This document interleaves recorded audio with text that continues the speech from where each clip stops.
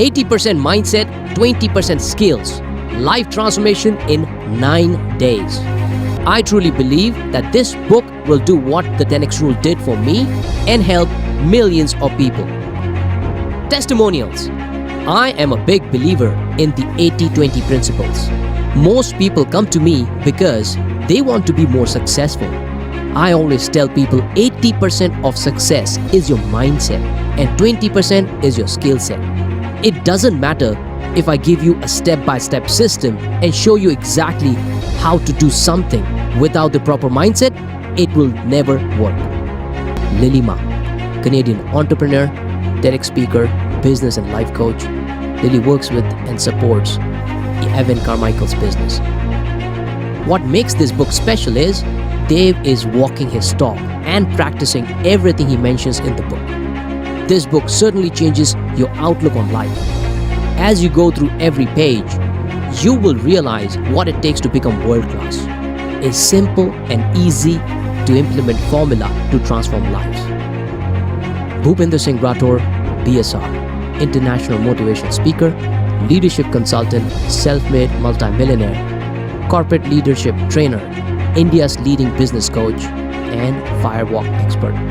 This is one of the most amazing books I have read in a long time. I wish I had known these principles 30 years ago, but now at the age of 60, I think I'm out of time. However, I'm going to try to encourage my grown children to cultivate the more mentality before it's too late. Linda, the editor of this book. Love you, Mom and Dad. Warning. For some readers, this book will make you lose your current set of friends, lose your hobby, get you lots of criticism, lose your mind, and push you to do unbelievable things. In the end, it will all be worth it because you will lose middle class, which is mediocre mentality, and even better if you don't have one, and gain a millionaire or even a billionaire mindset. Middle class has nothing to do with how much money you have, but it is more to do with your ambition, action, and lifestyle. Good news. This book will bring you a new set of friends who are hungry for success. People who will motivate you to do more just like them. This book will convert your haters into admirers and bring new set of admirers around the world. This book will get you lots of attention and recognition at your workplace and business. This book will tune your mind and take you from average to good to great and finally becoming unstoppable. This book will question your belief system and will give you new perspective of things, a new reality and a new way of thinking that will change your life forever for good. I am a bad reader myself. Hence, I know the importance of having an engaging and not so boring book. I have written this book in very easy to understand and simple language. While reading this book, you will feel like I'm talking to you, and actually I am. I challenge you to finish this book within a week and see an instant change in the way you walk, the way you talk, and the way you conduct yourself. The only thing I request you to do is read this book as if your life depends on it and to act on it. Once you see and realize the power of your mind, please refer this book to at least 3 people whom you really care for and insist that they read this book. Do not give up on them until they have read it and understood the true power within them. Very important. If and only if you finish this book within a week and implement this blueprint for an unstoppable mindset, will you become unstoppable. I finish a book in a day or 2. Why? Because I know the importance of momentum. If I just read a few chapters and pick up the book after a few days, I will forget what I read in the first few parts. It is like going to a gym for a month and then taking a break for a month. All the hard work that we did in first month is wasted because the muscles or body went back to their normal state. So, here is what I want you to do. There are 3 major segments: realization, transformation, and sustainability. Try to finish at least one whole segment at a go. Yes, That means you can finish this book in 3 days. Why not? At the end of the day, the book is nothing but 20 big articles put together if you look technically. Only difference is, it is in a structure and in the form of a book. Here is a trick. Start reading this on the weekend so that you can go non-stop. Trust my words. Just commit first to changing your life, and this book will amplify all your positive thoughts and energy to create an unstoppable mind. This is your moment. Crush it. If we have an agreement, then let us shake hands. I need you to repeat the mutual unstoppable agreement out loud after I finish each line. I pledge my life to become unstoppable. From today, I take full control of my mind, my thoughts, my body, and my life. I would never, ever, ever, ever think anything that is average. I will dream big and will put in 10 times more effort to make things happen. I vow to cut all the loser friends, garbage habits, and negative thoughts out of my life. I have been born with genius inside me that I will bring to this world and become unstoppable. I have a lot more to offer to the world than just live 9 to 5 or a mediocre life. I was born to help many people. I know that we truly win when we help others win. There will never be anyone like me. I will build my legacy starting today, one step at a time. I will have the best of family life, health, and financial life. I will work hard, smart, and train every single day. I will never ever give any excuses and will take full ownership of all the events happening in my life. I will make my family proud of me. My children, future children, and grandchildren will look up to me as their role model. I will build my legacy so strong that people will want to become like me because I have greatness within me.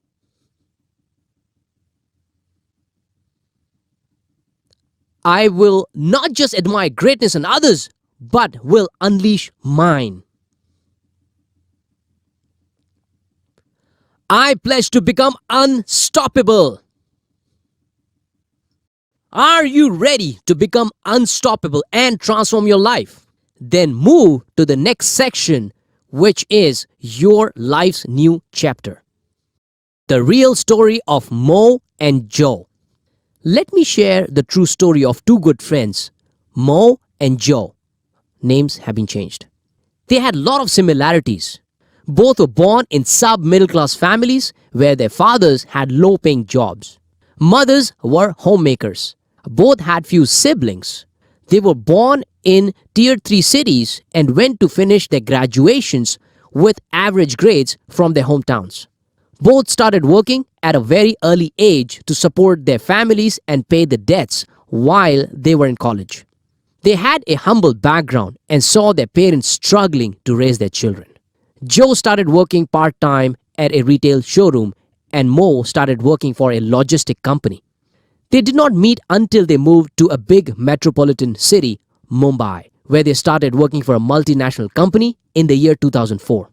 Coming from similar backgrounds with many similarities, they clicked and became good friends. They started sharing an apartment. Mo loved and admired Joe for how street smart he was and the way he would conduct sessions, the way he would connect with people, the way he interpreted things, his general knowledge, the way he supported his team, and the way he fought with the senior management for his team. He showed great leadership qualities. For instance, one day, Joe, Mo, and other managers were in a meeting with the HR head for a big multinational company. The HR head complained that Joe's team was not doing well or showing the right behavior to attain the goals. Joe was angry and almost fought with HR head to the point that all his colleagues had to chip in and ask Joe to calm down. Joe had a bad temper and was possessive when it came to his close friends or team. Joe showed Mo the art of being a great leader and fighting for your team. That was a leadership lesson Mo would never forget. On the other hand, Joe was quite popular among girls. He had an amazing sense of humor to make them laugh and make them fall for him. Now, looking at Joe's personality, you would not believe that he would even have a girl in his life. No offense, but it is the truth. He also admits the same. To prove my point, let me describe how he looked. He was short with dusky skin color, maybe more towards darker side. Less hair, half bald, and skinny. There was no way a pretty girl would describe him as the man of her dreams. Despite the sub-average looks, he was killing it with the girls. Girls wanted to hang out with him because of his witty sense of humor. He was a player. Now, you must be thinking, what about Mo? Mo must be handsome dude with great looks, fair and tall, but you were wrong.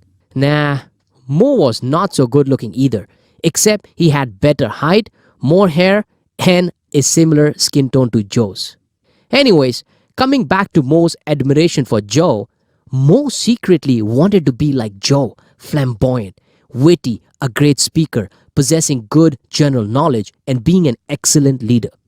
Time flew, and they had to go their separate ways. Mo moved to a different metro city to take up a job with better pay and better career opportunities. Joe stayed in the same city and worked for the same corporate for a few years and switched to another company later. In the year 2015, they met again, but their lives were completely different this time around. Mo got married to a beautiful girl who he was in love with. It was a love marriage. Mo had to fight a battle with his family to convince them to allow him to get married with somebody outside of their community. Finally, they did accept her and he was happy. He had an excellent job with amazing income plus commissions. He had traveled the countries like Australia, Singapore, Europe, USA, etc. He had good health as well. He was extremely happy and was living a comfortable life. On the other hand, Joe was struggling with his life. His income had not changed much in last 10 years.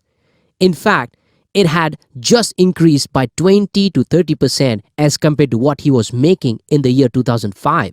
He was addicted to drinking daily. He would hang out with local punters, which is goons, who worked as bodyguards for some local crooks. He had a terrible breakup with the love of his life, an amazing girl who was very pretty, with a great toned body, fair complexion, long hair, brown eyes, bubbly and understanding and adjusting nature.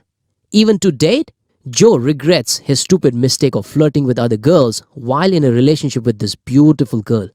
He admits his mistakes and knows that his short temper and arrogance led to the situation. Because of all his faults, she left him. His sister does not listen to him even though he is elder to her. His mother is quite worried as he drinks a lot and is getting old for marriage. He picks up fights every now and then. He lives in a small house where he is struggling to keep up with expenses. Joe had tears in his eyes while sharing his life's complications with Mo. Mo had never seen him cry, as Joe came across as a very strong person mentally. Mo was shocked seeing this because the one who he admired and wanted to emulate all his life was now someone who had lost the battle of life. His life graph was declining. Forget about staying stable. Sitting at the side of the pond, Joe said to Mo, "Brother, I'm in a shitty situation. I hate my life. I do not have a good salary. I do not have enough money. It has been few years since I broke up with my love, but I still cannot accept the reality. I want her back in my life. Please talk to her and ask her to give me a chance to explain. I do not know what to do." Mo replied, "Brother, I will be honest with you. You have been a role model to me back in those days. You were so good at what you did that I admired you and I wanted to be like you. I will not sugarcoat anything. You fucked up. But the good news is, it is not too late to take control of your life and get back on track. You're still young. What you need is a better job with better pay and a better environment. You need to stop hanging around with people who are not ambitious. I am not saying that your friends are bad, but what will you learn from hanging out with people who are below your mindset? You need to quit hanging out with your punter friends who you accompany during their fights. You need to quit drinking or at least control it." Joe said, "Yeah, I completely agree with you, brother. I need to change. Please help me find a job in your city and I will move out of this depressing place." Mo, "Great. Send me a resume. I will take care of the rest. I can even hire you in my team if you're committed enough." Year 2018. To date, Mo has never received the resume from Joe despite sending reminders. Mo has increased his income by 200% since 2015. He has built passive income sources. He has become a role model to thousands of people. He travels the world, has an amazing daughter, and his family loves him. He has cracked the code of becoming successful and living a rich life, not just in terms of money, but in terms of health and family as well. He has a better physique than ever before. He is working on his passion, which is to help people transform their lives. Joe is still living the same old life with not much improvement. He is still single, still has similar pay, his sister is married and happy with one child, mother is still worried for Joe. He still lives in the same small apartment, not sure about the friends he hangs around with. In short, Joe is still an average Joe. Bright future. Year 2022. Mo has become super successful in his life by helping millions of people transform their lives. Mo has built a strong legacy with millions of admirers who consider him a mentor. Mo is a highly paid consultant and business mentor who has built life-changing products like best-selling books, educating people on how to win in personal life and business using proven ideas and innovative techniques around sales, social media, and entrepreneurship, digital universities that can beat the redundant, traditional theoretical education systems, an inner circle of like-minded people who are helping each other grow, mentorship programs that provides practical ways of winning, workshop helping people build multiple sources of income, workshop helping people attain financial freedom. Mo is running an NGO too, helping poor street vendors build their businesses using scalable models and innovative ideas for free. There is a waiting period of 2 to 3 months to get Mo's appointment for consulting.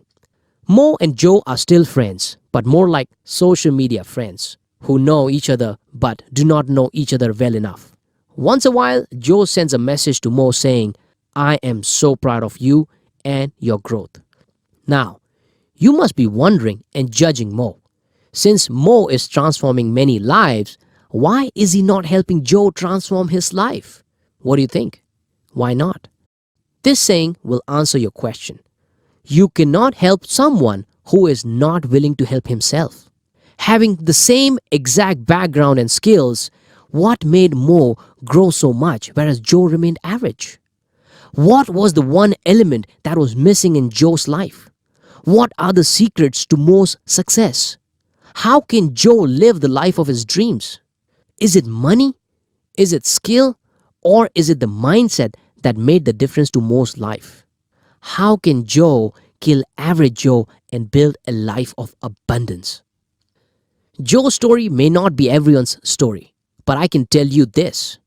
There is an average Joe and Mo in each and every person living on this planet. Our subconscious has both Joe and Mo in our mind in the form of a little voice.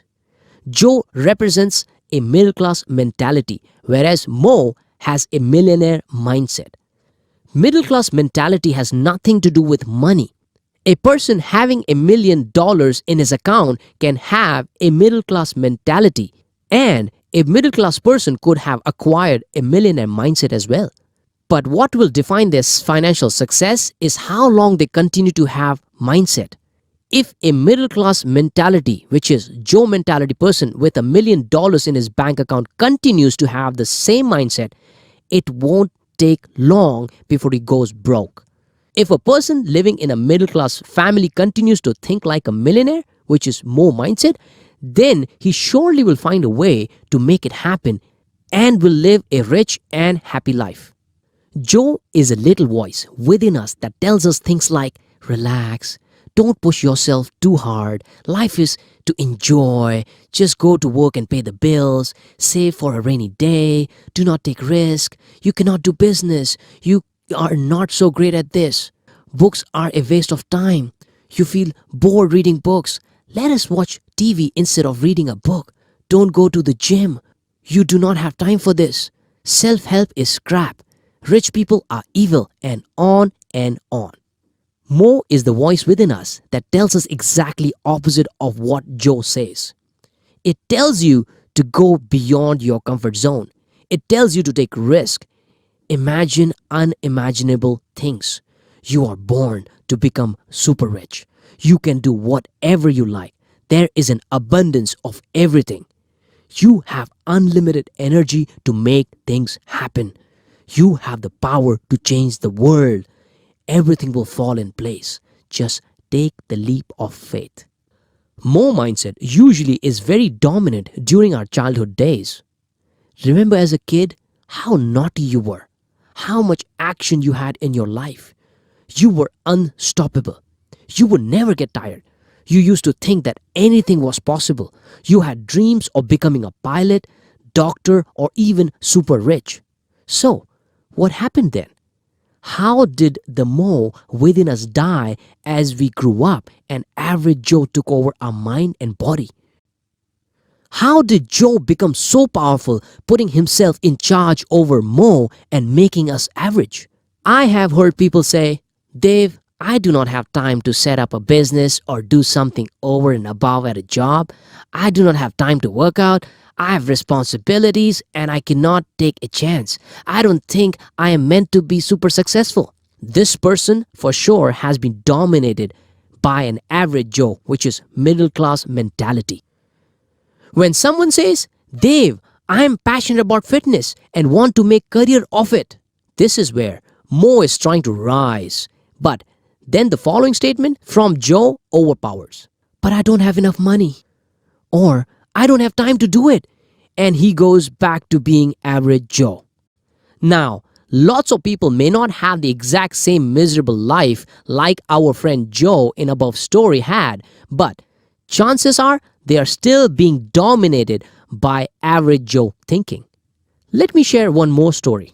Mukesh was born in a middle class family where his parents were living on a single income salary.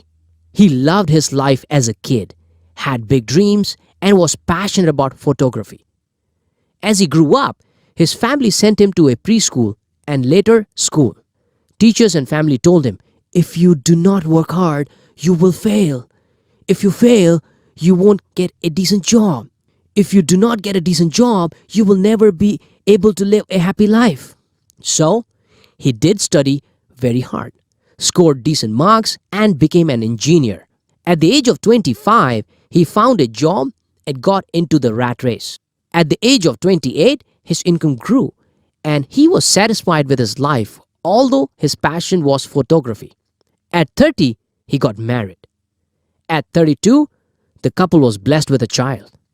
At 33, he took a car loan, rented a beautiful house, and started living a comfortable life.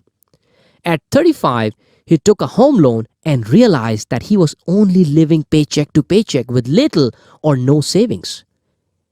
At 37, he started to look for better jobs with better pay so that he could afford his two children's education, pay the bills, and his home loan, which is mortgage. He continued to work hard and tried to climb the corporate ladder by fighting against all the politics, his annoying boss, minor health related issues, late night work hours, bad work schedules, and sometimes he took vacations using his savings. At the age of 50, he had finally saved some amount, but that was kept aside for his children's marriage and retirement. He wanted to get into photography, but was worried that he would not be able to make much money and provide the same lifestyle for his family. At the age of 65, finally he saved enough and raised his children well. Now it was time to enjoy the freedom, travel the world, do some photography, and retire in a peaceful location. But the problem was that his health is not so good. He did not have much energy and stamina. His only regret was that he never got to live the life of his dreams and follow his passion. Does this story sound familiar? So, what happened to Mukesh? If you notice, Mo, which is millionaire mindset, was in control when he was a child, but he too was blindfolded by the education system and got into the rat race, allowing an average Joe to take over his life. He could not find the guts to take risks or find ways to follow his dreams. I am not saying that everyone should quit their job, because some people are happy working for someone else and do make it to the top in a few decades. But what you need to do is follow your dreams. Find ways to fulfill your personal desires as well while working 9 to 5. Are you excited to live an average life and allow Joe to take control of your life? Or would you rather make changes to your life today, make more stronger to fight against average Joe and have a better ending? Some people recognize the need of making more strong early in their lives and go on to live the life of their dreams. Some may be lucky because they got an environment where their parents, friends, or colleagues encouraged more and they became successful. For instance, in Silicon Valley, people are more business-minded and are willing to take risks. Western countries encourage building your life around passion like arts, music, dancing, acting, swimming, and others. But let us admit, not everyone is lucky enough to get that kind of environment. We rely on life-changing moments or incidents that help us to realize the problem and focus on having more take control. I had a series of such incidents or moments which helped me to kill average Joe, and since then I have become unstoppable. Now I do not let Joe overpower Mo. I still have those moments where Joe tells me to relax and take it easy. I listen to it sometimes as life is for living and not just grinding. But for the majority of time, Mo is in charge. In fact, I enjoy it more when Mo is in charge, as I do not take my work as work. This book is going to give you the exact formula that helped me. The same formula can be applied in your life and you can become unstoppable and super successful. This book is not one of those typical theoretical motivational books that pump you up momentarily. This book is a proven, practical, step-by-step guide with easy implementation methods to transform your life. I congratulate you for picking up a copy of this book. You have proved that you are different and you have recognized the more in you. I am excited that you chose me as your friend, guide, and mentor to help you grow exponentially. Now, here is an important question. Are you ready to explore the secrets of Mo's success and learn the formula? Then follow this guide, complete each exercise, and implement these teachings into your life starting today. The formula. You were born dumb, naked, and speechless. You do not have to die that way. However, the irony of life is that there are billions of people who have the brains but never master their thoughts and generate new ideas. There are people who spend thousands on their attire to cover their naked bodies, but their thoughts and mind are still naked, deprived of the attire of greatness. These are the people who learned to talk but never realized their true purpose and never spoke their mind. Whether you think you can or you think you can't, you're right. Henry Ford. Whatever the mind can conceive and believe, it can achieve. Napoleon Hill. Impossible things have been achieved by human beings. Imagine you are sitting on an exotic beach, wearing a Hawaiian outfit and laying on one of the shacks, sipping an apple martini or mocktail. You're observing people around you.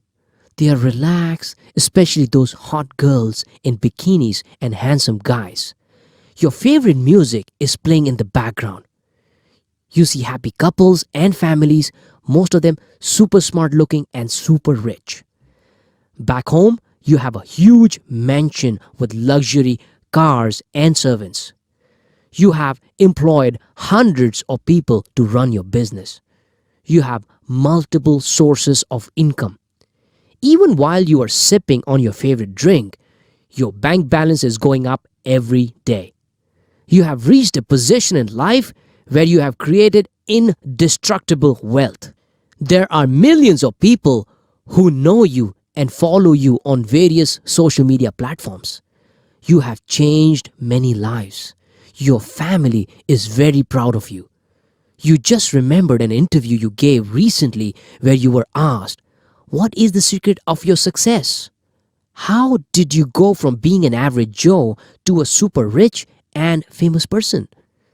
To which you replied, "I understood the power of mindset. I realized my true potential. I learned a formula by studying super successful people, which transformed my life. I could feel the new me within a few days of that discovery." Now, what if I told you this story is true and will become your reality 5 years from now? For sure, this will become your reality. Question is, will it take 5 years or 25 years? What if you knew a formula that could change your life forever and make you unstoppable? What if your friends and colleagues started admiring you and envying you for being so motivated that you will never stop at average results? What if I showed you the exact formula, step by step, which can help you lose an ordinary or middle class mentality and adopt a millionaire or billionaire mindset? After studying all the millionaires and billionaires around the world, I was forced to think what makes them who they are. I spent thousands of hours understanding the secrets of the most super successful people. I started to look for any blueprint, any mantra, or any formula that could be applied by anyone in their lives to become super successful. Finally, I understood the ultimate formula to become unstoppable. It has to do with mindset, then skills. In my words, it is 80% mindset and 20% skills to become unstoppable. Some even argue that it is 90% mindset and 10% skills. But I prefer Pareto's 80-20 rule. It is only the unstoppable mind that can imagine, dream, and force people to do things beyond the ordinary and make them legendary. After trying and testing this formula on myself, I got fantastic results within a year's time.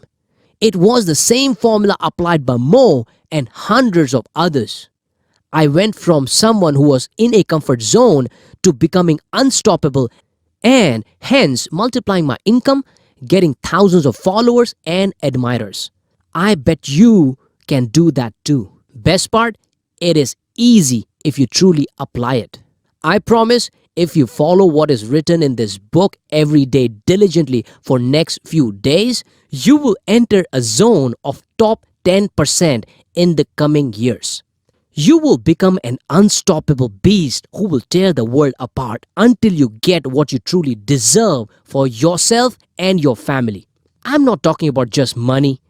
An unstoppable or great life must have the holy trinity in life: lots of money, amazing health, and a beautiful family life, in no specific order.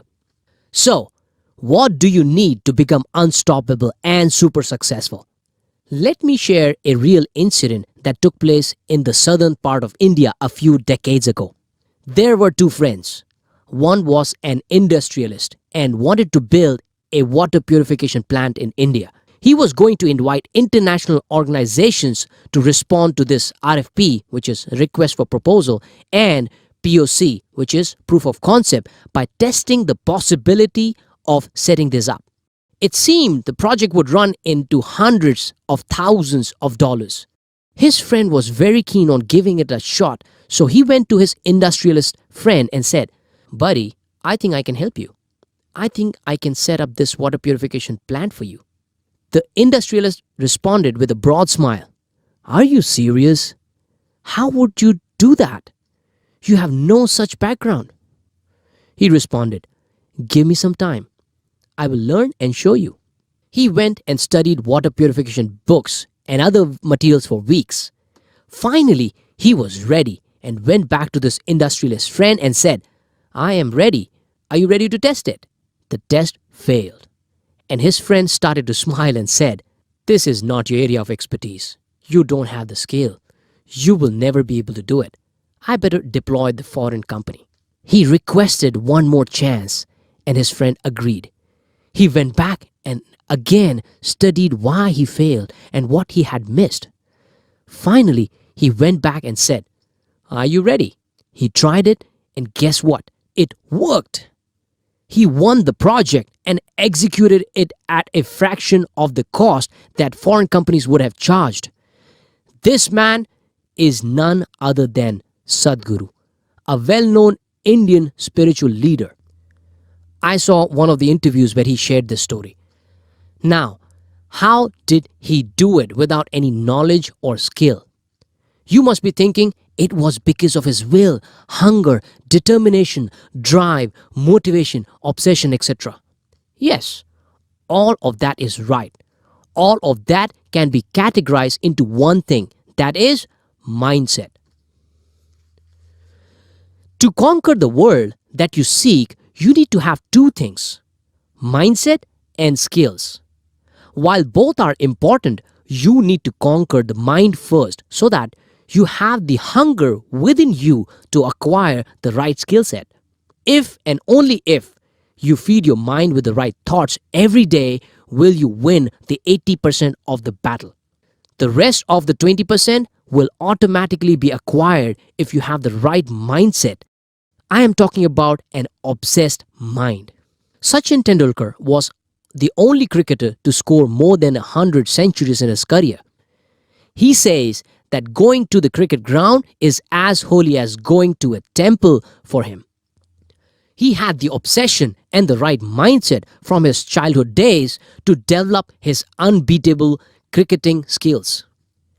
Had he not acquired the right mindset, he would have never mastered his craft. Similarly, all the greats, Usain Bolt, Steve Jobs, Muhammad Ali, Bruce Lee, Elon Musk, Larry Page, Jack Ma, and others, if they had not developed their mindset, they would not have become who they are today. They are the people who were obsessed with their craft and were unstoppable. They might have failed in many areas of life, but despite all those temporary setbacks, they stayed unstoppable because they had tuned their minds to achieve great success in their fields and not remain average. With the help of this book, you will be able to attain the same level of mindset, provided you truly believe that this book is going to change your life. We will talk more about it as we go deep into this in coming chapters. Let me share how I built an unstoppable mind. Let us start from the beginning. My story, journey to 10 million. From not being able to communicate well in English to becoming a best-selling author and an international keynote speaker. From not liking sales to loving it and becoming India's leading sales and social media expert. From not knowing what to do in life to having a goal of transforming 10 million lives. From having one source of income for 13 years to building multiple sources of income and ultimately becoming a part of the top 6% earners around the world. Do you believe someday you will live a life that you dreamt of and not the one that was given to you? Let me share my life's exciting journey so far and the reason for my goal of helping millions of people become great in life. My family and I. I was born in a lower middle class family. Father, a truck driver. Mother, a housemaker. An elder brother and grandparents. We lived in a small town called Adipur in Kutch, Gujarat, which is in India. Neither of my parents went to school. My dad could read and write in Gujarati. We used to live in a small house with cement sheets as the rooftop. It was a corner house which was surrounded by people who were drunk, jobless, and good for nothing. We had good neighbors though. I remember the summer afternoons were so hot and having no air conditioning or coolers, we had our own ways of keeping ourselves cool. My mom used to wet thin blankets and we used to put them on ourselves to enjoy a cool afternoon nap. That was our homemade air conditioner. Once the blanket was dry, we would run to dip it in the water to refill our cooling. Those days were fun, I must say. No matter how bad the surroundings were, my mother protected us from getting spoiled. She was very particular about not letting us play with other kids who used abusive language and were very shabby. Our life was between school, tuition, and home. It was only when we were grown enough to understand the difference between good and bad that she allowed us to play cricket with the neighborhood kids. Even today, she tells us the story of her struggle to get us to study in an English medium school. When she was young, she would work as a nanny, which is caretaker at some rich people's homes. She would see their children wearing nice uniforms and going to good schools. She became obsessed with her dream of making her future children study in a good English medium school since then. After we were born, she asked my dad to put us in a good school. My dad refused to agree to her wish and told her many times that we are ordinary people who could not afford to spend money on children's schooling. However, my mom never gave up. She asked my dad to sell all her jewelry and other precious things, borrow money if required. She wanted to make things happen at any cost. At last, my dad agreed and told her to go ahead and do what she pleased, but that he would never have time to visit school. She said that she would manage everything, and she did. Despite all odds of school only giving admission to students whose parents had money and or were educated, despite all our relatives putting doubts in my dad's mind, despite money problems, despite them not being educated, they ensured that we got a good education. My mom shared some of these interesting life moments when I interviewed her for my YouTube channel. You can look it up by searching who is Valbai Gadvi and what is her story. It is in Hindi. None of our relatives of same age or elder to us studied in an English medium school except my brother and myself. They all have either a small business like tea stalls, sugarcane juice stalls, milk delivery service, rickshaw driving, selling cutleries, or they are into farming. Only a couple of our cousins have done well in their businesses. I'm so grateful to my parents for sending us to an English medium school by overcoming all the hardships. However, apart from the classroom sessions and books, there was no English in our lives. Everyone spoke in either Hindi, Gujarati, or Sindhi. So having bad English along with a terrible Guju accent, which is Gujarati language pronunciation, was obvious. My journey. Having no idea of what to do post-college, I grabbed whatever opportunity came my way, that is, booming industry at that time, BPO, which is business process outsourcing. Despite living in Mumbai and other metros, I still lived with my average mentality. I was in the company of people who were great and some average people who were happy and satisfied with their average lives. But I did not recognize that I had average thinking disease. Number 1. Start of career. I started my career in a domestic call center where my opening greeting line used to be, Namaskar, hun Dev tamari kevi rite sahayata kari sakun. In other words, hi, this is Dev here, how can I help you? That's a killer greeting line, isn't it? When I decided to move from the Gujarati world, which is domestic BPO, to the English world, which is international BPO, lots of people told me not to take the risk because they hire and fire fast. I still took a risk despite having the wonderful Guju accent and terrible English grammar. Thanks to that risk, I improved my communication skills. 2. Wipro days. During training days, I was laughed at for my Guju pronunciations like GTV, which is ZTV. Snacks sounding like snakes. Grammatical errors like he say, I didn't went. It goes on and on. Thanks to my great communication skills, I got myself 7 weeks of on-job training, which is OJT, instead of usual 3 weeks. I probably hold the record for highest number of weeks spent in an OJT in Wipro. Fun, huh? FYI, OJT was after 1 month of classroom training, so I really did great to earn myself a 7-week record, I guess. A huge thank you to Sandeep Dave's amazing OJT squad, Chetan, Dikshit, Sid, Sarita and many more. They did not give up on me as they saw my commitment to make it happen. Fast forward 1.5 years, I was the one training people in OJT. Thanks Shibli Juard, and helping them become good at customer service and upselling. That was the time I realized how much I like to help people become better at their jobs. Number 3, Oracle days. Oracle days were the most important days in my career as they taught me the ABCs of sales through different sales trainings and methodologies like Sandler's, Costigan, emotional intelligence, etc. Very thankful to great leaders and supporters like Sumant, Padmanabhan, Satya, Samir, Rajesh and many more. A big thank you to my brother Mansingh Gadvi for always helping and guiding me with my career path. Sales luck by chance. Sales happened to me by luck, but after being in sales for a decade, I realized I landed at the best place because sales drive the economy. Imagine there were no salespeople. All the production would go to waste if it were not consumed to the optimum level. Sales exist since the barter age and probably before that.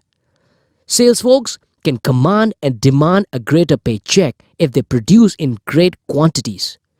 This role has the ability to earn you unlimited money in the form of commission.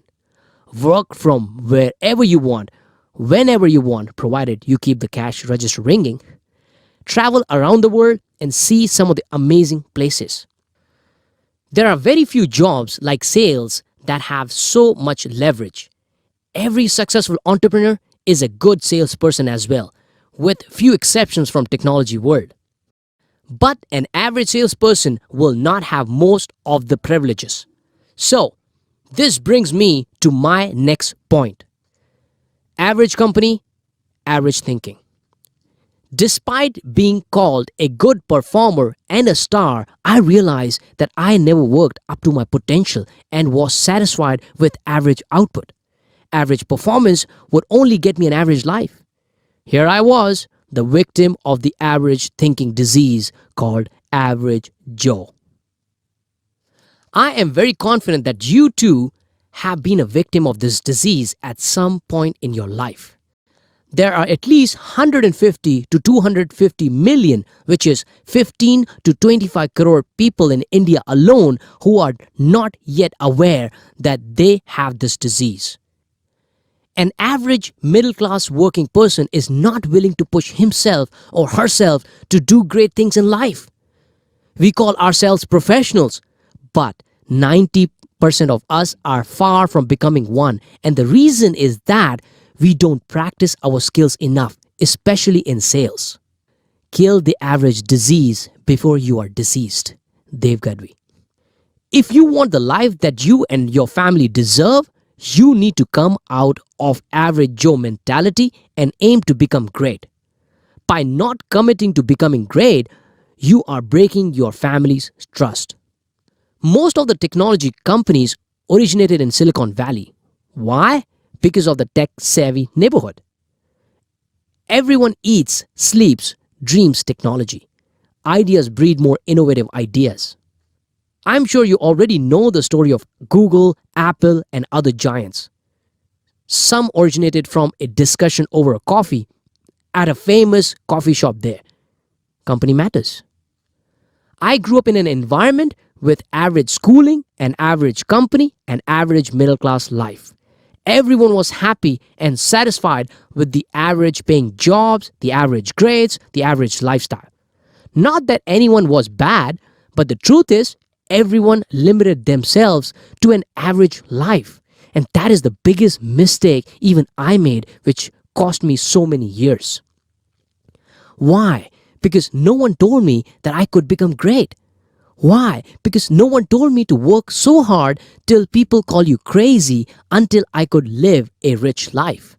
Rich not in terms of money, but health and family too. Why do we have to ask friends to refer us for a job? Because most of us are average performers. Why do we always have to watch our spendings? Because we have not created enough wealth.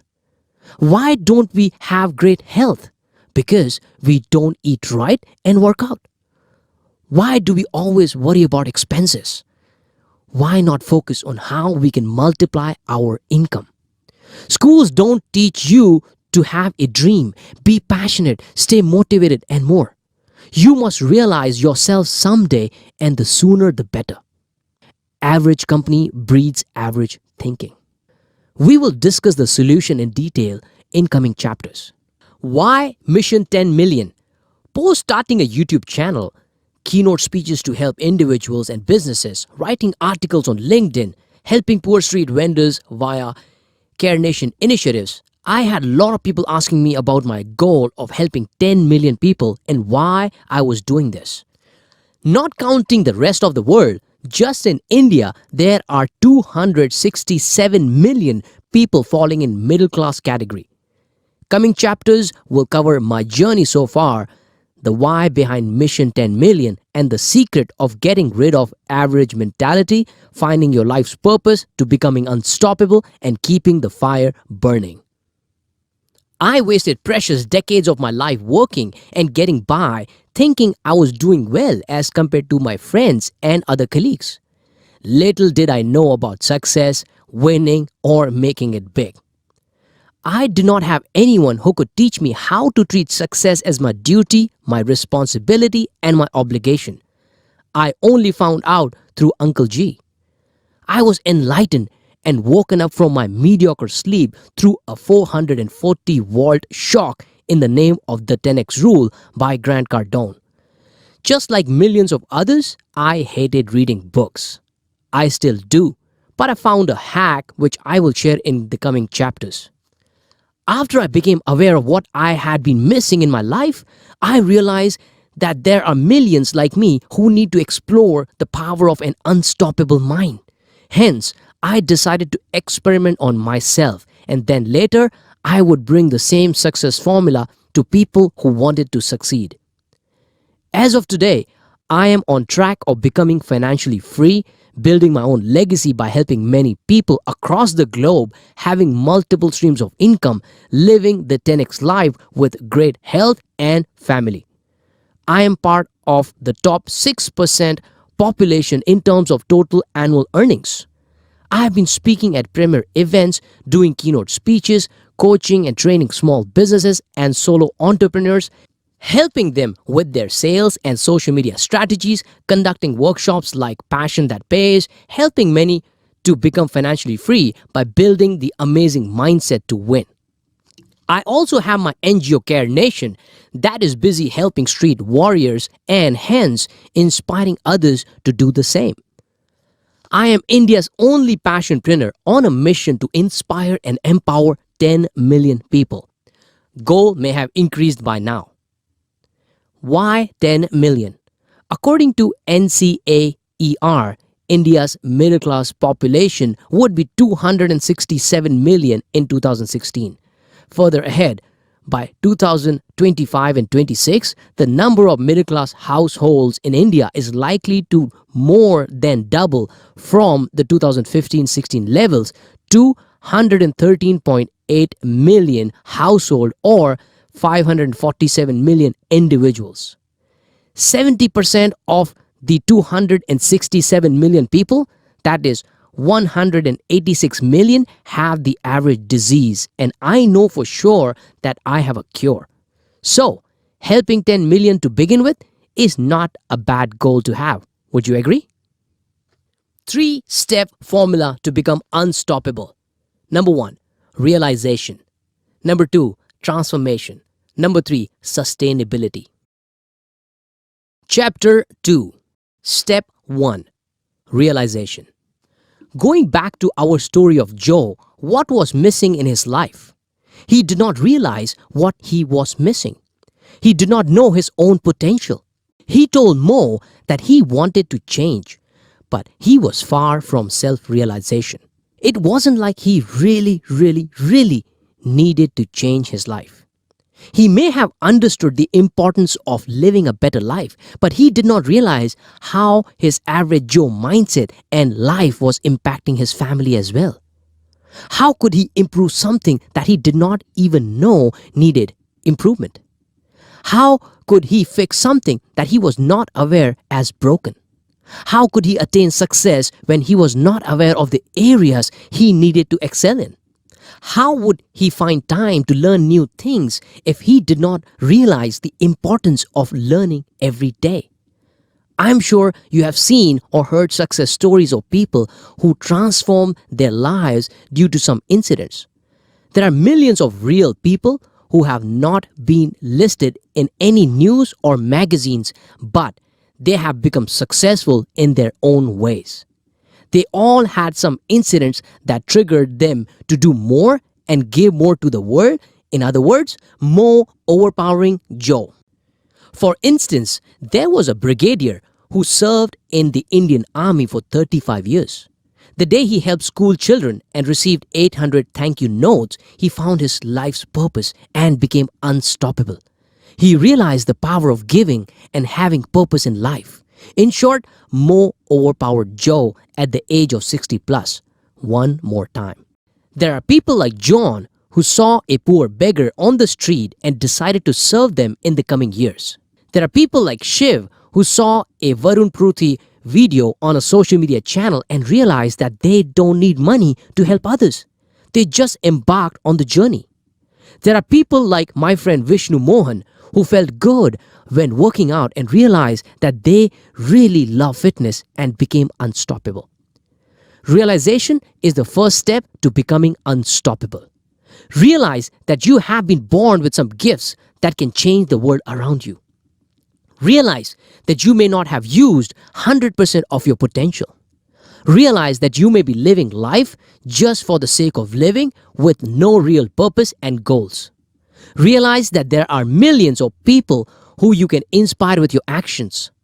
Realize that you may have been thinking small and living with a mediocre or an average mindset. Most importantly, realize that you have your family who is counting on you to become great. Realization may not come overnight or only from one incident. It may take time, but if you have tuned your mind to be open to notice those incidents, you will get your breakthroughs for things that you really love doing and hence become unstoppable. My realization came from series of small events. First, when I realized that I was living from paycheck to paycheck despite making lakhs of rupees every month. So, I tuned into a YouTube channel to learn about sales. Started feeding Mo. Second, when I read the 10x rule, Mo became powerful with this booster. Third, when I started to take action on my mission 10 million. Fourth, when I built the Care Nation community to help serve them. One thing led to another, and I acquired a millionaire mindset. I realized there is an abundance of everything. There are hundreds of ways to make money. Success is when you have the best of all: health, wealth, and family. True success is when you help others succeed. Being average is a failing formula. In the next few chapters, we will cover different realizations starting from mindset, money, health to family. It will show you how you can make the more in you more powerful. Realization 1. Average mindset. Average is a failing formula. Do you believe you are living the best of your life? Do you believe you have everything that you dreamt of? Do you believe you are providing the best life for your family? Who are we kidding? There are billions of people like Joe living an average life, assuming they have the best they can get. Hard reality? We got average schooling, average salary, average house, average social life, average car, average job, average performance, average health, and most importantly, average ecosystem, which equals average life. You want a great physique? Average workouts will not get you impressive results. Go out there and take massive action with persistence. You want to grow your business? Average amount of prospecting and closing business will not make your business grow substantially. You want loads of money? Average salary won't be enough. You want to be a sales champion? Average number of calls and meetings will not help. Let me ask you this. Do you recall a star performer at work or your competitor who is doing really well? Did you admire the way he or she works? Did you ever wonder what makes him or her a champion? Successful people are no different than others, but there is one thing they have in common. They have decided not to do anything average. They realize early in the game that average is not going to get them anywhere and decided to do more than what it takes to be successful. That is, take massive action. Mo is no different than Joe. In fact, Joe is smarter than Mo in many ways.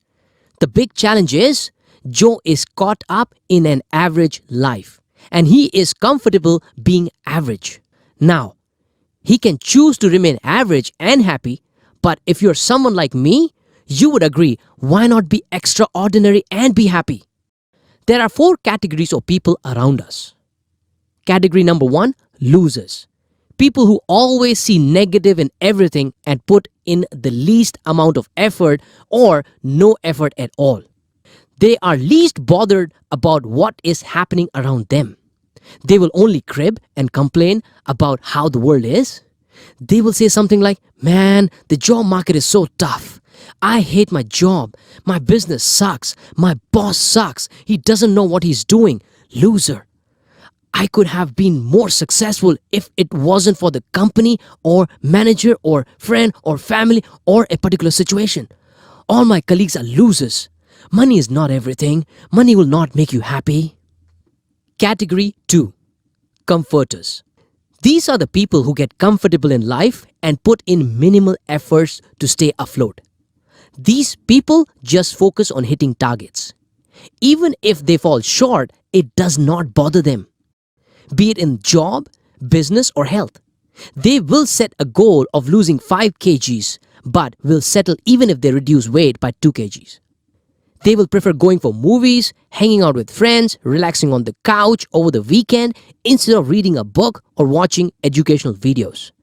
They will ask their friends to shut up if they give them advice on work, business or how to become successful. They will label others as kitabi kida, which is nerd, padaku, studious, loser, etc. But in reality, they themselves are semi-losers. They will say something like, I'm doing my best to hit the goals. I tried my best to reduce 5 kgs. But then I have family commitment, hectic schedule, I stay in PG, I can't cook my meals, I have no time to work out. It is so difficult to start your own business. I tried reading a book, but it's not for me. I am better than he is.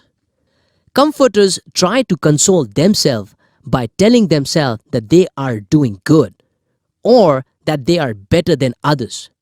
They always have an excuse for not doing something or not being able to achieve something.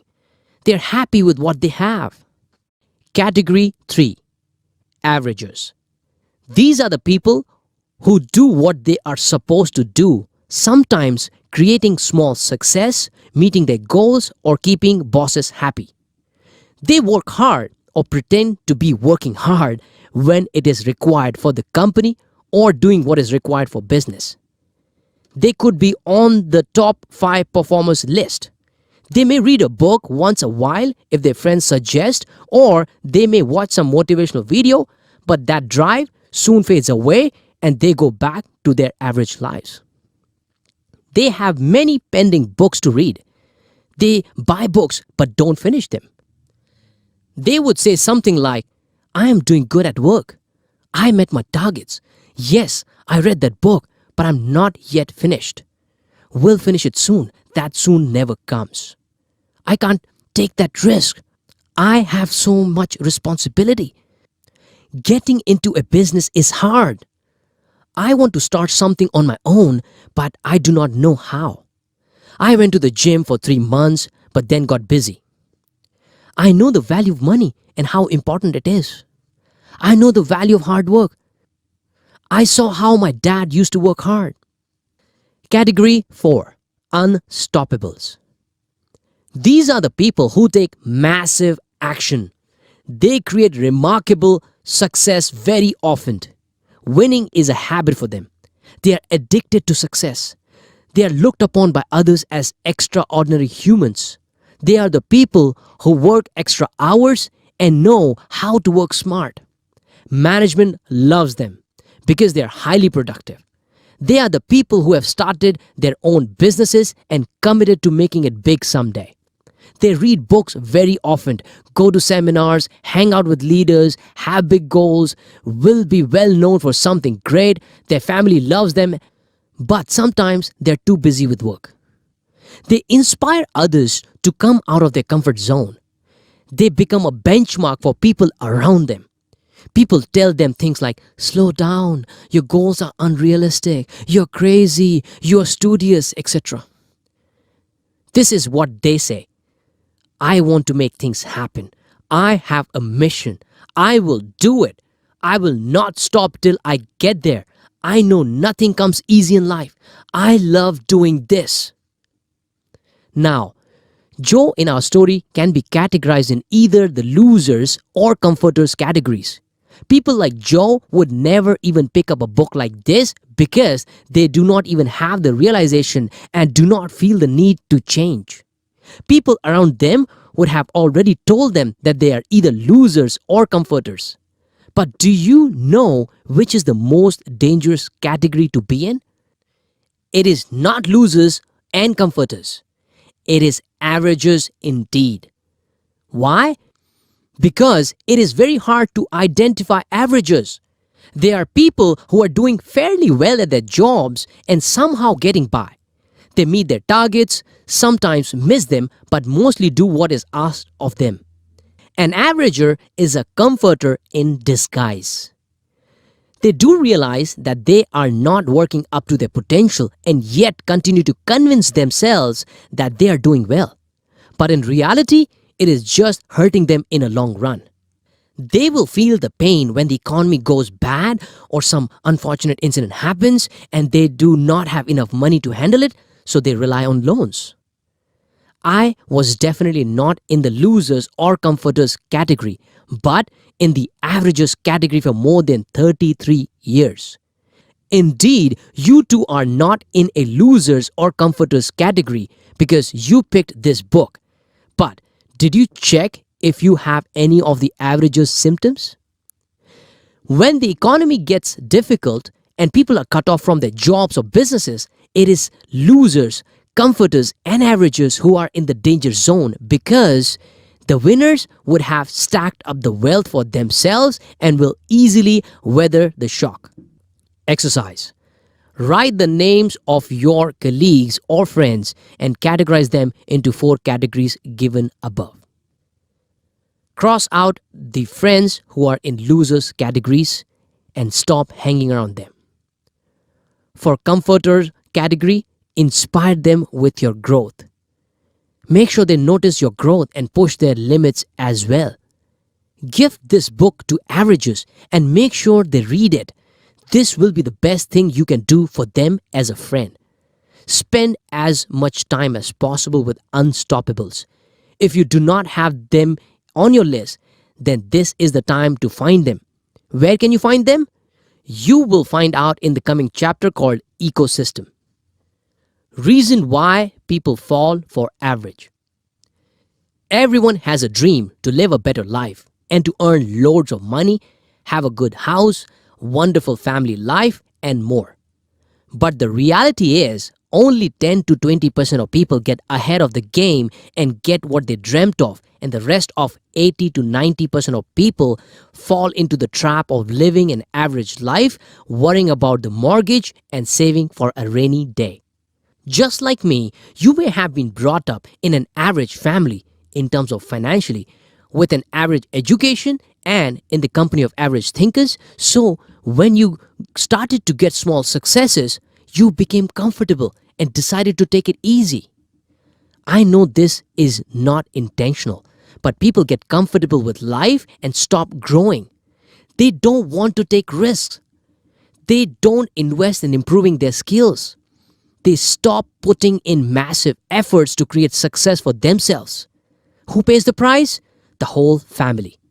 As Grant Cardone says, treat your success as your duty, obligation, and responsibility.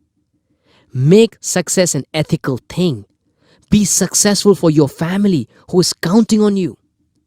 Do you want an average life for your family? No?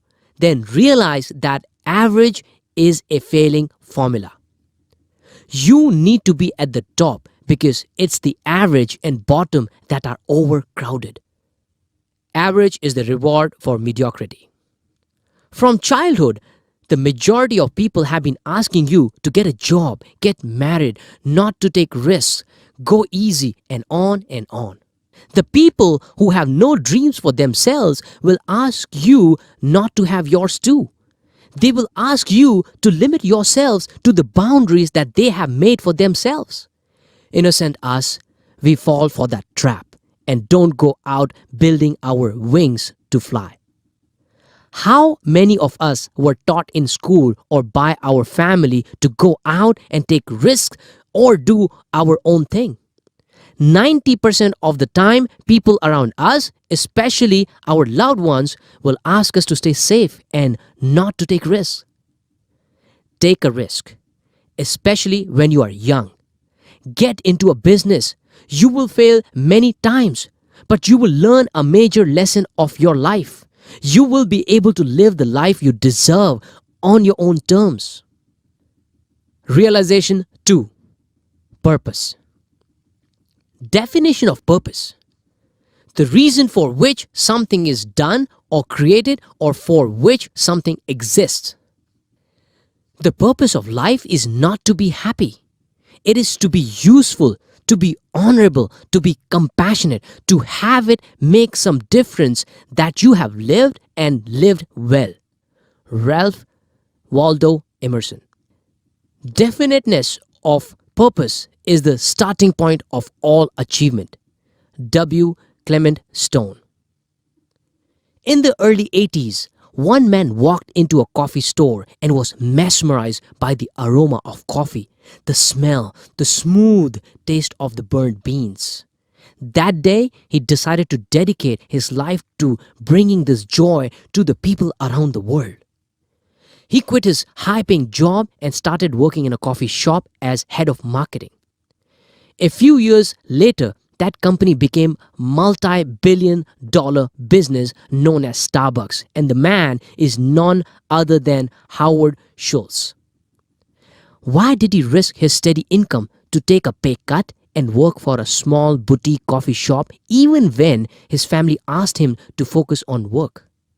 He found his purpose and realized it the moment he stepped into that small coffee shop.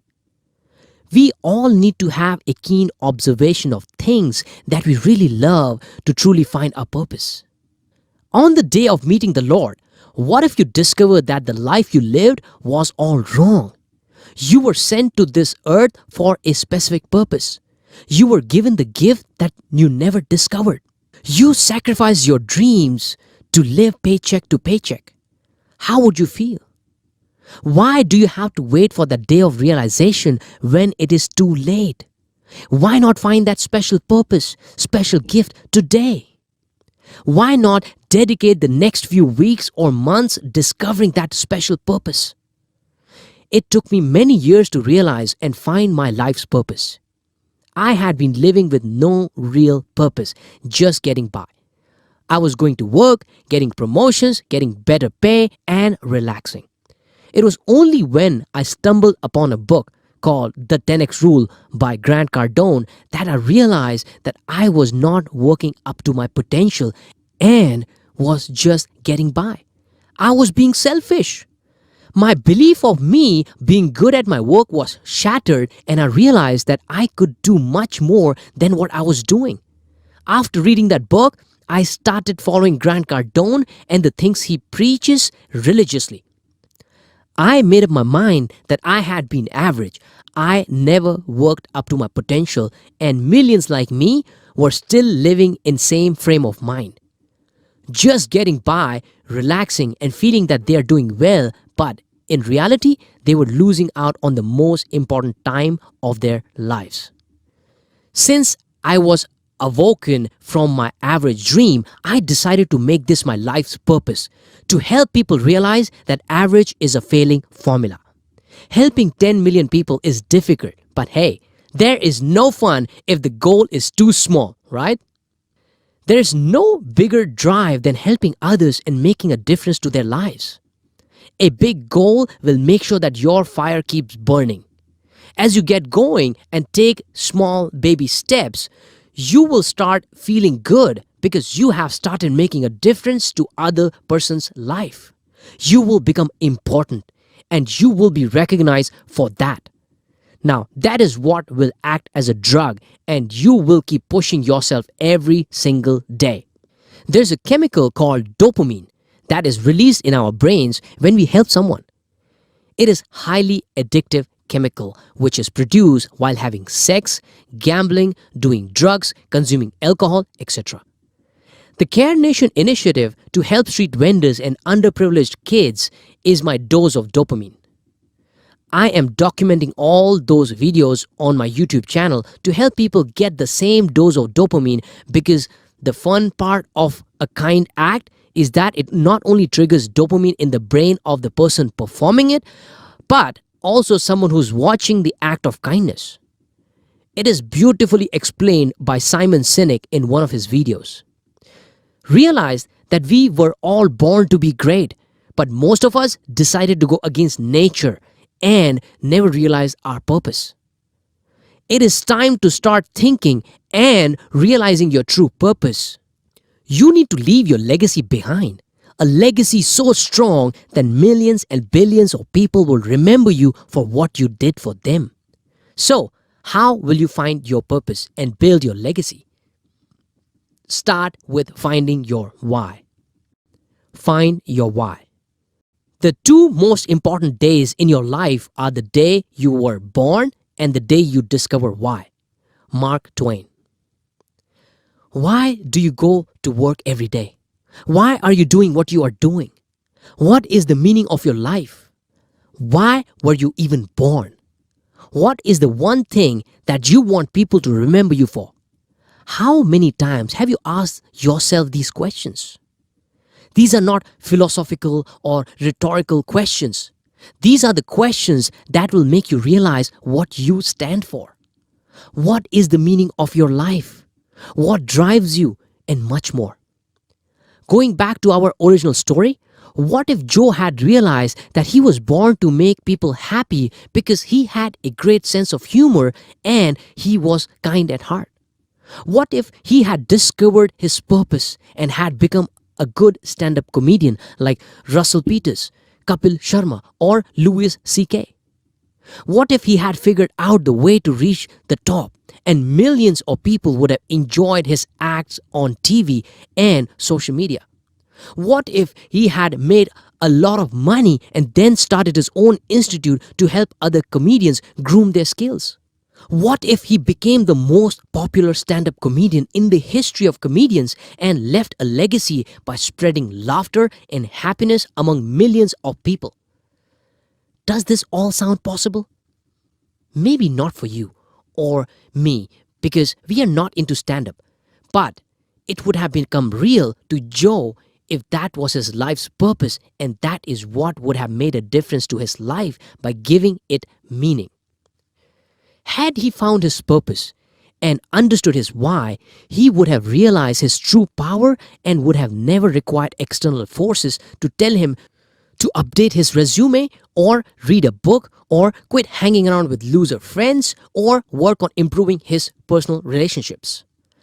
The biggest motivator for most of the super successful people is how do they want to be remembered after they die? What will be their legacy? Now, before your mind starts thinking, but they have reached a point where they have achieved success, they have money, they do not have to worry about paying the bills, they do not struggle with daily life situation like we do. Stop and admit that they became successful because they were driven, had big dreams, knew their purpose, knew their passion way before they became super successful. It is not the other way around. Legacy bigger than currency. Gary Vaynerchuk, an American serial entrepreneur, 4-time New York Times best-selling author, speaker, and internationally recognized internet personality. Let me share a little story about my dad. My dad was a very humble man. Whenever he would visit our village, everyone would be happy and excited to see him. Deva Bhai has come, was the talk of the town. People used to come walking for miles, even on dark nights, just to see him and spend time with him. He was loved by many because he would help them monetarily as well. If someone asked for his help, he would give away all his money and later end up having a fight with my mom for the same reason.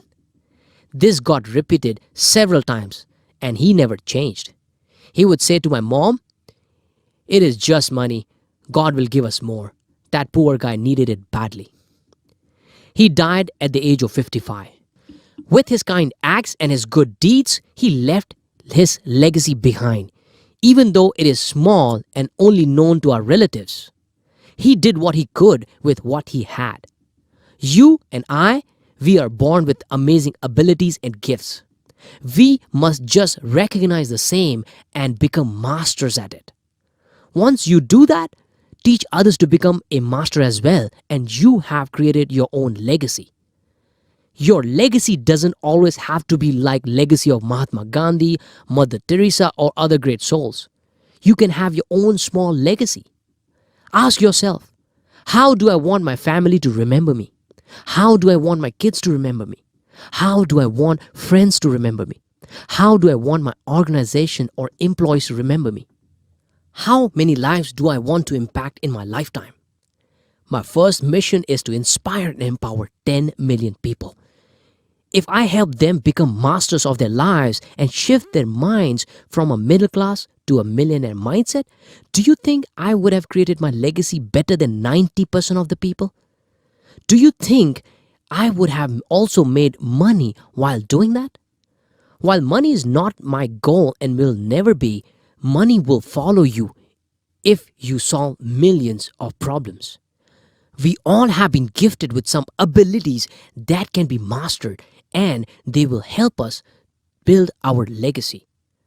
I cannot play cricket like Sachin Tendulkar, jump like Michael Jordan, sing like Michael Jackson, or box like Muhammad Ali, but I know I can inspire people like Les Brown. I can sell like Grant Cardone, build multiple businesses like Dan Lok, build a social media presence like Gary Vee, and help millions do the same and build my legacy. Only a few people will understand the true meaning of their lives. Only a few will build their own legacy, and the rest will die having lived an average life. Middle class mentality versus millionaire mindset. Middle class mentality. They don't know why they do what they do. Millionaire mindset. They know exactly why they are doing what they are doing. Middle class mentality. They try to console themselves that they have to do it even if they don't like to. Millionaire mindset. They do not do things that are not aligned to their why. Exercise. On a piece of paper, write down your answers to these questions. How do I want my family to remember me? How do I want my kids to remember me? How do I want my friends to remember me? How do I want my organization or employees to remember me? How many lives do I want to change in my lifetime? Realization 3. Passion. If you have a strong purpose in life, you don't have to be pushed. Your passion will drive you there. Roy T. Bennett, The Light in the Heart. What is missing in Joe's life? For sure, he has not found the purpose of his life and has no idea what he is truly passionate about. He is just working for a company to make some money. Do you think he would work for that company if he had 10 million in his account? You know the answer. Now, there are few people who are passionate about working for someone and they are happy getting to senior positions. Nothing wrong in that. If that makes them happy and that is what they are passionate about, good for them. Trust me, Joe is not alone in this world. 90% of people are in the same boat, not knowing what they are passionate about. There are many who know what makes them happy, like photography, dancing, singing, fitness, coaching, farming, or sketching, but they never gave wings to their passion and dreams. Why? Because they were caught up in the race where they had to feed their families. What about Mukesh? What if he had realized his why and worked on his passion of photography? That why and his passion would have pushed him to find ways to build his side hustle of photography along with his job. What if he would have built a community of photographers? What if he would have hosted photography classes or workshop on weekends? What if he would have started his channel on YouTube to teach others the skill of photography? He would not have made money out of it for at least 5 years. But still, at the age of 40, he would have built his own community that would have loved him for helping them with photography. He would have served thousands of people in 5 to 10 years.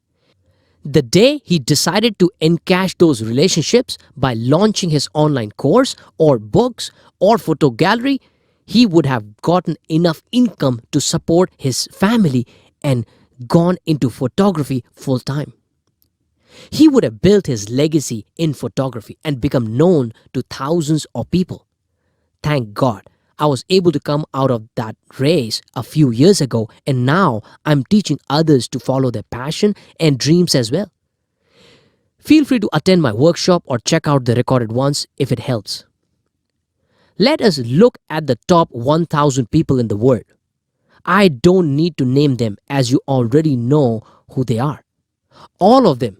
Seriously, all of them just focused on what they were passionate about in their whole life. The mistake that we make is we revolve our lives around either things that are making us comfortable, money, or doing multiple things but not mastering even one of them. There was a survey done which said that 50% of people are stuck in jobs that they don't like. Going off the script, now I know there are more than 80% of the people not satisfied with their job as per different surveys. But anyways, let's continue. They have some passion, but they give up on it just to make enough money to feed their family and live a comfortable life. I too was one of those people for more than 13 years. I was going to work without realizing what I was passionate about. I later realized that I was passionate about training, helping, and giving back to the people. It would bring a smile to my face when I was able to help someone get better in their life. But I gave up my training job to get into sales. Why? Because I was bit by the bug called find the job that pays well and settle for a comfortable life. Do not take risks. Many years ago, I used to think that trainers and mentors did not make much money. While it may be partially true in many cases, but there are hundreds of trainers caught in a rat race. But in reality, if you are a great trainer with good knowledge, great communication skills, and have a business around it, then you can make a crazy amount of money, like I do. I got into sales by chance, but I am glad I did, thanks to my brother.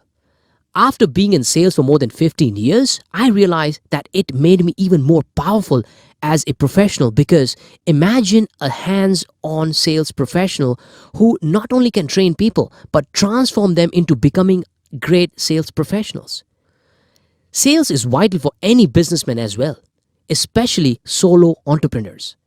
If you do not know how to sell your idea or products to get the cash flow, your business will die. I'm sure you know that 90% of businesses fail in first 5 years and 90% of rest fail in next 5 years. Why?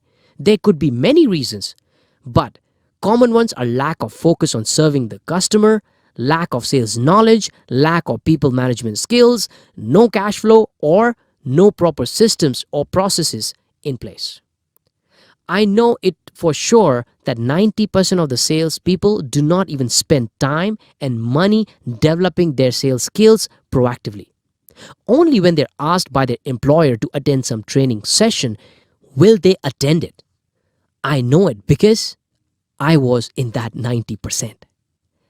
Back in the Wipro days, I was training people only on process and soft skills. But now I can teach them sales, social media branding, startup strategy, leadership, and entrepreneurship. Steve Jobs said, people with passion can change the world for good. For sure, he did change the world for good. He changed the world only because he was passionate about technology and how it can make a difference to this world. Passion is very important because there will be a time in your life when everyone around you will think of giving up. Only you will hold on to it and thrive because of your passion. You will win. The question is, have you found your passion yet? Write down your answers to the questions below because when you write, it becomes real to you and will be registered in your subconscious mind. Look at this every morning as soon as you wake up and when you go to bed. Repeat this exercise for next few days or weeks until you truly understand what you are passionate about because none of what you will read in coming chapters will matter to you if you have not found your passion. Yes or no? Either way, do this below exercise to find it or validate it. What would you do today if you no longer had to worry about money? Assume you were a billionaire. What would you do every day for the rest of your life that will fulfill you? What is the one thing that you can do for the entire day without food non-stop? What is one thing that you would keep doing for your whole life even if you did not get paid? Self-awareness. If you judge a fish by its ability to climb a tree, it will live the rest of its life thinking like a loser. We all have been gifted with some special abilities and skills. By denying who you truly born to be is the biggest mistake you can do. Let us agree, not everyone can become Lata Mangeshkar, Beyonce, or Madonna. You must be gifted with a good voice for that particular example. But there must be something else within you that you are good at. Sachin Tendulkar had some good ability to play cricket, and it was further developed by his coaches and constant practice. In the same way, you may have had some ability when you were growing up, but you gave up on it just because society and your family told you to get a job or start a small business. One of my nephews, DK Likhari, has some raw talent for rap songs. However, he has his family's eatery business, hence his family expects him to do that for rest of his life. They feel Hindi rap singing does not make a career. You need to become self-aware of what you stand for. Realize what comes to you naturally. Then develop that skill regularly. Become obsessed at becoming the best. For me, giving keynote speeches, training, mentoring, and helping others comes naturally. I do not have to push myself into doing it. Of course, I have to sharpen my axe every day to develop my communication skills, my public speaking, my knowledge of business, sales, and social media, but I became self-aware and started taking action. I am sure if you follow my daily reality show, hashtag Daily Dev Gadvi on YouTube, you know it all. Middle class mentality versus millionaire mindset.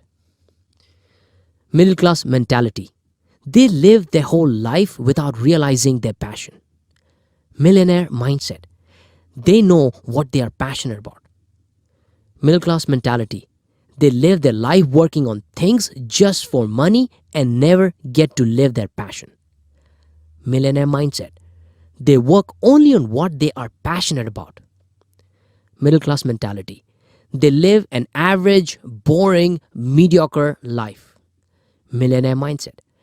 Their life is filled with excitement and more happiness. Middle class mentality.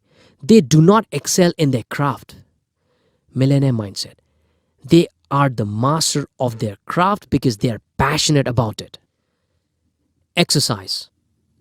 Write the answers below. What do I enjoy doing the most? What have I done in the past that came to me effortlessly? What is it that people say I am good at? What am I passionate about? Realization 4. Realistic goal mindset. If you can accomplish your dream alone, then you are not dreaming big enough. Scott Rigsby. The other day, I was talking to my wife, and she told me that our daughter Ariana, 3 years old at that time, tells everyone that her daddy has got a jet plane. To which, jokingly, I said, "Why not? I will have a jet someday." My wife Asin started to laugh and told me that I had gone crazy. "Why not?" I said. The only limit our mind has is the one we set for ourselves. If we limit ourselves to owning only the BMW and not the jet plane, then our efforts will only be limited to owning a BMW. Why is it impossible to own a jet? Is it impossible even in one's entire lifetime? Definition of a goal. The object of a person's ambition or effort, an aim or desired result. For my whole life, I was told to have realistic goals because if you are not able to achieve them, you will lose motivation or you will be disappointed. This is what our family, our society, and our school teach us. Be realistic. Have realistic goals. Be happy and satisfied with what you have. People don't have proper meals in a day. Be thankful. Why do I have to think small and be glad that I have food, running water, and electricity? I'm not saying I am not grateful for all that, but why do I have to keep the not so fortunate people as my benchmark? Why can't I think big and have the benchmark of people who are 100 times better than I am? Why can't I be super successful, make lots of money, and help the needy with the same? I am glad the greats of the world did not listen to society and the middle class mindset people. Otherwise, we would not be flying, sailing, going to the moon, working from home, and much more. What if the Wright brothers had paid attention to realistic society's limiting beliefs? Then we would not be flying to different places today. Rather, we would spend days or even months reaching different places. If Henry Ford had listened to the society that only wanted horse cars, then we would not be driving cars today. Here is the new millionaire, which is Mo mindset. Have a goal that is crazy. If people don't laugh at your goal, then it is not big enough. When I decided to touch 10 million lives, I was told that it was crazy. I'm sure many of my ex colleagues made fun of me when I told them that I would write a book. When I told my close people that I will change millions of lives, they thought I was crazy too. That is when I knew I was on the right track and I kept going. Your goals are not real goals if no one laughs at them. Have big, juicy goals because the bigger the goal, the more effort you will put in. One of my friends had set a goal of losing 15 kg. She was weighing around 85 to 90 kg, and once she got to 70 kg, she gave up on the healthy diet and put on 7 kg again. Why did that happen? It is human psychology that once you achieve your goal, you go back to your middle class mindset. Imagine she would set her goal to have the best bikini body. Once she achieved it and looked at herself in the mirror, what are the chances of her going back to an unhealthy diet? Now, when she was 90 kg and would have told her friends that she would get a bikini body by reducing her weight to 55 kg, I'm sure she would have been laughed at. But that could have become her real force. The desire of proving others wrong or proving yourself right could have been a great force. When I started my body transformation challenge, I weighed around 72 kg. After completing 90 days of a proper diet and workout schedule, I lost around 7 kgs. Everyone around me started telling me that I was already fit and slim, that I have lost lots of weight. I was looking skinny, that I no longer must stick to the proper diet. But they had no idea what I was aiming for, 6 packs. I told some of them and they understood, but others still laughed at me. If you were to lose weight, when would you put more effort? A 5 kg goal or a 25 kg weight loss goal? If my goal is small, then my action will be at a small level. Better to have big goals. This will keep us motivated to keep working towards them. So what if it takes years to achieve them? Have a long vision and a juicy goal. Middle class mentality versus millionaire mindset. Middle class mentality. Set realistic goals. Millionaire mindset. Have big, juicy goals. Middle class mindset will not write goals every day. Millionaire mindset writes down goals every single day. Middle class mindset will hesitate to share their goals with others. Millionaire mindset mostly vocal about their goals. Middle class mindset will reduce the goals if not getting progress. Millionaire mindset will never reduce goals but increase the effort. Bonus tip. If you chase a monetary goal, your drive may phase out. If you notice, the most successful people in the world never got something just for the money. Either they were passionate about it or wanted to help others. Do you think Steve Jobs, Muhammad Ali, Bill Gates, Oprah Winfrey, and other greats were chasing monetary goals? My body transformation drive did not phase out because I wanted to inspire others to work on their health. Imagine a gym instructor who is not fit himself. Imagine a doctor who is sick. Would people take them as their guide, mentor, or coach? Exactly. I will talk about health more in the coming chapter called Health Mindset, and I'm sure you will love it. Here is how I write down my goals. I have built a strong legacy by helping, inspiring, and empowering more than 10 million people. I have been helping them for more than 5 years via transformational programs, mentoring, videos, best-selling books, workshops, Devgadvi Inner Circle, Devgadvi University programs, Care Nation NGO, etc. My family loves me more and more every day for spending quality time with them, caring for them and loving them like no one else would, taking them on vacation to exotic locations around the world. My daughter, Ariana, is one of the youngest successful persons in India. I have built my business in such a way that it only requires a 4-hour work week and still generates more than 100 million in revenue and 50 million in profits. I have created indestructible wealth for my family and now helping millions to build theirs. I have multiple sources of income from books, digital products like business, sales, and social media universities, keynote speeches, mentorships, Devgadvi Inner Circle, royalties, endorsements, investments, etc. I have built an amazing body that is admired and envied by many. I have great fitness with excellent stamina, strength, endurance, and MMA level endurance. I have my NGO Care Nation that is helping millions of street vendors grow their business through innovative business ideas. Exercise. Think of the goals you wanted to achieve for health, business, family.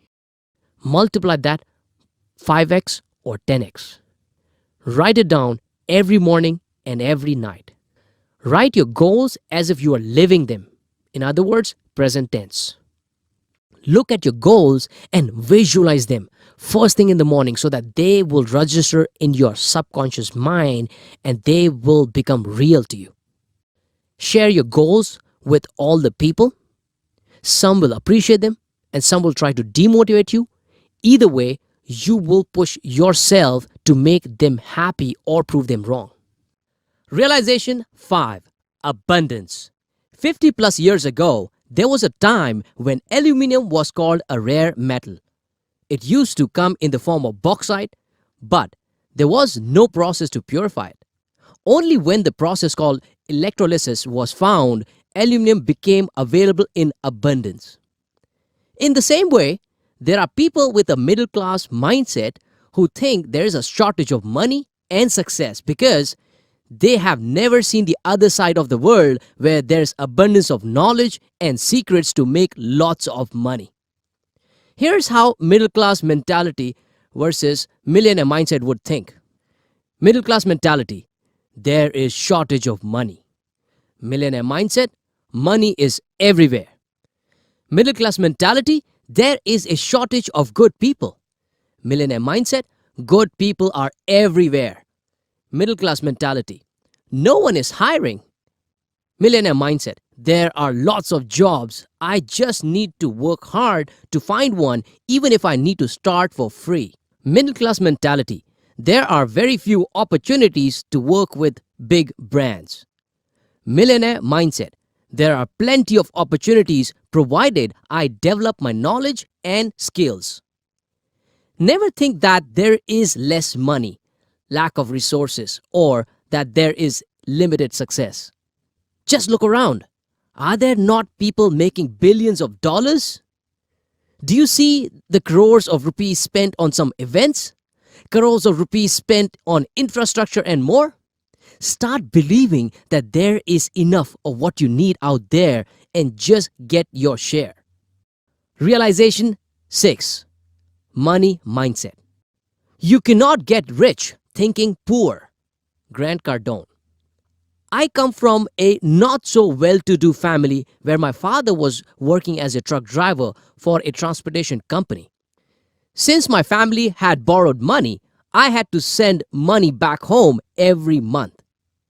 In the year 2003, I used to save rupees 3,500, which is about $50, from my rupees 6,500, which is $100 salary every month, and this made me realize the value of money. At that time, I didn't know about active and passive income, nor did I know how to make my money grow. When I started my career in sales, I only knew that I had to sell more to get big fat commission checks. Hence, I had a mindset that told me to close more deals in order to make more money. There were a few things about money that I learned after talking to millionaires and billionaires. Some people would say, money is not everything. Guess what? They are broke. Ask a rich person and he will tell you that money is important. If I have lots of money, I not only live a good life but help others as well. Money is power.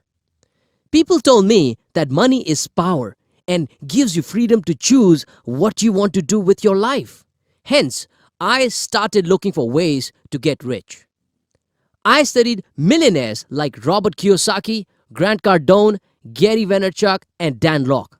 I started learning everything there is about how to make money. I realized there is no shortage of money.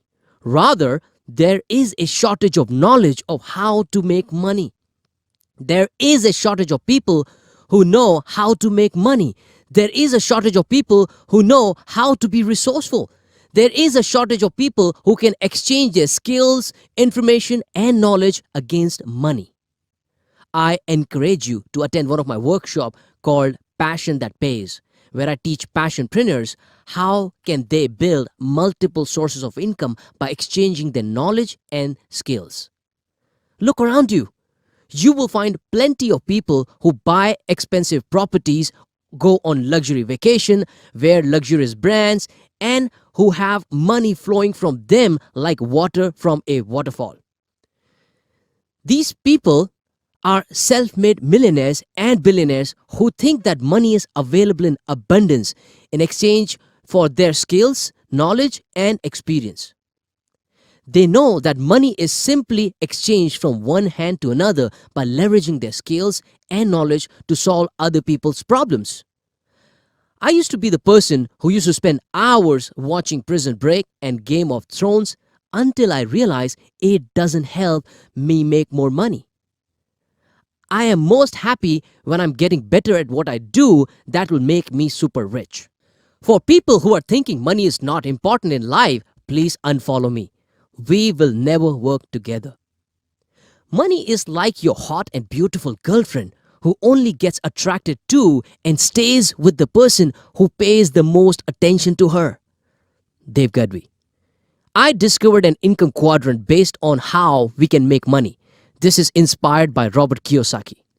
Number 1, job. Number 2, self-employed or small business. Number 3, corporate, which is own a big business. Number 4, player or investor. Quadrant 1, job. Most people remain in the first quadrant and exchange their time for money. This is thanks to our education system that it is mass producing workers.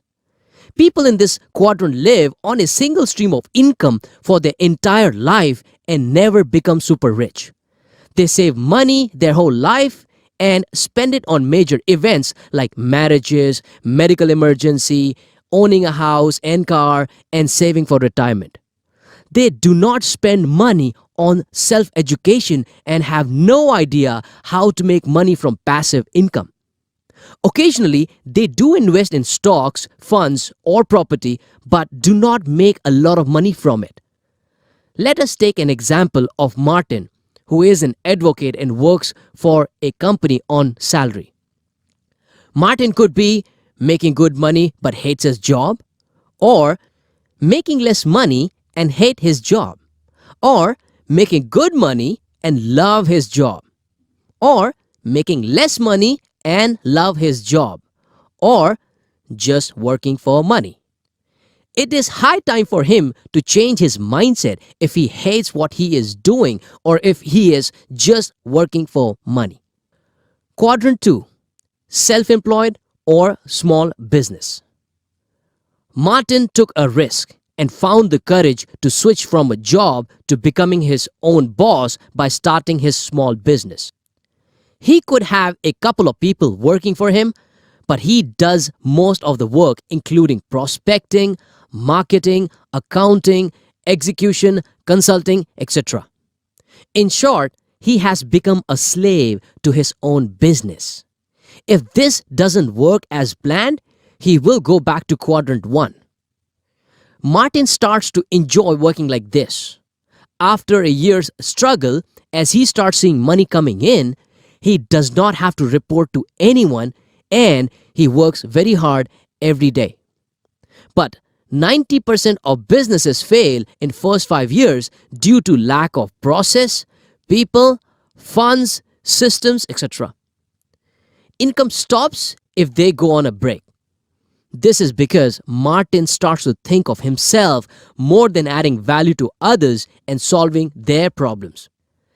90% of the remaining 10% startups fail in next 5 years. Quadrant 3. Corporation or a big business.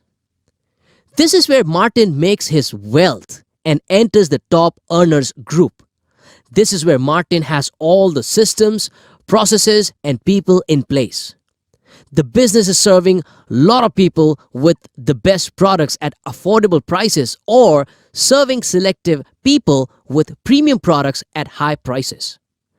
The business is in auto mode and the owner is just monitoring the activities. Even if he goes on holidays, the money will keep coming in. You must aim for this if you want to become super rich. Quadrant 4. Player or investor. Now, Martin has good money coming from either of other quadrants and is investing into his friend's startup, real estate, and other ventures. All he needs to do is gain knowledge of the market and invest in the right areas. The returns could be very high. This takes years of work, but is for sure the best place to be in if you're looking to enter the rich league. Now, let us look at various money mindset that you need to acquire by breaking old myths before you make money in a real life. Money mindset tip number 1. Enough money mindset. Just enough money is the root cause of not having enough. How much money is enough to live life the way you want to? People get caught up in just enough thinking and end up in a not having enough situation. Why? Because they never estimated the correct amount of wealth that is required to sustain a happy, comfortable life that can withstand any economic meltdown. Multiply your income goal by 10 to correctly estimate the amount required to live an awesome life. That is what your goal should be. Money mindset tip number 2. Value versus time. Why do people pay you? They do not pay you for your time. They pay you for the value you create. Let's understand this with the story of Mahesh, a mechanic. You take your car to his workshop. He says that he will fix it for you at rupees 2,000, to which you agree. He takes approximately 2 hours as he is new into this profession. You watch him do his work and pay him when it is complete. After a couple of years, Mahesh is now experienced in his field and you go to him to get an issue fixed. He quotes rupees 3,000. However, this time he fixes the issue in less than 10 minutes. See the difference? The first time he took more time. Effectively, he has charged you for the value that he had created for you and not for the time. Now, as a person, you may think that he just took 10 minutes and charged you more than last time. See, he is not charging for his time. He is exchanging the value created for your money. For people who want to get rich, you must find ways to make money by exchanging value and not just your time. Most salaried people just exchange their time for money. Of course, they have targets and they create value as well, but mostly they are bound to work certain hours even if they finish their work in half the allotted time. Money mindset tip number 3. Making money is in the mind. When you wake up in the morning, imagine you are going to make double the money today compared to yesterday. Imagine what you will be able to do with all the extra money. You will be able to fulfill your dreams, go on luxury vacations, help millions of people, etc. Imagine the feeling, the excitement, and the happiness it brings to you. You become rich twice, first in your mind and then in reality. If you cannot see it in your mind, you can never have it in reality. Start believing and living it before you have it. Money mindset tip number 4. Is there a universal formula to become super rich? Yes, there is. Success leaves clues. If you follow what others have done in life and implement in your life, you will get success as well. It may not be as big as their success, but you would be much further ahead in life than 90% of your colleagues. Having said that, do not just copy. Be creative and customize their formula in your own way. When I started my social media branding, I just followed what others have been doing and added my creativity and my personality to it. For instance, Grant Cardone wrote books, I started writing them too. Grant Cardone had training programs, I had mine too. Gary Vee made Daily V, I made the Daily Dave Garvey Show as well. Lewis Howes and Tim Ferriss had their own podcast interviewing other people. I started doing that on my Care Nation show on YouTube. If successful people are working out regularly, I will do that too. See, you do not have to reinvent the wheel. Just learn the proven strategies and formula from super successful people and implement them in your life. The banker will never ask you if you generated your wealth from your original idea or followed someone else's idea. All you need to focus on is how others have provided value to others, and you can do the same. There you go. You have the universal formula to make money and become super successful now. Money mindset tip number 5. Consumer versus producer. There are the middle class mindset people who are the consumers, and there are the millionaire minded people who are the creators. For a major part of our lives, we have been consuming services like electricity, water, gas, education, etc.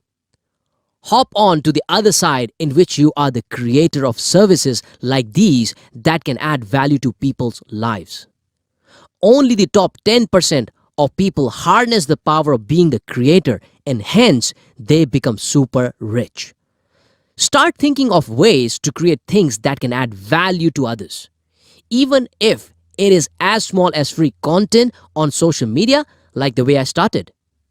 I always advise and encourage all my followers to create and start taking action. Start giving more than consuming. Money mindset tip number 6. Making money without money. Is it possible to make money without money? Yes, it is very much possible. This is my approach step by step. Number 1, identify the passion and what I do the best. I realize I love to help people grow in life. Number 2, what are my skill set and how can I use these to help others? I realize my potential of sales, social media branding, success, and motivation. Number 3, I started sharing my knowledge on social media platforms without asking for anything in return. Number 4, I started cashing in on the services that I had been offering for free by introducing charges for mentoring and coaching on sales, social media branding, and the success mindset. Number 5, I started writing books. Number 6, I started conducting paid workshops and seminars. Number 7, I recorded those workshops and converted them into digital products. For more guidance on how you can build your business around passion, attend one of my workshops or reach out to my team. Money mindset tip number 7. Getting rich is your ethical duty. How did your parents raise you? Did they not provide you with all the comforts of life? Did they not send you to a good school? Did they not support you in your tough times? Did they not teach you to be happy? I'm sure you take the responsibility for your family very seriously and do whatever you can to provide for them. The way your parents took care of you and you are taking care of them is like it is your duty. There is one more duty which not many are abiding by, and that is getting super rich. Yes, it is your ethical duty to become super rich. Why? Not just for you and your family, but because you have potential to make it and become super rich and help others get there as well. Imagine your parents did not raise you well. What if they did not do their duty well? How would you feel? In the same way, you have to do your duty not just by providing for your family, but thinking about how you can contribute more to society, how you can make more money and help others as well. Money mindset tip number 8. Not having multiple income sources is an extremely punishable act. Do you know the number of sources of income the average millionaire has? At least 7. It is time to ask yourself, how many do you have? I would not be surprised if you said 1 or maximum 2. Does this give you an idea about how successful people became successful? This is something I discovered very late in my career. Ever since I understood the value of financial education, I started working on building various sources of income. If you want to know more about passive income, check out my YouTube playlist called Money, Income, Financial Freedom and look for the Passive Income Seminar. It has 4 parts. I have also been coaching and mentoring people on how to build their passive income stream using social media. With social media, it is so easy to make money without any hassle. We live in the best era where you can make money while sleeping on your couch. There are so many ways to make money. Here are some of the ways I make money. Number 1, blog. If I build my blog, once it hits a certain audience, I can approach advertisers in my niche and get advertisements listed on my blog. Number 2, this book is generating passive income for me. I am planning to write more books around how to build social media brand with zero investment, how to close big ticket deals, how to build a business with referrals, how to sell without selling, and others.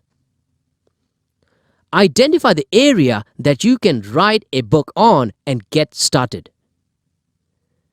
Number 3, online course. With our old educational system in place, there's a huge demand for great practical online programs that can help people succeed. I'm launching courses around sales mastery, mastering the art of sales, passionpreneur program, how to build business around your passion. By the way, off the note, I have already built these programs successfully and making tons and tons of money and adding a lot of value. All right, back to the script. Think of ways that you can build your course and sell it to people who need it. Number 4, audiobook. All the books that I will write will be converting into audiobooks as well, which provide an additional source of income. Like off the script, this is exactly what is happening right now as you're listening in. Back to the script. Number 5, affiliate marketing. Affiliate marketing is likely one of the most powerful ways that you can produce multiple passive income streams with. This is where you do not own a product but sell someone else's products. It could be as simple as being an Amazon affiliate. Number 6, copywriting.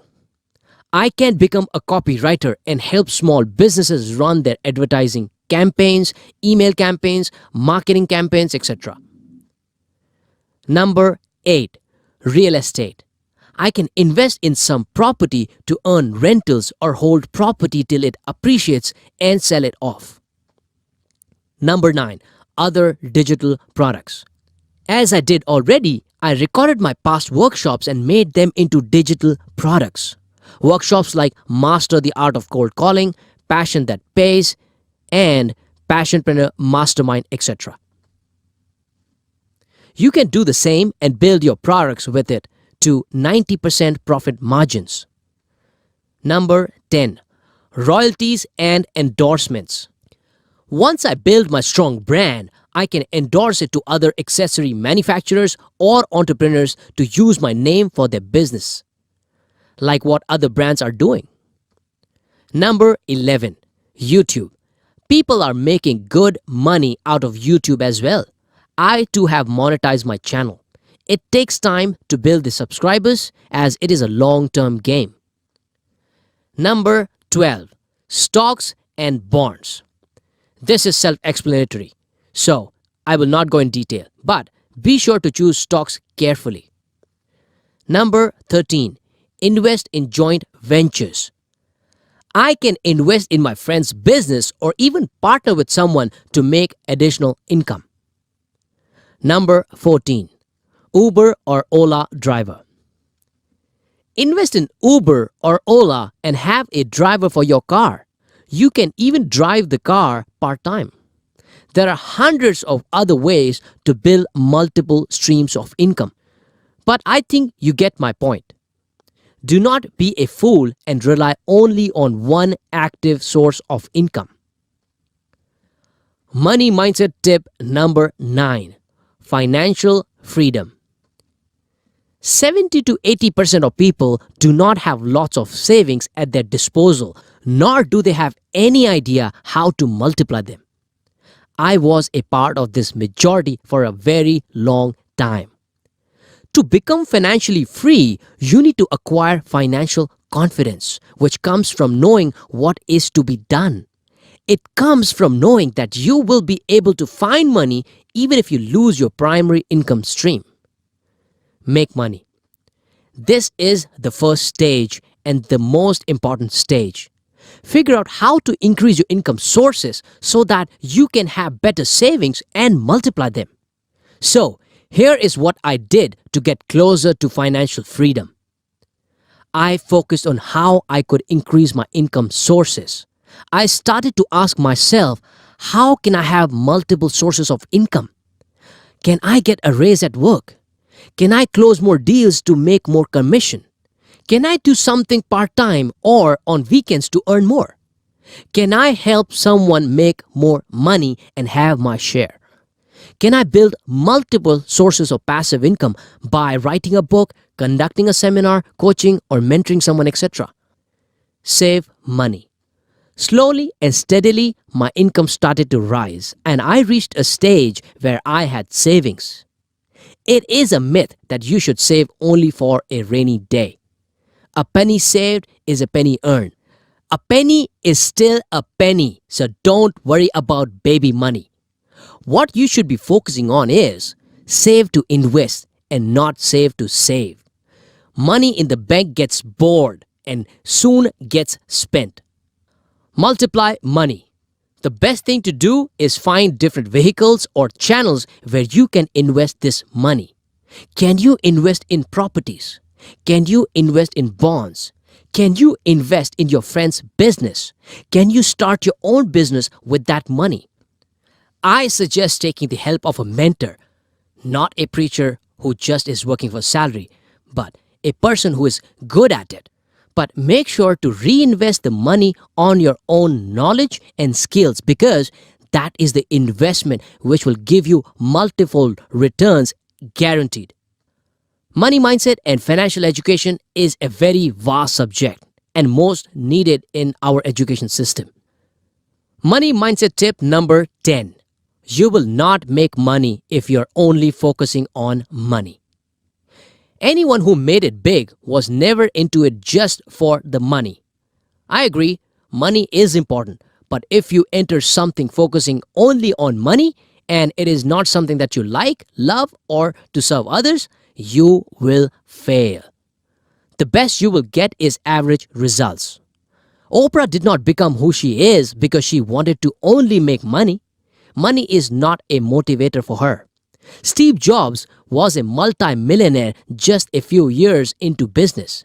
Money was not the motivator for him. Do you think Elon Musk needs a lot of money? No, he is there to leave a legacy and change the world. Do not think for a moment that you cannot compare yourself to those legends. If you implement what they implemented in their lives, you too can become great.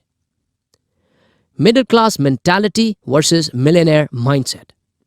Middle class mentality. It is difficult to make money. Millionaire mindset. It is very easy to make money. Middle class mentality. Money is scarce. Millionaire mindset. Money is available in abundance. Middle class mentality works whole life to make money. Millionaire mindset makes the money work for him. Middle class mentality knows only one or two ways of making money.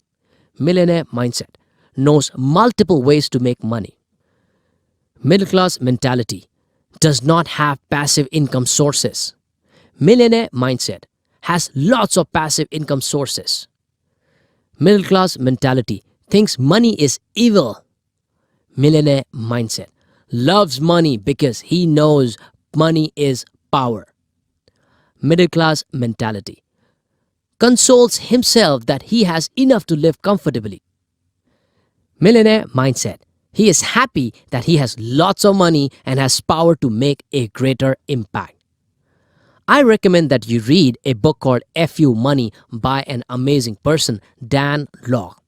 He is a Canadian self-made multimillionaire, best-selling author, entrepreneur, and mentor who has mentored thousands of entrepreneurs, is an acclaimed TEDx speaker, and most importantly, the king of high-ticket sales. Exercise.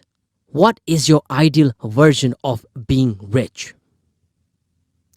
How much money would you like to make every year after 5 years? What books are you going to read to get your financial education?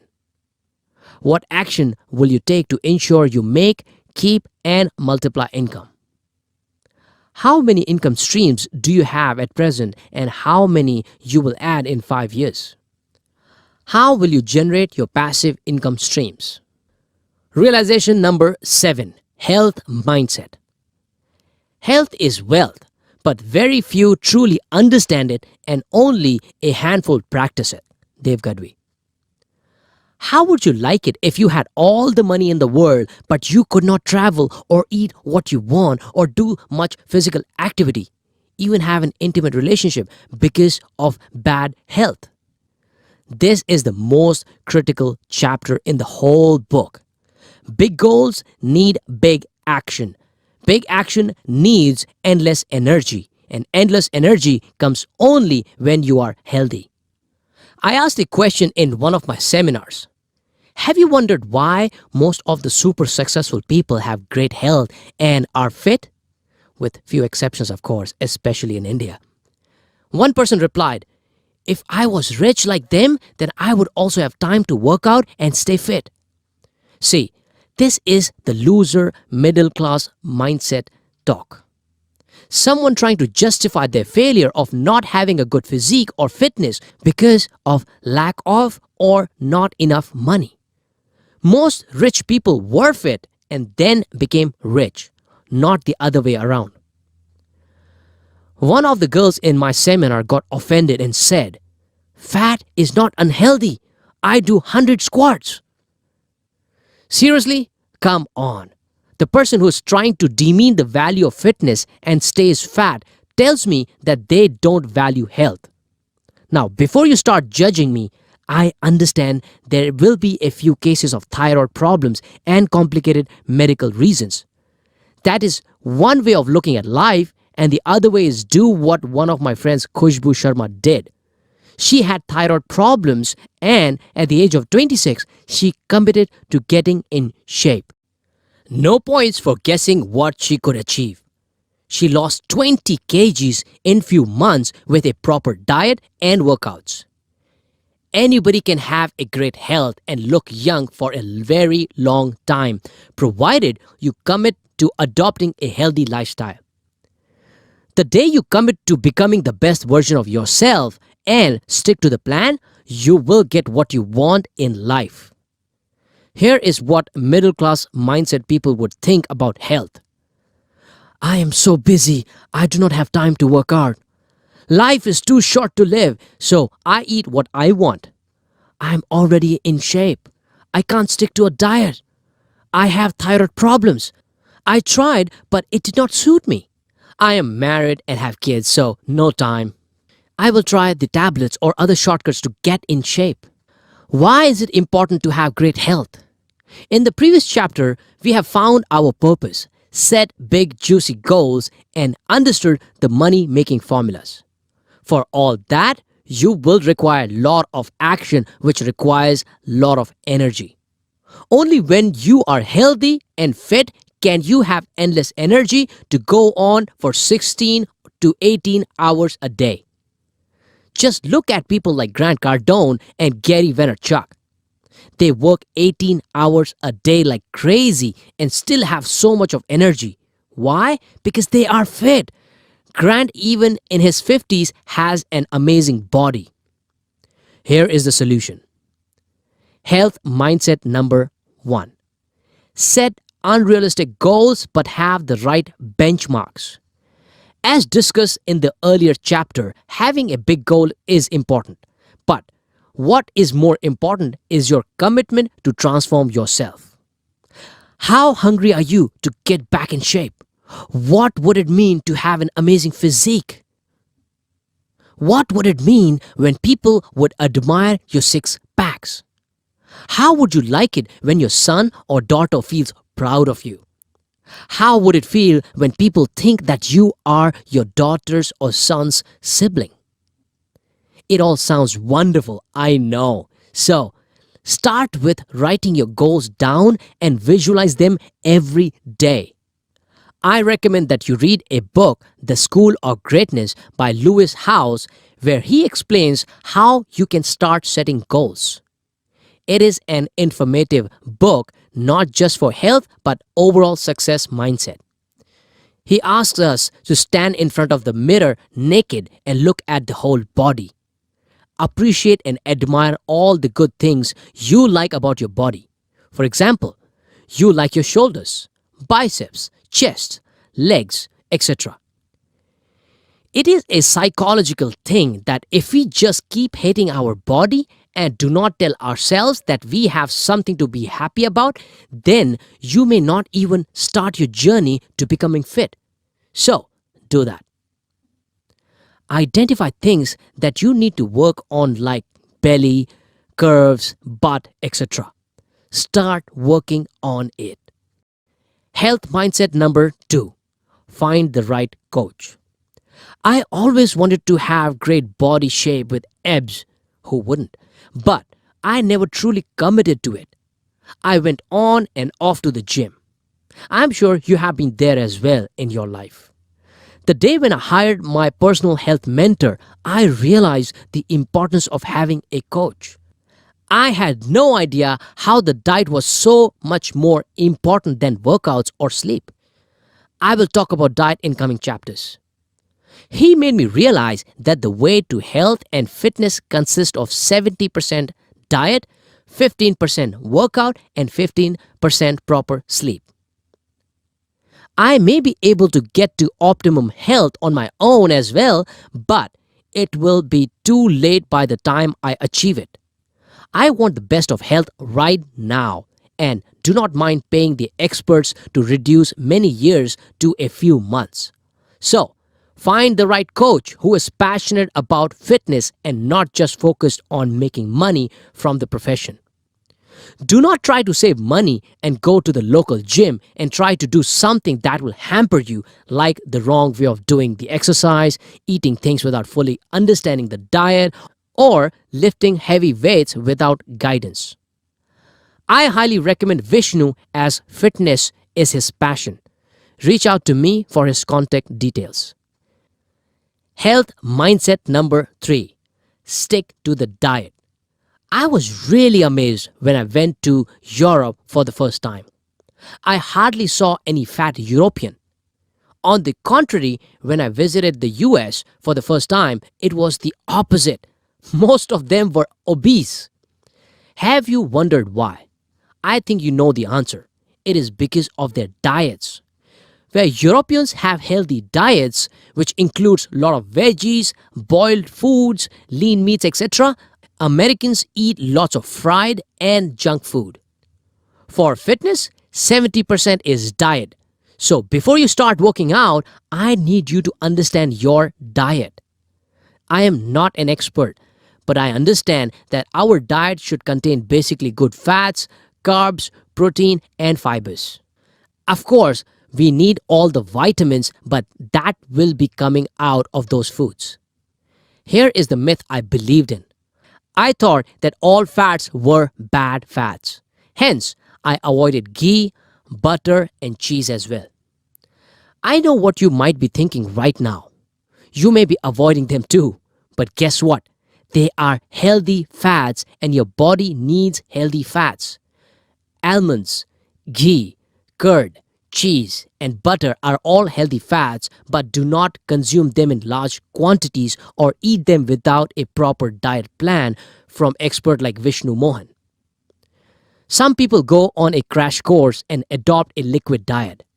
I would not advise doing that personally because I believe in eating right and burning unwanted fat through workouts. Do not just change your diet, but change your lifestyle. What I mean is, become conscious of what you put inside your body and be aware that whatever you eat will either help you or take you away from your ambitious goal. Try to change the lifestyle and do it for a few months and see how amazing you feel. Make minor changes and do not deprive yourself of food because the drastic changes will backfire on your habits. Follow it and you will enjoy your life 10x times like me. You can thank me later. Health mindset number 4. Get your lazy ass back in the gym. Set aside at least 5 hours a week for workouts without excuses. Do not break the chain and lose the momentum. Have a workout partner who will push you to do more. If you can't make it to the gym because you are traveling or some other reason, do burpees and push-ups for at least 15 minutes in your room.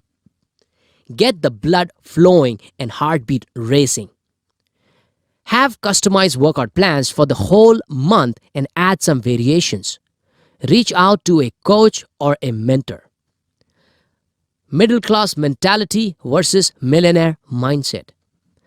Middle class mentality never focuses on health. Millionaire mindset, health conscious person. Middle class mentality doesn't work out regularly. Millionaire mindset works out regularly. Middle class mentality takes health for granted. Millionaire mindset knows that health is wealth and treats it with utmost importance. Middle class mentality faces lots of health issues after the age of 35. Millionaire mindset lives a healthy life with least health issues. Middle class mentality find excuses to justify why he is not fit. Millionaire mindset does not need to justify anything because he is fit. Middle class mentality, he admires others' health. Millionaire mindset, people admire his discipline and good health. Middle class mentality, pays for gym subscription but quits in a few weeks. Millionaire mindset, pays for gym plus health coach and makes the best use of them. Exercise. What is your health goal for this year? What are you going to do about it? What will you do if you find yourself falling back in middle class health mentality? Share your health goals with everyone around you. Realization number 8. Family mindset. Success is only sweet when family is on board. Dave Gadvi. One fine evening, John, in his excited tone, is having final words with the restaurant manager about arrangements over the phone. Finally, after an hour, he arrives at the restaurant along with Kim, who has beautiful long hair, fair complexion, and brown eyes. They are welcomed by the hostess, who walks them to a quiet corner with an elegant view overlooking a lush green garden with a small pond. The table has candles, making their moment look very special. John orders Kim's favorite drink and favorite Chinese dishes. Kim looks absolutely thrilled as she has no idea about what is happening and what the occasion is. After a few minutes, a violinist appears out of nowhere and starts playing the most beautiful melody. John holds Kim's hands and says, "You are the most beautiful and amazing person I have ever met. You are the love of my life, and I am committed to do whatever I can to keep you happy." Now, you must be thinking, what is the occasion? Is John going to propose to Kim? Or is it their anniversary or some special day like a birthday? Or could John be treating his mother or sister? You can have his story as you like. My question is, why do we not have these days very often in our lives? Why do we wait for occasions? If we really love our family, these are the moments we should be creating and living very often. Kim could be 80 kgs or John could be 100 kgs. John could be earning 24,000 rupees, which is $400 a month. What did you visualize them as? I'm sure you saw them somewhat like slim, having good money, great looking. They may be sitting in a very expensive restaurant in the heart of New York, or they may be in a remote, inexpensive location in Vietnam. None of this matters. What matters is the intent. What is your intention and feeling towards others? You can make the other person happy with whatever you have in any situation. All you need to do is make an emotional deposit. Remember, you can only remove what you deposit in your love account. The currency that you need to deposit in your love account is called emotions. The more emotional deposits you make in your love account, the richer, which is measured in happiness, you will feel in your personal life. This is an ongoing thing and not a one-time activity.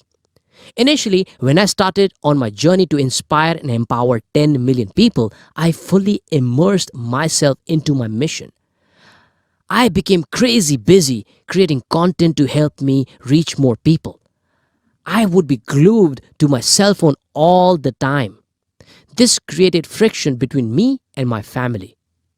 I ignored it for a few months, but the friction started to become a black hole and came back to bite me later. Why am I sharing this? Because I know I am not the only one who takes the family for granted. If I ask you, do you love your family? I know most of you would say yes. But if I ask you, do you spend quality time with them? Quality doesn't include watching a movie or being with them, but distracted because of TV, a book, or cell phone. I'm sure a lot of you would agree that quality time is missing in a lot of people's lives. When was the last time you gave your mother, father, or spouse a surprise by taking him or her to their favorite restaurant, holiday, or shopping? How often do you share your feelings for them? How often do you tell them how much you love them? For sure, I did not do a respectable job in this area. Ever since I realized that this was an area that needed improvement for me, I started following Marriage Today on YouTube and learned a lot of things about relationships. I started implementing those teachings in my life and saw immediate changes in my personal life. I urge you to take your personal life to the next level along with your professional life and health. Invest time and make your emotional deposit regularly by treating them often, expressing your love for them and making them feel special. Mediocre mentality versus millionaire mindset. Mediocre mentality takes family for granted. Millionaire mindset values family the most. Mediocre mentality spends less quality time with them. Millionaire mindset spends lots of quality time with them. Mediocre mindset thinks it is right to be served by them. Millionaire mindset serves them like they are prince or princess. Mediocre mindset does not believe in giving them surprises. Millionaire mindset plans great surprises and treats them well. Mediocre mindset complains that he is busy. Millionaire mindset finds time out of busy schedule to spend time with them. Mediocre mentality does not feel it is a priority to make emotional deposits. Millionaire mindset constantly makes emotional deposits into the love account. Mediocre mentality. I need money to make my family happy. Millionaire mindset. I need creativity and resourcefulness to make my family happy. Exercise. Write down things that make each key person in your life happy. Call all your loved ones now. Tell them how much you love them and see the response. Give your loved ones a hug and a kiss. Tell them that they are very special. Plan a private time for yourself and your spouse. Take him or her on a romantic date. Spend time listening and understanding what makes them happy and do exactly that. Do not allow past incidents to ruin your present. Never bring them up in conversations. In case of arguments, understand them first before you are understood. Give them compliments every day. Watch Marriage Today videos on YouTube channel. Of the script, I believe there are two books that you should definitely read. Number one, Men Are From Mars, Women Are From Venus. And number two is 5 Love Languages. Beautiful books. All right, now back to the script. Realization number 9. Ecosystem mindset. Be careful of the environment you choose, for it will shape you. Be careful the friends you choose, for you will become like them. W. Clement Stone. If you hang out with chickens, you are going to cluck. And if you hang out with eagles, you are going to fly. Steve Maraboli. Unapologetically You, Reflections of Life and the Human Experience. One of my friends, Anika Salvi, said, Dave, I'm glad to be associated with you. You always raise the bar high, which makes me realize that I am not doing much. For instance, when we were coming back from Mumbai to Pune, you made me realize that my goal of reading 60 books is very low after hearing your goal of reading 100 books in a year. After you reached home tired from driving 200 kilometers, you did a live Facebook video, whereas I just relaxed. Your daily Dave Gadvi video series is forcing me to push myself to make more videos. Another incident which made me raise my bar high. Sometime back, I met with a great old friend, Asim Sheikh, who inspired me to hustle more. Here is how. He read 3 books on a 12-hour flight.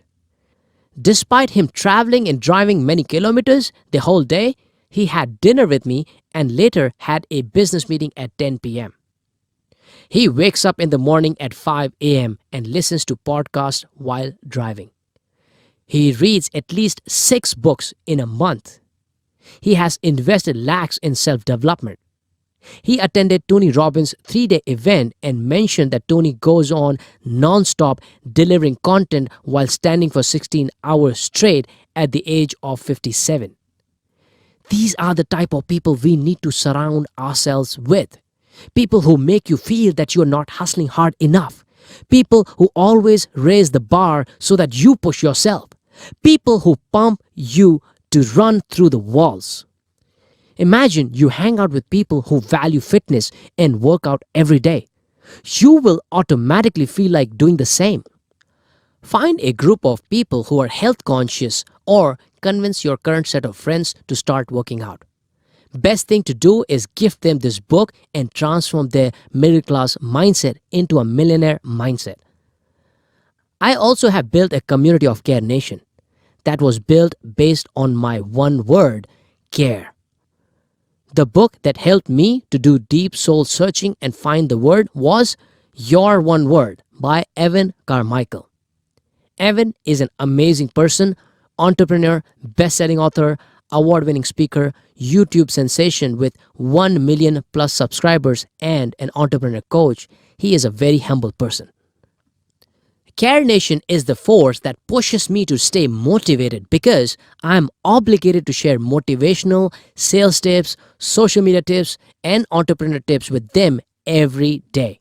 So, by default, I stay up on my toes and keep thinking of new innovative ideas to add value to them. This is the ecosystem that helps me to push my limits, do new creative and innovative things, add more people, add more value. We will discuss value in detail in coming chapters. Transformation 8 Value.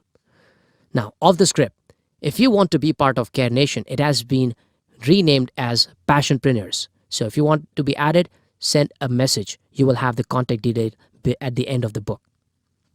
Now, back to the script. Take this YouTube mindset test. Go to YouTube and see the recommended videos now. See what YouTube thinks about your mind. Meaning, if you are seeing suggested videos that are only entertainment, then you have failed this YouTube test. If you are seeing motivational or skill-related videos, then you are already ahead of 70% of your colleagues in life. We all know that output depends on input. Your actions are based on your thoughts. Your thoughts come from what you consume daily. So, be aware of what you consume daily through your ecosystem, starting from what you watch on TV to what you browse on the internet. Consume all the right content on social media channels like YouTube and Facebook to stay in the groove. Once you do that, YouTube will share all the related videos based on your consumption. The best thing to do is start writing or videoing the health-related tips, and you will never have to worry about losing motivation. Same applies for your career as well. Teach what you learn and you will become master of your domain. If you need help in starting out with your social media presence, check out my YouTube channel or reach out to me for personal coaching or mentoring. Ask your friends to subscribe to my YouTube channel as well and join my community of like-minded people. Just search for Dev Gadvi 10x. Talking about friends and ecosystem, let us dive deeper into it in the next chapter. Before that, I want you to smile as a happy mind will breed a healthy body. Friends mindset. Jim Rohn said, "You are the average of the 5 people you spend the most time with." Emmanuel James. Jim Rohn was an American entrepreneur, author, and motivational speaker. His rags to riches story played a large part in his work, which influenced others in the personal development industry. Let us do a quick assessment which has scientifically proven to be accurate 90% of time. Step 1. I want you to write down the names of your 5 closest friends. Go ahead, pause the audio, write them down for 5 friends. Step 2. Put their income against their names. Step 3. Now add their incomes and divide it by 5. Step 4. Result. This is more or less your income as well. Are you surprised? I am sure you are not. Now, here is what I want you to do. Remove 2 of those friends from the list, and I want you to think of 2 names who may have 5 times the earnings of your old friends. Okay, go ahead. Pause the recording. Go ahead and do this. After you're done, repeat the step of adding new incomes of your friends, including the 2 new ones, and find the average. What you get here is your new income by just adding 2 new friends to your close inner circle. This is the universal formula to decide what you need to do to increase your income. Not only income, if you apply this with anything, this would work. As they say, you should be in a room where you are the least successful person if you want to grow. It is so true. In other words, if you are the most successful person in the room, then you are in the wrong room. This is being preached and followed by all super successful people. It is time for you to analyze and change your close circle today. I know it is not easy because you have been friends with some of your loser friends for a long time and you are emotional about it. Knock it off, man. Get real. I am not telling you to become their enemy. Try to bring them up to your level of game. But if they do not change, then get rid of them as snake gets rid of its old skin. It is time for you to lose your old skin and be reborn with new beliefs, new goals, new ambition, and new friends. Exercise. What did you watch on social media as soon as you woke up? Did you get any negative thoughts today as soon as you got up? How did people around you make you feel? Did you see anything negative on TV or hear anything negative from your family or friends? What type of people did you spend your day with today or yesterday? Are they negative in any way? Who inspired you today to think big and aim high? Chapter 3. Step 2. Transformation. The most important journey you will take in your life will usually be the one of self-transformation. Often, this is the scariest because it requires the greatest changes in your life. Shannon L. Elder. I'm sure we all love to see body transformation videos. We are amazed with what they have achieved. We only see those 5-minute videos and get motivated to go to the gym and work out for a few days and then go back to our average Joe mindset. What we fail to notice is there are countless hours of workouts and food discipline that was followed by the person to build that body. What you do when no one is watching will decide what you will transform your life into. Dave Gadvi. Transformation number 1. Start. The path to our destination is not always a straight one. We go down the wrong road, we get lost, we turn back. Maybe it doesn't matter which road we embark on. Maybe what matters is that we embark. Barbara Hall. People care less about what you say, but more about what you do. Dave Gadvi. If not now, when? If not here, where? If not me, who? Steve Greiger. December 2016. I was sitting in a hotel in New York. It was very cold outside. I was staring at my phone and having butterflies in my stomach because I was about to go live on Facebook. It was a new feature added by the social network recently. I was thinking, what will others think? How will people react? What if they think I'm stupid?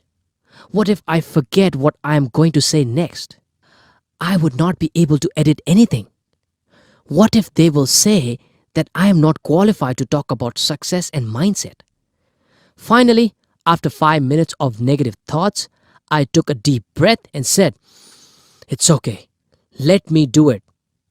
The next words that came out of my mouth were, "Hello friends, I have an announcement. Joe is dead. Yes, I killed Joe." Now, you must be wondering who Joe is. Joe is someone who is in our head, someone who makes us average. I went on for about 15 to 20 minutes. Trust me, it was not a great video, but I conquered my hesitation by taking the first step. It was the start that mattered. What if I had listened to average Joe's negative whisper in my head and given up? I'm sure you would have not heard about me. Now, off the script, if you really want to laugh out loud and you want to watch that live video, go ahead and search on YouTube, "Average Joe is Dead," Dave Gadvi. I know you will have a great time. Now, just because I did that live stream, you are listening to this audio book. That's how important start is. Okay? back to the script. Take the first step in faith. You don't have to see the whole staircase. Just take the first step. Martin Luther King. Nobody can go back and start a new beginning, but anyone can start today and make a new ending. Maria Robinson. Transformation number 2. Consistent, massive action. When I read The 10X Rule by Grant Cardone, I realized that there are 4 degrees of action. Number 1, no action. Number 2, retreat. Number 3, average action. Number 4, massive action. All the success and fame that I have achieved so far would have not been possible without me taking consistent, massive action. Be it creating lots of videos, quotes, reaching out to successful people, conducting life-transforming workshops, building digital products, writing books, etc. It is a no-brainer that the more action you take, the more successful you will be. Massive action is the only way to win. Here is how I implemented this in my life. I made a list of primary and secondary output areas that would define my legacy. Core primary output areas were publishing books, building online training courses, keynote speeches, and conducting workshops. Secondary output areas were making YouTube videos, blogs, interviews, and podcasts, quotes, etc. This is how Daily Dev Gadvi was born, which is inspiring and empowering thousands of people. I started unknowingly with the secondary areas because I first wanted to build my community. Once I had a good number of followers, I built the list of primary output areas. Why are primary and secondary different? Because your primary output areas will help you build your legacy. It will remain present for an extended period of time. I suggest you read The 10X Rule by Grant Cardone to master the art of massive action. That book is amazing. In order to take massive action, you need to build daily habits. Let's look at various habits in the next chapter. Transformation number 3. Habits. Our self-image and our habits tend to go together. Change one and you will automatically change other. Maxwell Maltz. The best thing about the future is that it comes only one day at a time. Abraham Lincoln. Let me ask you, how did you wake up today? Did you wake up being happy, excited, and energized, or you started your day by checking social media messages, emails, worried about a report you need to send to your boss, unhappy because you have to go back to work again? Most successful people start their day being proactive and not being reactive. By accessing emails and social media, you are reacting to them. Have at least 30 minutes in the morning set just for yourself where you are proactively shaping your day and not reacting to the events that are happening to you. First, you build your habits, and then habits build a new you. Dev Gadvi. There are so many things in life you can't control and change. You cannot control what others will do. Your big goals may not seem to be under your control. The best solution I have found after studying super successful people is they build a daily routine or daily habits and then stick to them diligently. They control their day-by-day tasks. Here is how I control my day by being proactive. Here is my schedule these days. It may have changed depending on what stage of life I am at, but I control the start of the day. 10 a.m. Wake up, freshen up, and have a black coffee. 10:30 a.m. Daily rituals like affirmation and visualization. Write goals and tasks of the day. 11 a.m. Daily motivational tip for Care Nation group. 12 p.m. Hit the gym. Listen to the audiobook while working out. 2 p.m.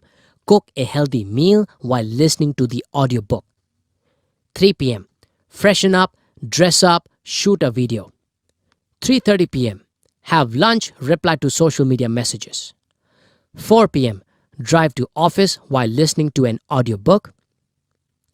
4:30 p.m. to 12:30 a.m. Create magic at work. 12:30 a.m. Drive back home listening to an audiobook. 1 a.m. Some days I will do live interviews with internationally successful people or edit and upload a video onto YouTube or Facebook. 2 a.m. Hit the bed. Now, off the script. This routine has completely changed now because now I no longer work for anybody. I am my own boss and living 6 Sundays a week life. More or less, my routine is same, except that I work for myself from anytime, anywhere, and I still follow the routine and I still listen to lots of audiobooks. Again, back to the script. Some of you may be wondering when I spend time with family. I have been away from the family for the last few months as I have been traveling a lot. If I was with them, then I would have a good amount of time reserved for them in the morning and over the weekends. As you can see, I easily have 2 to 3 hours of audiobook time, which enables me to finish a book in 3 days. Weekends, I go out and shoot Care Nation videos helping street vendors, meet potential clients, attend or conduct workshops, brainstorm ideas on how to increase my reach, finish some operational tasks, and spend time with family, watch a movie, or dine out. Daily rituals. Oprah, after one of her morning sessions of meditation, confessed, "I walked away feeling fuller than I would come in, full of hope, a sense of contentment and deep joy. Knowing for sure that even in the daily craziness that bombards us from every direction, there is still the constancy of stillness. Only from that space can you create your best work and your best life." Source: Oprah's website, www.oprah.com. How you start your morning can set the tone for the rest of the day. As entrepreneur Tim Ferriss, who has asked hundreds of ultra-successful people about their morning rituals, likes to say, if you win the morning, you win the day. Richard Branson, self-made billionaire, starts his day at 5 a.m. with exercise.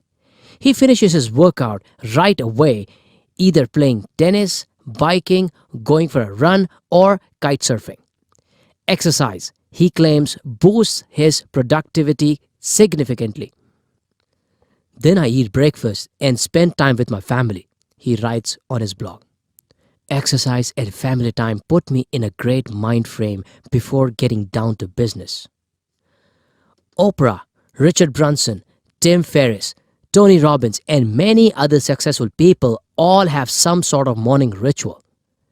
After studying lots of other successful people like Oprah, I realized that they all have a daily routine or ritual that they follow at the start of their day, which makes them achieve great heights. So, what is a typical ritual for these people? They all meditate, do their visualization and affirmations, they work out or read as well.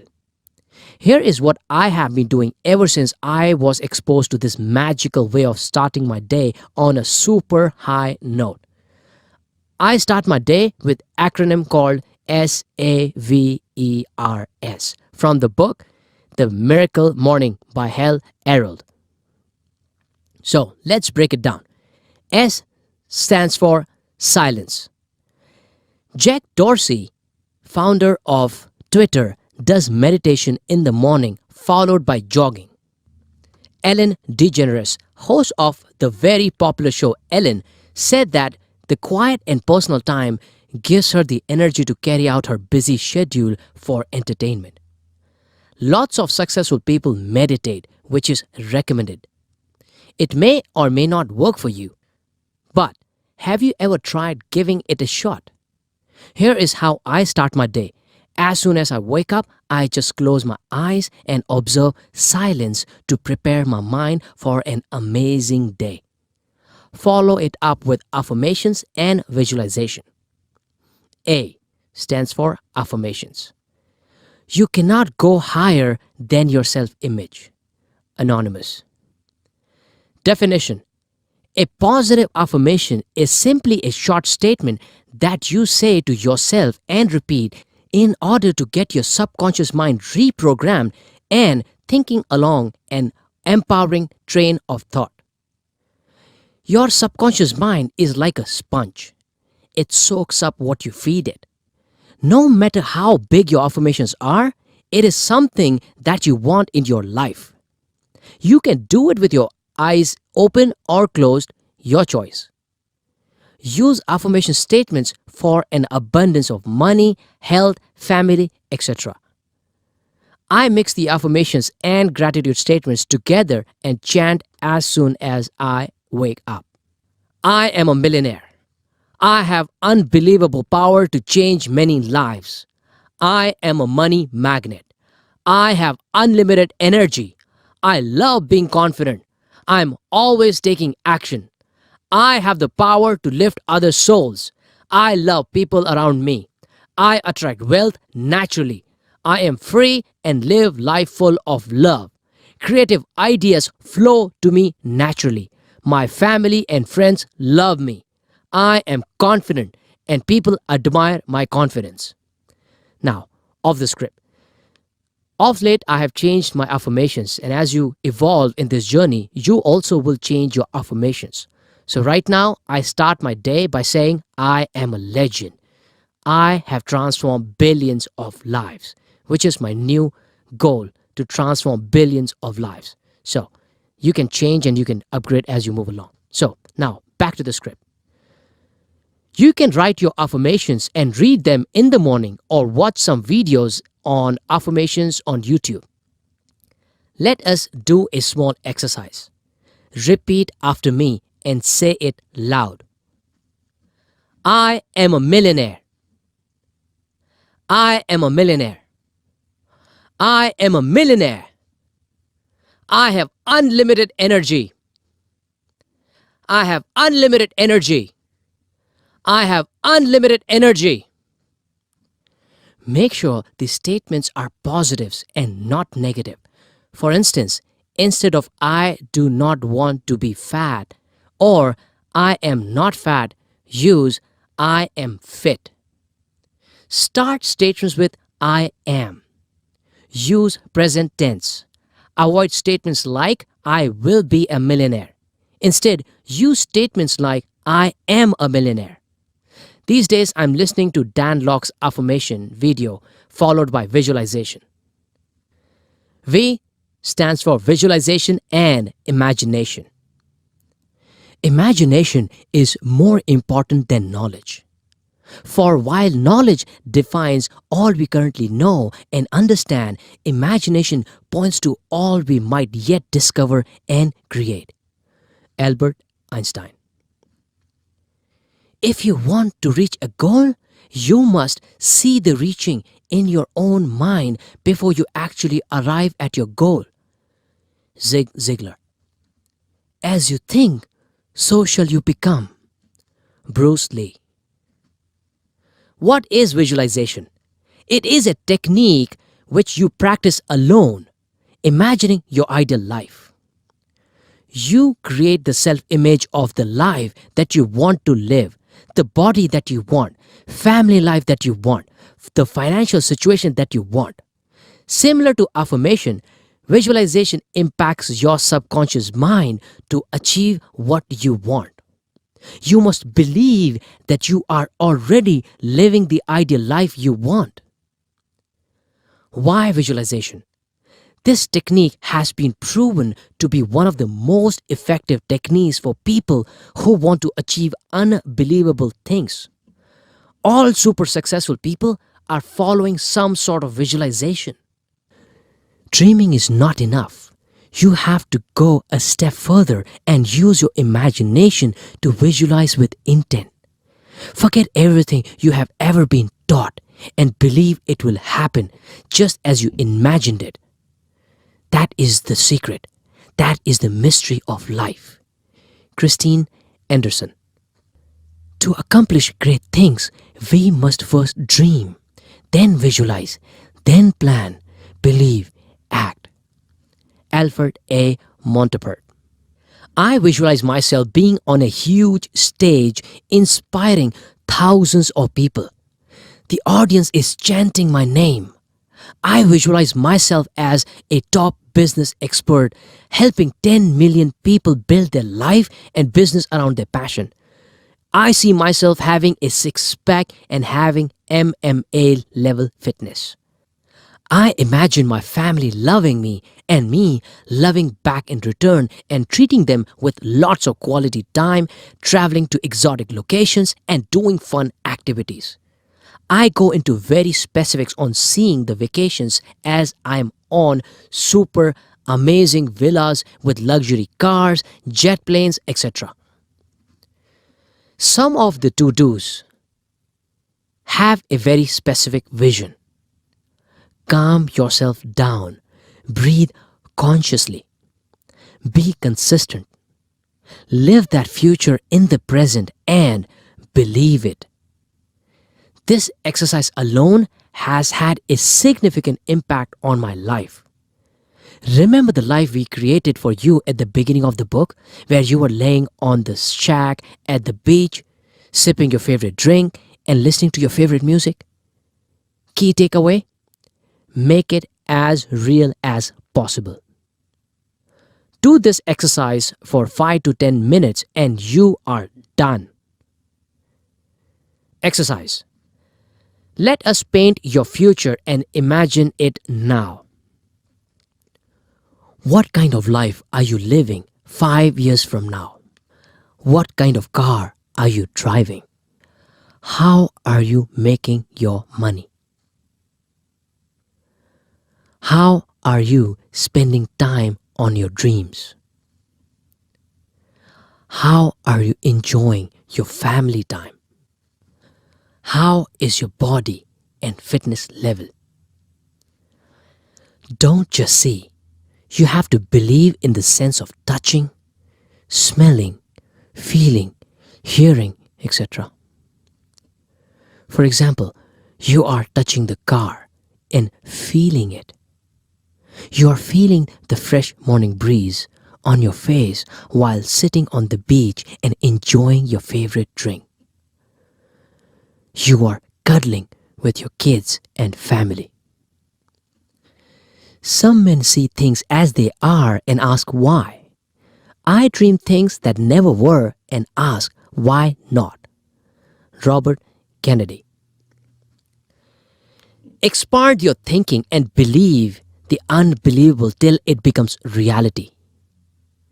Warning.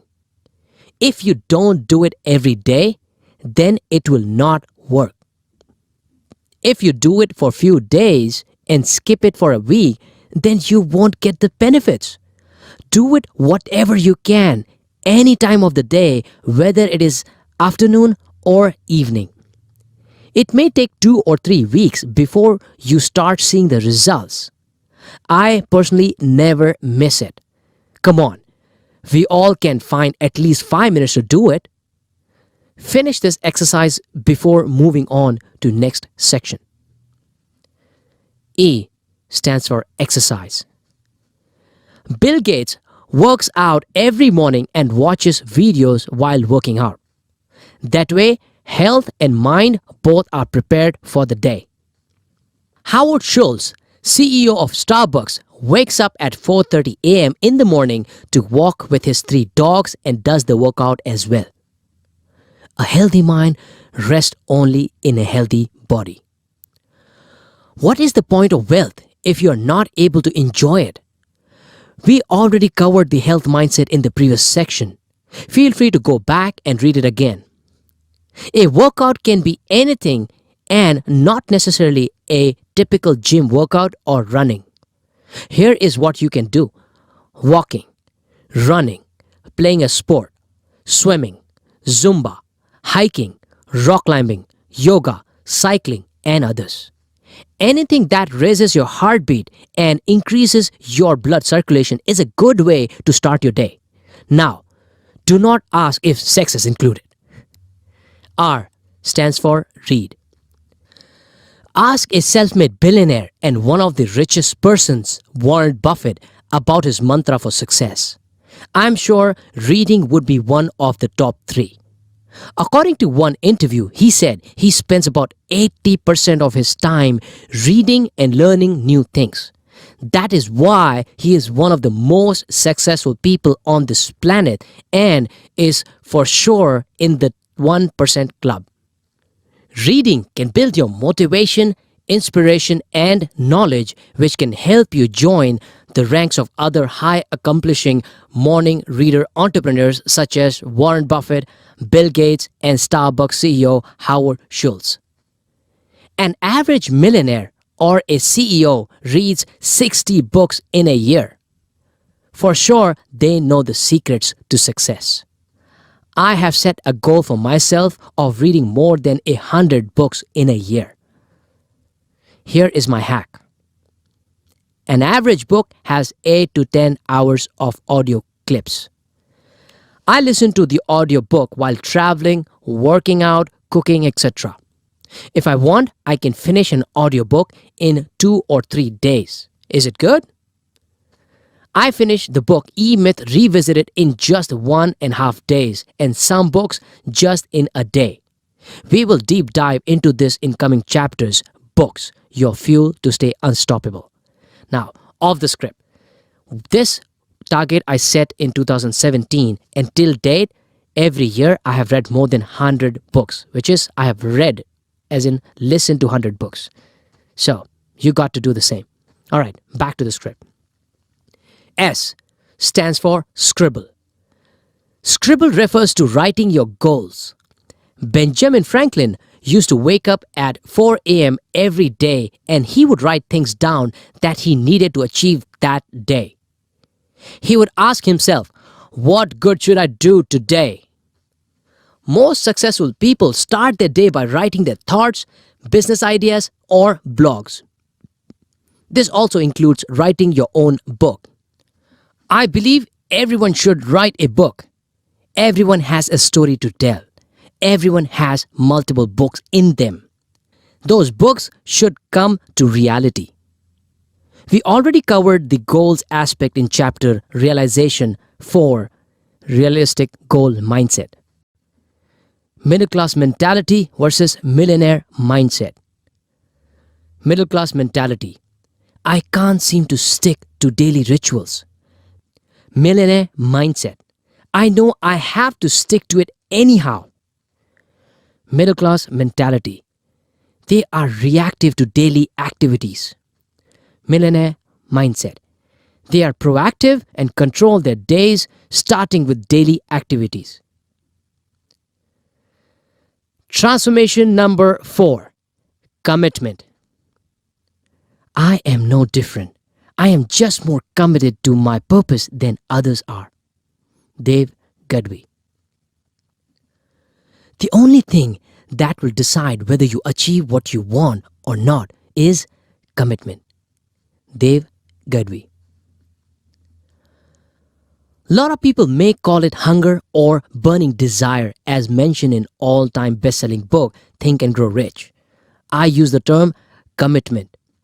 Here is what I did the moment I realized I had not been operating at the highest levels of my potential. I made a commitment to myself that I would become the best in my field at any cost. I will do whatever it takes to master the art of selling, social media, and business, the art of making money, master the art of becoming the best in all areas of my life. For example, family, health, and professional life. As soon as I made the commitment, my life went on a fast track and I started getting what I wanted. It was like all the doors started to open for me one after another. Doors like writing a book, conducting seminars and workshops, paid consulting and coaching, business mentoring clients, international travels, the best of health, great family life, and much more. All those doors will open for you as well. All you need to do is commit to it. I remember one of my well-wishers telling me, Dave, I never seem to get time to work out. I live in a PG. I work late night shifts. I can't cook at home. How can I get in shape? Me. Do you have running shoes? Yes. Can you jump? Yes. Then there is no excuse. The only thing that you need is the commitment to get back in shape. Winners never whine, and whiners will never win. When a man born with no arms and no limbs can become a best-selling author, the world's highest paid motivational speaker, learn to swim and drive, and live happily, then you have no excuse to make. Nicholas James Vujicic is an Australian Christian evangelist and motivational speaker born with tetra amelia syndrome, a rare disorder characterized by the absence of arms and legs. He is one of the 7 known surviving individuals planet-wide who live with the syndrome. Transformation number 5. Invest in yourself. Be so good that good feels great with you. Dave Gadwi. Ask any millionaire or billionaire for their secret, and the number one advice they will give you is to spend your time learning and improving your skills, because only skills pay the bills. Not only your bills, but everyone else's bills. My regret. It took me way too long to understand the value of developing my mindset and skills such as sales, social media, and entrepreneurship skills. Until the age of 33, I never invested even a single rupee in my self-learning and skill development. However, after I was exposed to super successful people through social media and interviewed some multi-millionaires like Dan Lok, Patrick Bet-David, Evan Carmichael, Giancarlo Barraza, Tony J. Hughes, and others, I realized how crucial self-learning is. You can find all the interviews on my YouTube channel under the interviews and podcast list. The most important investment of my life was when I invested $2,000, which is approximately 1.3 lakh rupees, on Grant Cardone's online sales university. Before I could even invest that much money, I had to sell my wife on this idea of investment, and it took me few days to convince her, but I did close the deal. That investment alone has made me over 10 times the return.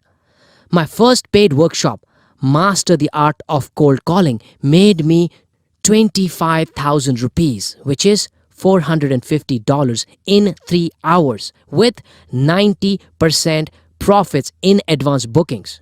The fun part is I recorded that workshop and it became my first digital product available to anyone, making me passive income. Not bad for a start, huh? Visit our website www.devgadwi.in to know more about the workshop. Then I spent 3.5 lakh rupees, which is $5,000 on affiliate marketing. 1.6 lakh rupees, which is $2,500 on Dan Lok's high ticket sales certification, and 2.9 lakh rupees, which is $4,400 on Dan Lok's HTC Inner Circle. 90,000 rupees, which is $1,500 with John Pemberthy to learn email marketing and sales funnels. I am so glad I made those investments. It was the next shift in my skills that I needed. That was the beginning of me investing time and money on self-learning. Ever since then, I have spent thousands of hours and lakhs of rupees in developing my skills and knowledge of sales, social media, and entrepreneurship. Now, I am building my online products like Dave Gadwi University, Passionpreneur Mastermind Program, or by now I may have built a lot of other programs. More details, visit www.devgadwi.in. I asked a simple question to my Care Nation community on WhatsApp, like roughly around 1,000 of them in a year 2017. I asked them how much time and money they spent in last 30 days on self-education or self-learning to develop their knowledge and skills. 80% of them replied with an answer which was not surprising. It was none or barely few $100 and 0 to 3 hours per month. I'm sure this will help you become introspective and confront yourself as well. I'm sure that by now they have improved drastically with my exclusive daily tips on success, sales, social media branding, and entrepreneurship tips. I am committed to transforming their mindset and hence transforming their lives because I know the pain of losing most important asset of your life. That is time. If you want to join my Care Nation WhatsApp community, please visit www.devgadvi.in or WhatsApp us at +91 9819 526252.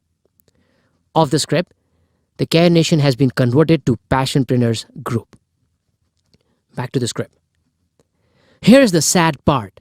In one of my interviews with self-made multimillionaire entrepreneur Dan Lok, he said the same thing. Average mindset people consider the payment on self-learning as a cost, but only the millionaire mindset people consider it as the best investment which will provide guaranteed multifold returns. Now, let us compare how a middle-class mindset and a millionaire mindset think when it comes to investment on self-learning. Middle-class mentality versus millionaire mindset. Middle-class mentality. This is a cost. Millionaire mindset. This is an investment. Middle-class mentality. The cost is too high. Millionaire mindset. The higher the investment, the better the return. Middle-class mentality. I do not have time for self-learning. Millionaire mindset. Self-learning is the only thing that will decide my future. Middle-class mentality. I do not believe in self-learning. Millionaire mindset. Self-learning is what will help me dominate my space. Middle-class mentality. I do not have money to spend on self-learning. Millionaire mindset. I will borrow money if needed to invest in self-learning. Middle-class mentality.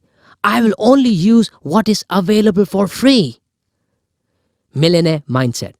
I will leverage what is available for free and will pay more to get quality knowledge. Let us do a quick exercise to find some interesting facts about your life. How much money did you spend on self-learning? How much time did you spend in last 30 days on self-learning? How many books have you read in the last 3 months? What new knowledge have you acquired in the last 30 days? How much of what you learned have you implemented in your life? Pause the audio, go back and answer those questions in a piece of paper. Write down your answers to the above questions and look at them every week or month. If you do this for a couple of months, you will realize how your life is changing with new learning. I evaluated many multi-millionaires and realized that the best of the best people invest in themselves first. Now we know that the average millionaire reads about 60 books in a year, and they are the busiest people. If they can read 60 books, then I should be reading more than 60 books in a year. I would read about 100 plus books in a year. The best way to learn is to teach others. It is a win-win situation. Transformation number 6. Right mentor. A good coach can change a game. A great coach can change a life. John Wooden.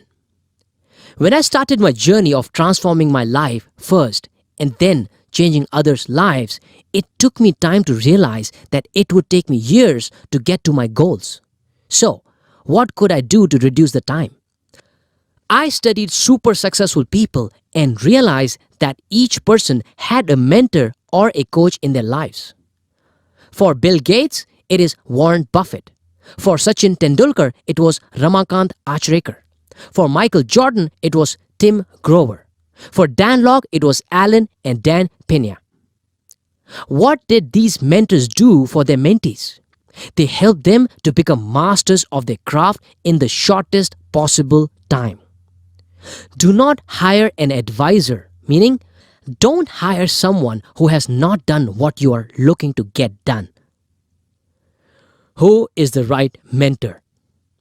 A person who has achieved what you need to achieve. A person who is accessible via books, videos, blogs, or even personal mentoring. A person who you like and admire. Remember, this one is very important. A person who is kind enough to give back to the world and is not just looking to make money.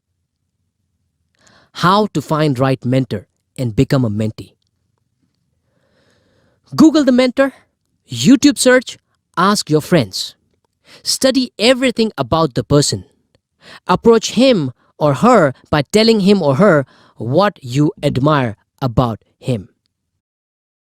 Become his or her devoted mentee and do not question whatever he or she teaches. Middle class mentality versus millionaire mindset. Middle class mentality. I do not need a coach. Millionaire mindset. I need and want a coach. Middle class mentality. I don't think a coach or mentor can add much value. Millionaire mindset. I know for sure that a coach can put my life on high speed by reducing the time otherwise taken to learn and implement by half. Middle class mentality. It is hard to find a mentor. Millionaire mindset. I will find a mentor anyhow. Middle class mentality. I do not want to spend money on a mentor. Millionaire mindset. I know that money spent on a mentor is an investment that will give me huge returns in the coming years. Transformation number 7. Life-changing moments. My life has been full of life-changing moments of late. It did not hit me for almost 13 years. I was blindfolded by my average thinking. That moment arrived when I committed to becoming great at sales. That is when I went on YouTube and started watching sales videos. I had been in sales for almost a decade thinking I am doing well. I was doing well, but I had the wrong benchmarks. I fell in the trap of competing against my colleagues, and that was the wrong thing to do. Of course, I have been doing well, growing my salary steadily. However, I had no clue what was going to hit me shortly. I picked up the book The 10X Rule by Grant Cardone, and this was my ultimate wake-up call. The book made me realize what it takes to become a beast in my own field. I had been very selfish by not aiming for the stars. I never had massive goals. I never took massive action. I realized that extraordinary people are not extraordinary by birth, but their obsessions in their own field made them extraordinary.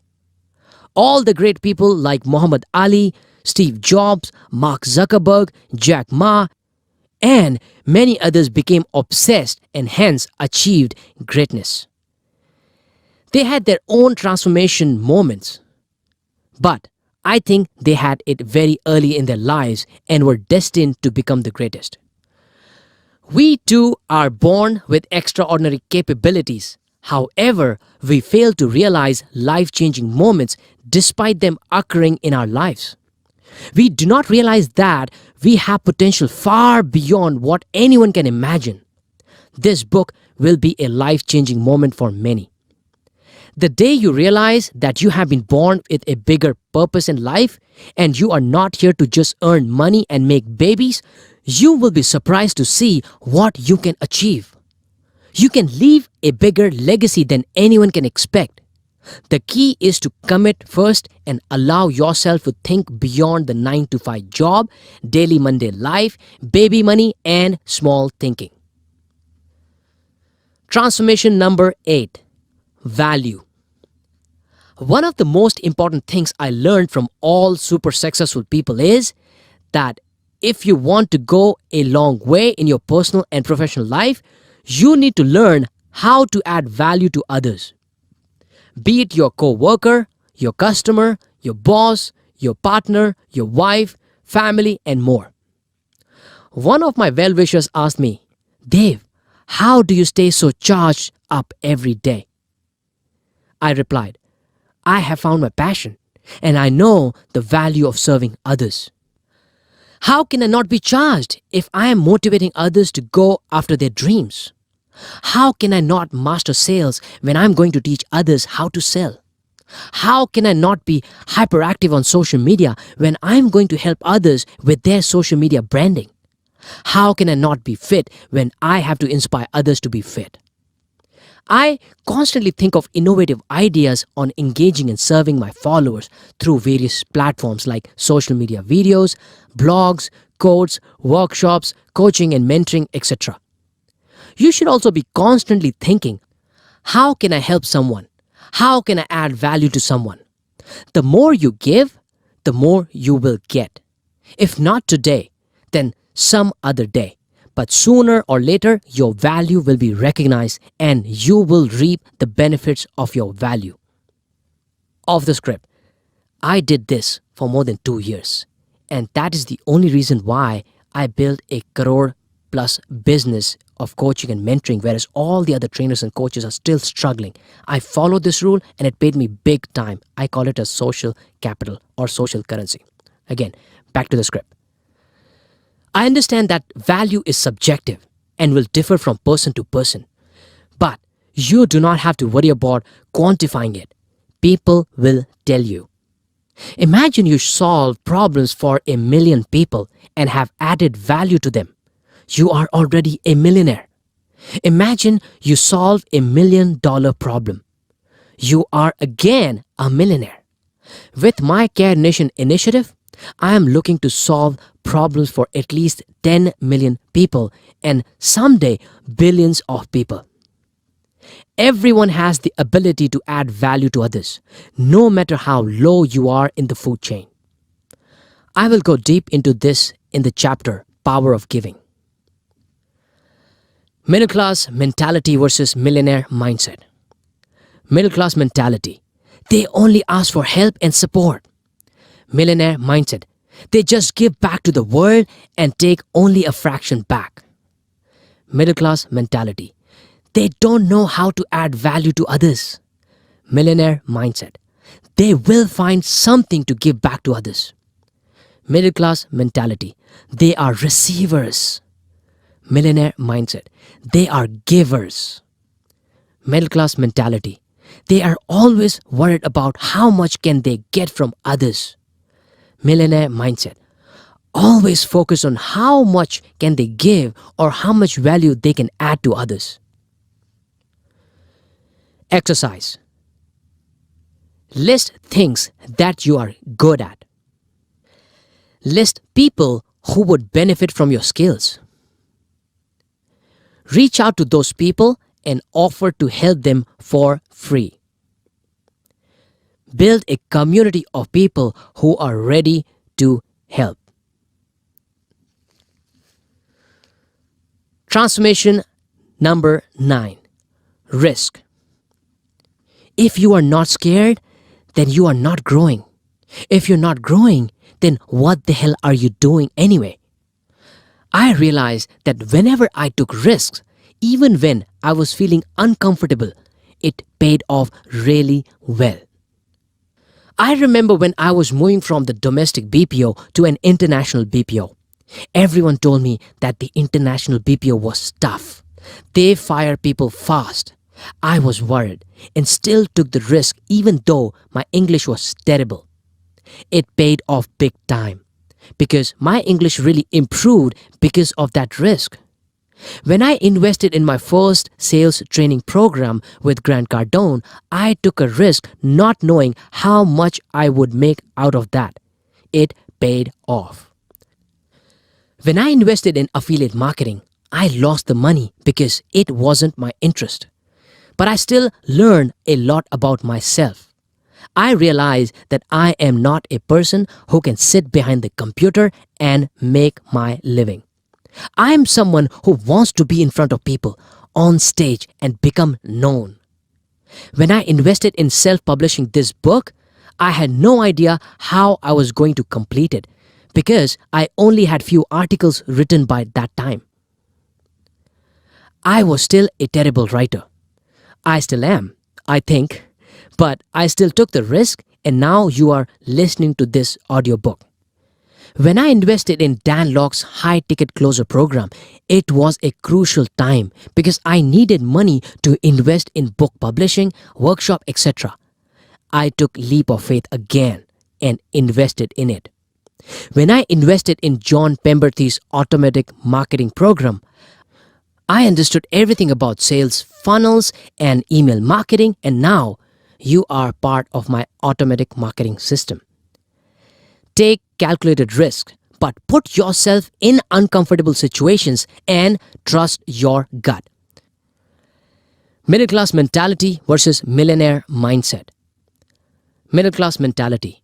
They avoid taking risks. Millionaire mindset. They take calculated risks with good backing. Middle class mentality. Fear drives them. Millionaire mindset. They only fear not growing and not taking action. Middle class mentality. They will live a comfortable life. Millionaire mindset. They are always on their toes to find new ways to embrace change and mitigate risks. Middle class mentality. They usually work for someone else because they focus on stability. Millionaire mindset. They usually own their own business or are investors. Middle class mentality. They live on other people's mercy. Millionaire mindset.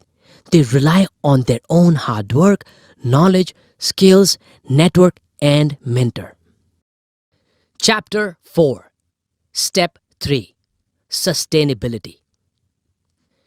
There is no fun in winning once. There is no fun in getting fit once and becoming fat again. There is no fun in making lots of money and losing it. There is no fun in getting motivated once and then going back to the average life. There is no fun in starting something new and giving up in few days. The key to winning is sustaining the momentum. As Gary Vee preaches, we need to learn to be patient at the macro level and impatient at micro level. Meaning, if you want success, then measure it on a scale of 5 to 10 years and be patient. At the same time, you need to have the speed of a gazelle to get things done on a daily basis. For me, making videos, blogs, coaching, seminars, etc. on a daily basis must be consistent and fast. That is why I have built thousands of followers who trust that I am here to stay for the long haul and they can rely on me. At the same time, I am not bothered by how many likes I am getting on each video. I am looking at the bigger picture for a long game. Long game. Did you have moments when you won some trophy or award and became number one for some time, but then your name and fame faded soon? That is because you did not play a long game. You were happy and content with your short-term success and took the eyes off the 5-year or 10-year mark. Anyone can win once or twice, but are you making winning a habit? Are you focusing on 10 years worth of winning consistently? One of my friends wanted to get into business but did not have courage to leave his job. He said, "Dave, it is difficult for me to quit my job and start my business.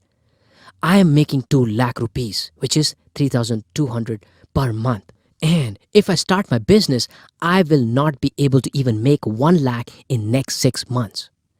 So, what is the problem here? He is not willing to play a long game and is worried about going down temporarily. Have you watched a tiger springing upon its prey? A tiger will move back a little or bend its lower body in order to jump higher. Even an athlete needs to build the momentum before releasing the javelin or taking a long jump. In life, we must remove the mindset that taking a step back is a terrible thing. At the same time, never be stupid and quit your job without even building a passive source of income or other sources of income. Be willing to play a long-term game with small, steady income flows at the same time. To know more about how you can build multiple sources of income in exchange for your knowledge or information, I encourage you to attend my workshop. Off the script. When I quit my job, I was making 3.5 lakh per month. When I quit, my income went to zero. And I built a strategy to build my passionpreneur mastermind. At least I will make more than 2 lakh per month. Guess what? I went from 3.5 lakh to zero, but within 2 months, I made 35 lakhs.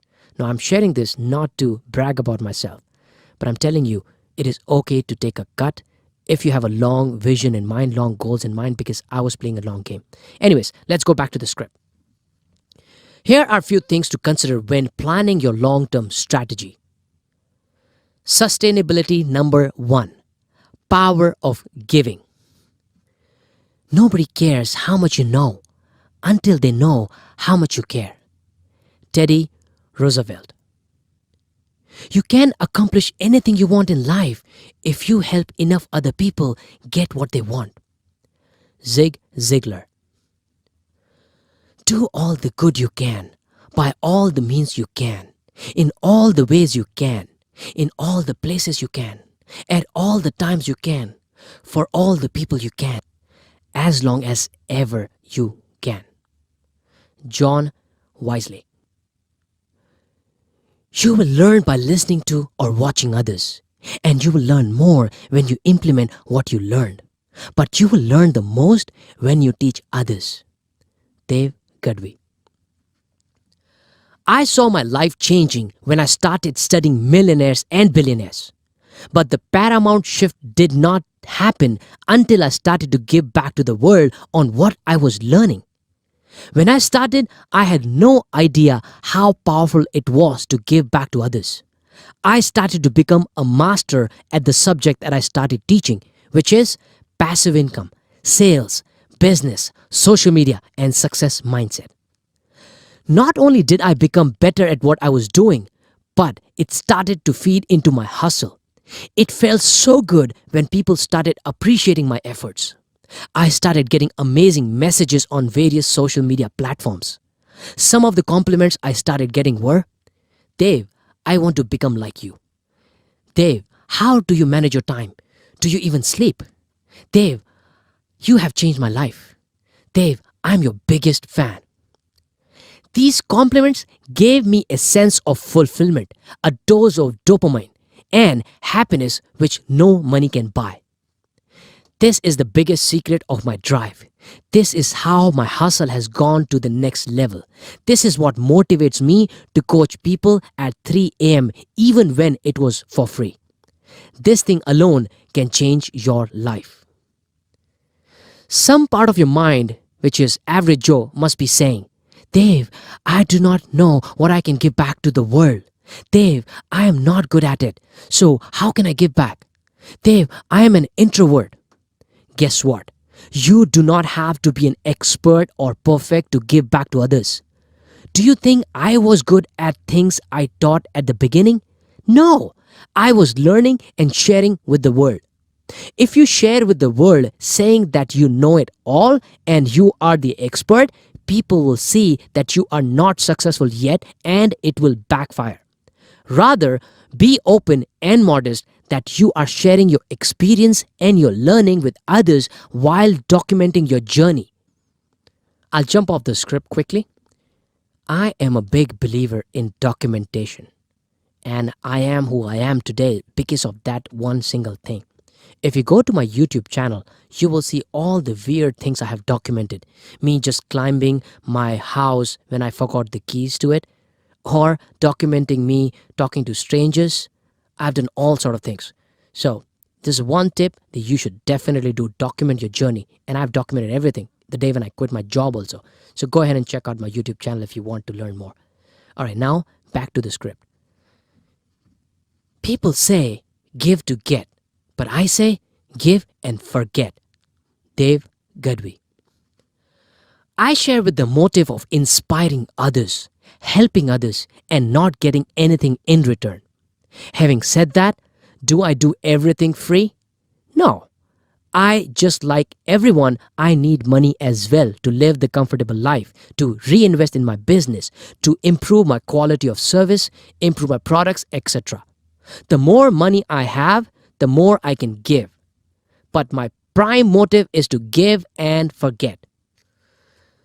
Sustainability number 2. Celebrity authority. What is celebrity authority? A person who is an expert in a particular field. For instance, Dan Lok is a celebrity authority in business. Oprah is a celebrity authority in her show business.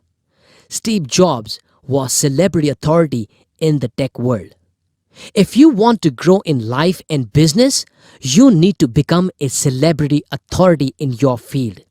Again, you do not have to be Oprah, Dan Lok, or Steve Jobs to be a celebrity authority. You can be an authority at your own level. Here is how to become one. Write a book.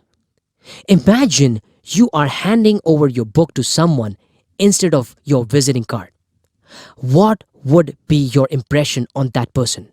I'm sure a good one. If you are writing a book on real estate that makes you better than 80% of your competitors because most of them have no idea of writing a book, you become a celebrity authority in your field. I'm sure I do not need to drill into your head the importance of writing a book. So, let's just address the question in your head. But Dave, writing a book is so difficult. Guess what? It is not. You have a wrong mindset and belief about writing a book. This is my first book, and I also used to think it was very difficult to write a book. I cannot explain here the strategy to write a book, but I encourage you to attend my workshop and I will give you the simple formula to write a book. Social media strategy. How many of your competitors have a YouTube channel? What is stopping you from having one?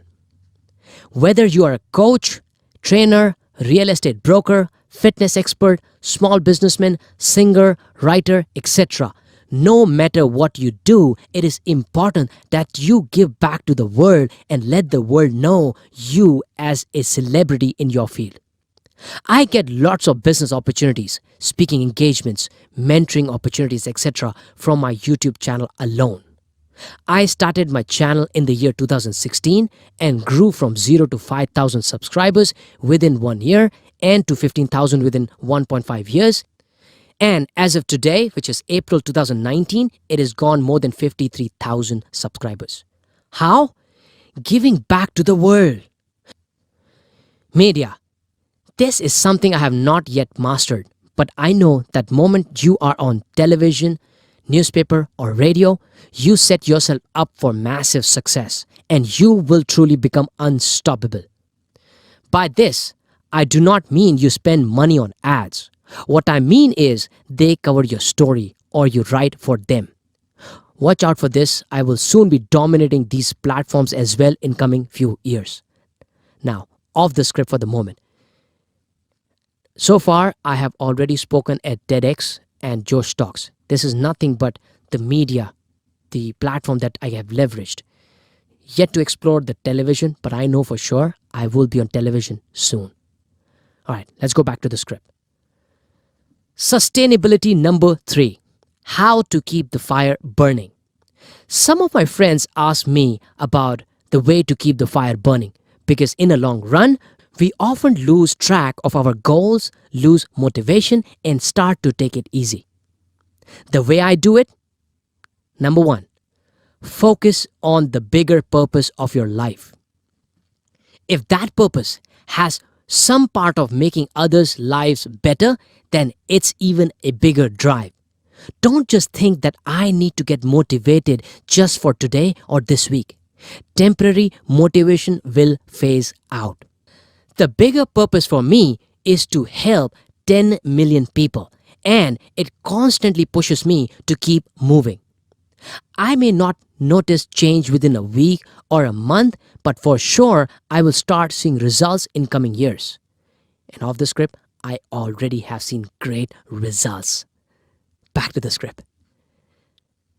Number 2, be obsessed. Be obsessed to the point that you don't care what people think about you, because you know your purpose and your potential. Number 3, be vocal about your purpose. Tell everyone around you about it till they get fed up. This way, you will attract like-minded and positive people who want to become great like you. They will keep reminding you of your goal. For me, Care Nation is that force, because everyone in this group has decided to be great, and they keep reminding me about my purpose. Number 4, do things that you don't like. Even if I don't like to read or work out, I need to do it. If you don't like to eat a proper diet, then that is the indication that is exactly what you should do. Sustainability number 4, create your environment. Someone said, "Show me your friends and I will show your future." How true that is. It is true that our environment plays a vital role in defining who we will become. If you want to check what environment you are creating for yourself on the web, then just go to your YouTube channel now and see what suggested videos are popping up. If you see a lot of entertainment related videos, then this is a wake-up call for you. While you're watching music videos, funny videos, and other form of entertainment, there are people out there who are learning new things, new skills every day, and are making you obsolete. I am telling this from my experience. I was one of those people who only used to watch junk videos. I wasted so many years of my life hanging around people who had no ambition in life. People who were happy to spend their weekends watching movies, partying, watching garbage on television, or watching worthless news. I so wish I had my transformation moment at an early age. First thing I would have done was cut out the people who are not ambitious. Am I sounding selfish? Yeah, I will be selfish because being a nice guy doesn't always help. I should be ruthless with myself if I need to grow. Here is what I want you to do. Make a list of all your close friends. Rate them on a scale of 1 to 10, where 10 is being most ambitious and 1 is least ambitious. Once you have done this, I want you to avoid spending time with people who are happy-go-lucky and don't have the burning desire to become great like you do. If you don't do this today, then they will keep pulling you down and will continue to convince you to quit pursuing your life's purpose. The most dangerous people in our circle are our close family members because we cannot ignore them. We listen to them when they say, "Come on, you have only one life, relax and take it easy." The only reason they are asking you to quit your hustle is because they have given up on theirs and don't see the bigger picture. Remember the story of Joe who got caught up in the average Joe mentality and remained stagnant in life? You and only you are responsible for your life. You are responsible for creating your own environment which acts as a booster to push your limits, take constant action and achieve greatness in life. You should surround yourself with people who will constantly remind you to stay positive, keep working, keep pushing your limit, and more. You need to constantly keep adding new people in your environment who are better than you and who have achieved what you desire to achieve. Books, your fuel to staying unstoppable. By now, I'm sure you know that the average millionaire or CEO reads about 60 books in a year. An average person reads only 1 or 2 books in a year. What does that mean? That means the successful people know the value of learning from others. They seek the million or even billion-dollar ideas in the books. They don't stop reading. They believe in stop breathing instead of stop learning. The common mistake made by average people is that they do not invest time in reading. I have made that mistake myself for many years.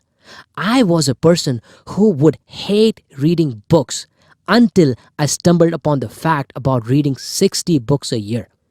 That is the day I started taking reading books seriously, and it changed my entire life. I started thinking big. I started acting differently. I started seeing great success. I started being so pumped that people around me started asking me what I was doing different. I had cut myself off from all the nonsense garbage on TV, social media garbage, and time waster friends to focus on my big goals.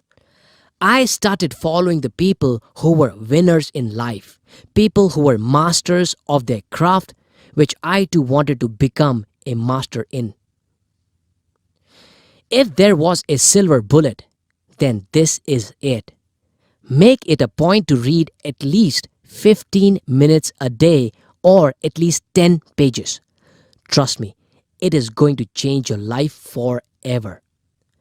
Some of the books I recommend: The 10X Rule by Grant Cardone, FU Money by Dan Lok, The 4-Hour Workweek by Tim Ferriss, Your One Word by Evan Carmichael, Rich Dad, Poor Dad by Robert Kiyosaki, Think and Grow Rich by Napoleon Hill. For more books suggestions, reach out to my team and they will share the new list of books that I have read and loved. Middle class mentality versus millionaire mindset. Middle class mentality, they hate reading books. Millionaire mindset, they love books. Middle class mentality, they read barely 1 book a year. Millionaire mindset, they read about 60 books in a year. Middle class mentality, they don't understand the value of books. Millionaire mindset, they know all the secrets of success lie in books. Sustainability number 5, outsource. There is a saying, never mow your own lawn. What it means is that you need to identify what you want to make in a year and break it down to per hour of required money. For example, you are looking to make 1 million per year. That means you need to make $350 per hour, assuming you work 8 hours a day, including weekends. Now, if you are trying to save $10 or $15 by mowing your own lawn, it is not worth it. Remember, do not indulge in any activity if it is not making you $350 per hour or more. Just outsource such activities to someone who will be happy to do them for you. We always try to complete our own chores like cooking, mowing lawns, cleaning, washing our car, buying groceries, etc., either to save time or money. Either way, you are losing the opportunity to make money. Middle class mentality versus millionaire mindset. Middle class mentality, they prefer to do all the work themselves. Millionaire mindset, they outsource mundane work. Middle class mentality, they are in saving mode. Millionaire mindset, they are in productive mode. Middle class mentality, they think they will avoid the cost by doing it themselves. Millionaire mindset. They know that the cost of doing those chores is higher than their per hour rate. Exercise. Make a list of all the activities you are doing which are paying you less than your per hour earning. Outsource all those activities and only focus on high income generating activities. Chapter 5. Transformation in 9 days.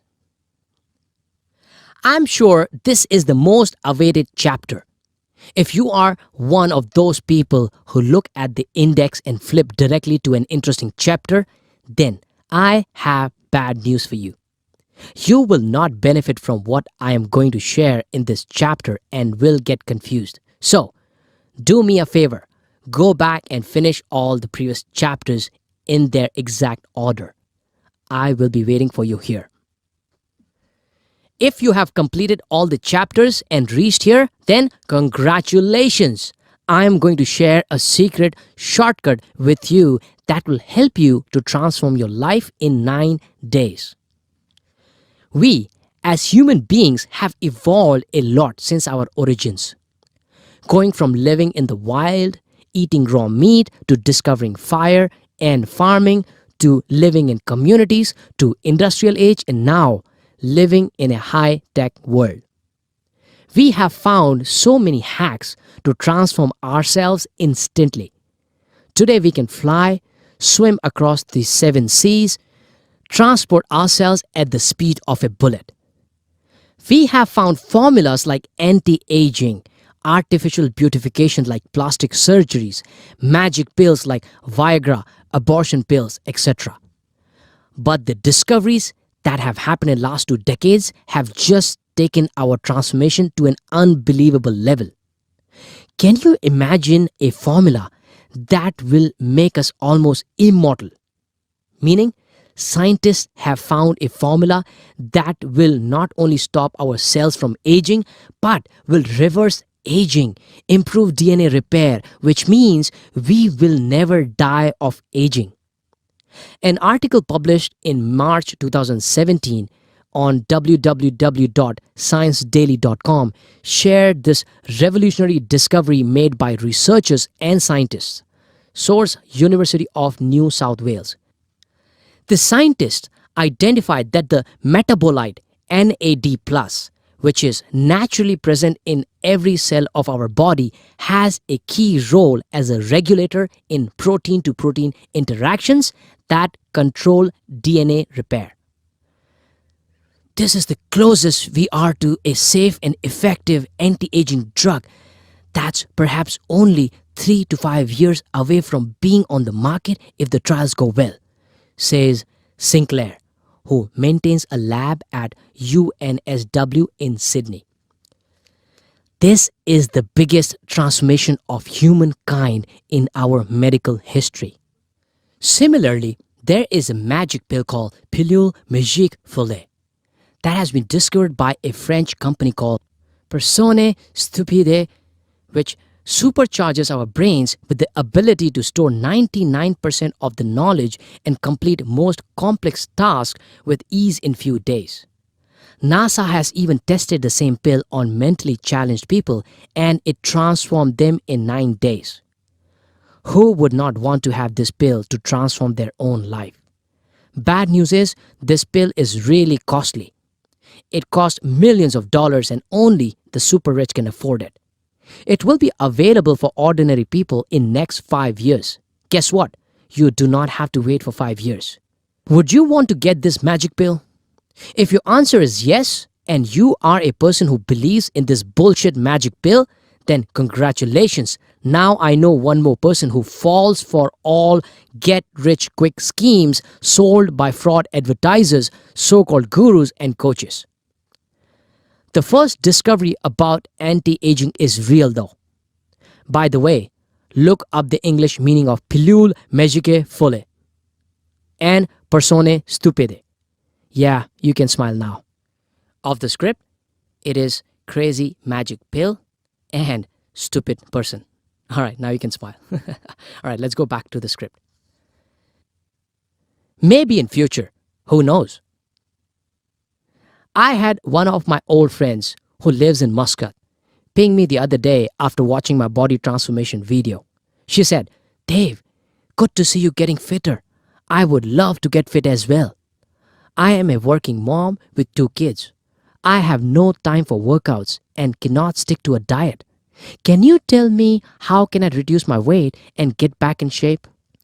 I tried to explain to her what she needed to do in order to stick to a diet and find time for workouts out of her busy schedule. For instance, cultivating a home workout routine, cooking healthy meals, etc.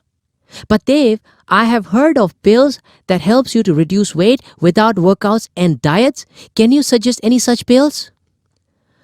I could not control but laugh at her thinking. There you go. One more victim of get healthy shortcut ads. The interesting part is she is not the only one who is looking for shortcuts without hard work. There are millions, if not billions, of people hunting for that one magic pill for health, money, success, etc. Another incident that just happened yesterday. One guy messaged me on Facebook. Let us call him Gringo. Here is my chat. "Gringo, Dave, I bought your book. I really need to make $10,000 per month. What do you think of Dan Locke's 6-figure income course?" Me. "It is a good course." Gringo. "Can you give me free access to his course?" I ignored the message. Gringo. "Hello dude, are you busy or lazy?" I chose to ignore again. Gringo. "Sorry, bro, can you reply me?" He called me non-stop 3 times in a row. Me. Stop. Gringo. "Okay, sorry. I can't stop myself after reading your book. Non-stop massive action 10x. I want to know the way to make $10,000 per month. This money is my goal for this month. Can you help me?" He continued. "Okay, you are helping me, bro. You can help me." Me. The fact that you asked me to share the course for free tells me a lot about your thought process, which is mindset. Gringo. Don't focus on my thought process. You can help me and you will now. I will never stop messaging you until you will not show me the way to get $10,000 per month online. One more missed call. Block. People like Gringo look at the event or result and don't work on the process to reach there. People just try to chase skills and shortcuts. They will jump from one course to another, one scheme to another, one job to another, one idea to another without realizing that what needs to be fixed first is their mindset. Only if you change the way you look at things, things will start to change. I am not saying you should not find smarter or easier ways of doing things. However, never waste time in finding a holy grail that can transform you instantly. Do not run after materialistic things. Do not get demotivated. I am still going to fulfill my promise and share the easy shortcut to transforming your life. This one thing will ensure that you transform your life, guaranteed. Are you ready? It is called discipline. If there's one thing that you want to take away from the book, then it would be discipline. Meaning of discipline.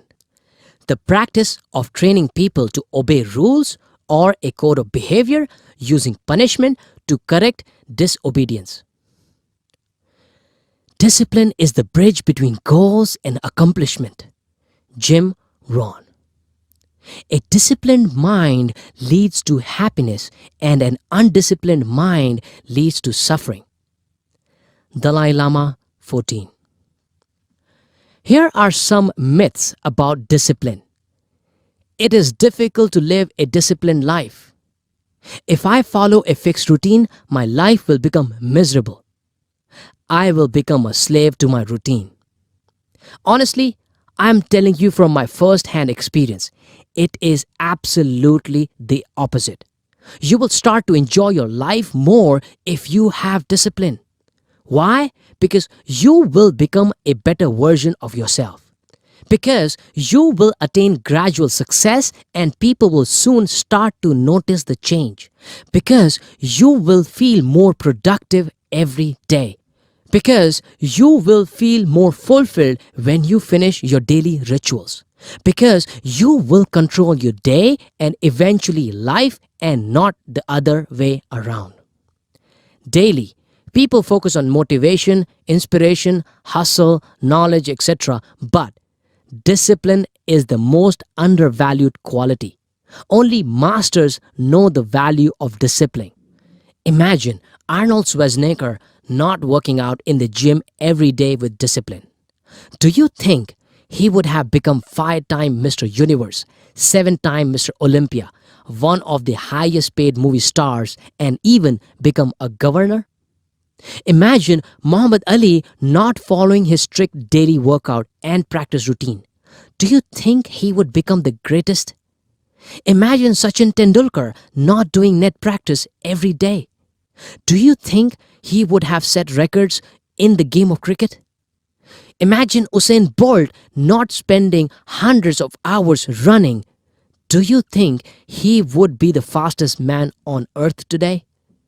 Imagine Bruce Lee not practicing martial arts every day. Do you think he would have become the superstar that he was? None of these people were blessed with extraordinary gifts like 4 hands, 2 brains, 4 kidneys, 2 hearts, etc. They were born just like us, but they had developed extraordinary, unstoppable mindset and unwavering discipline for practicing their craft and becoming masters at it. All the masters were average people when they started their journeys.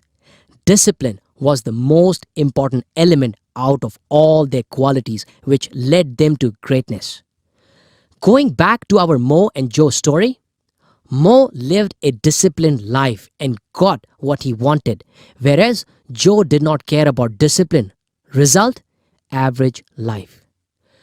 You may or may not have identified your purpose and passion yet, because it is not an overnight thing. You will have to rely on discipline for now. Starting today, you have to learn how to control your life and not let life control you. Starting today, you will not be a puppet to the circumstances but make the circumstances favorable for you. Starting today, you will not wait for opportunities to come your way. You will not just knock on opportunity's door, but break the door and grab the opportunity with both of your hands to make the magic happen for you. Starting today, you will become extraordinary with your extraordinary discipline. Starting today, you will have to start building the most important muscle called discipline. Starting today, you will stop telling yourself all the lies like, I am busy, I do not have time, I have health issues, I do not know this, I do not have money, I do not know anyone, etc. You can either have excuses or success. You cannot have both. Shaolin monks follow daily rituals and practice martial arts every day. Each move is practiced thousands of times for many years. Become the Shaolin monk of your life and business. Discipline. Now, are you ready for Dave Gadwi's 9-day transformation challenge? Here is what I want you to do. I want you to build your daily routine which consists of savers, which is SAVERS. Refer the chapter Habit. Start your day with affirmations, visualizations, exercise, reading a self-help book at least for 10 minutes, writing your goals down the way I shared it earlier. WhatsApp my team at +91 9819 526252 for a couple of bonus videos to help you with affirmations, visualization, and millionaire mindset morning exercises. Stick to this routine for at least 9 consecutive days to see the change in the way you walk and the way you talk. It will transform your mindset and ultimately your life. If you miss one ritual or miss all for a day, you will have to start from day one.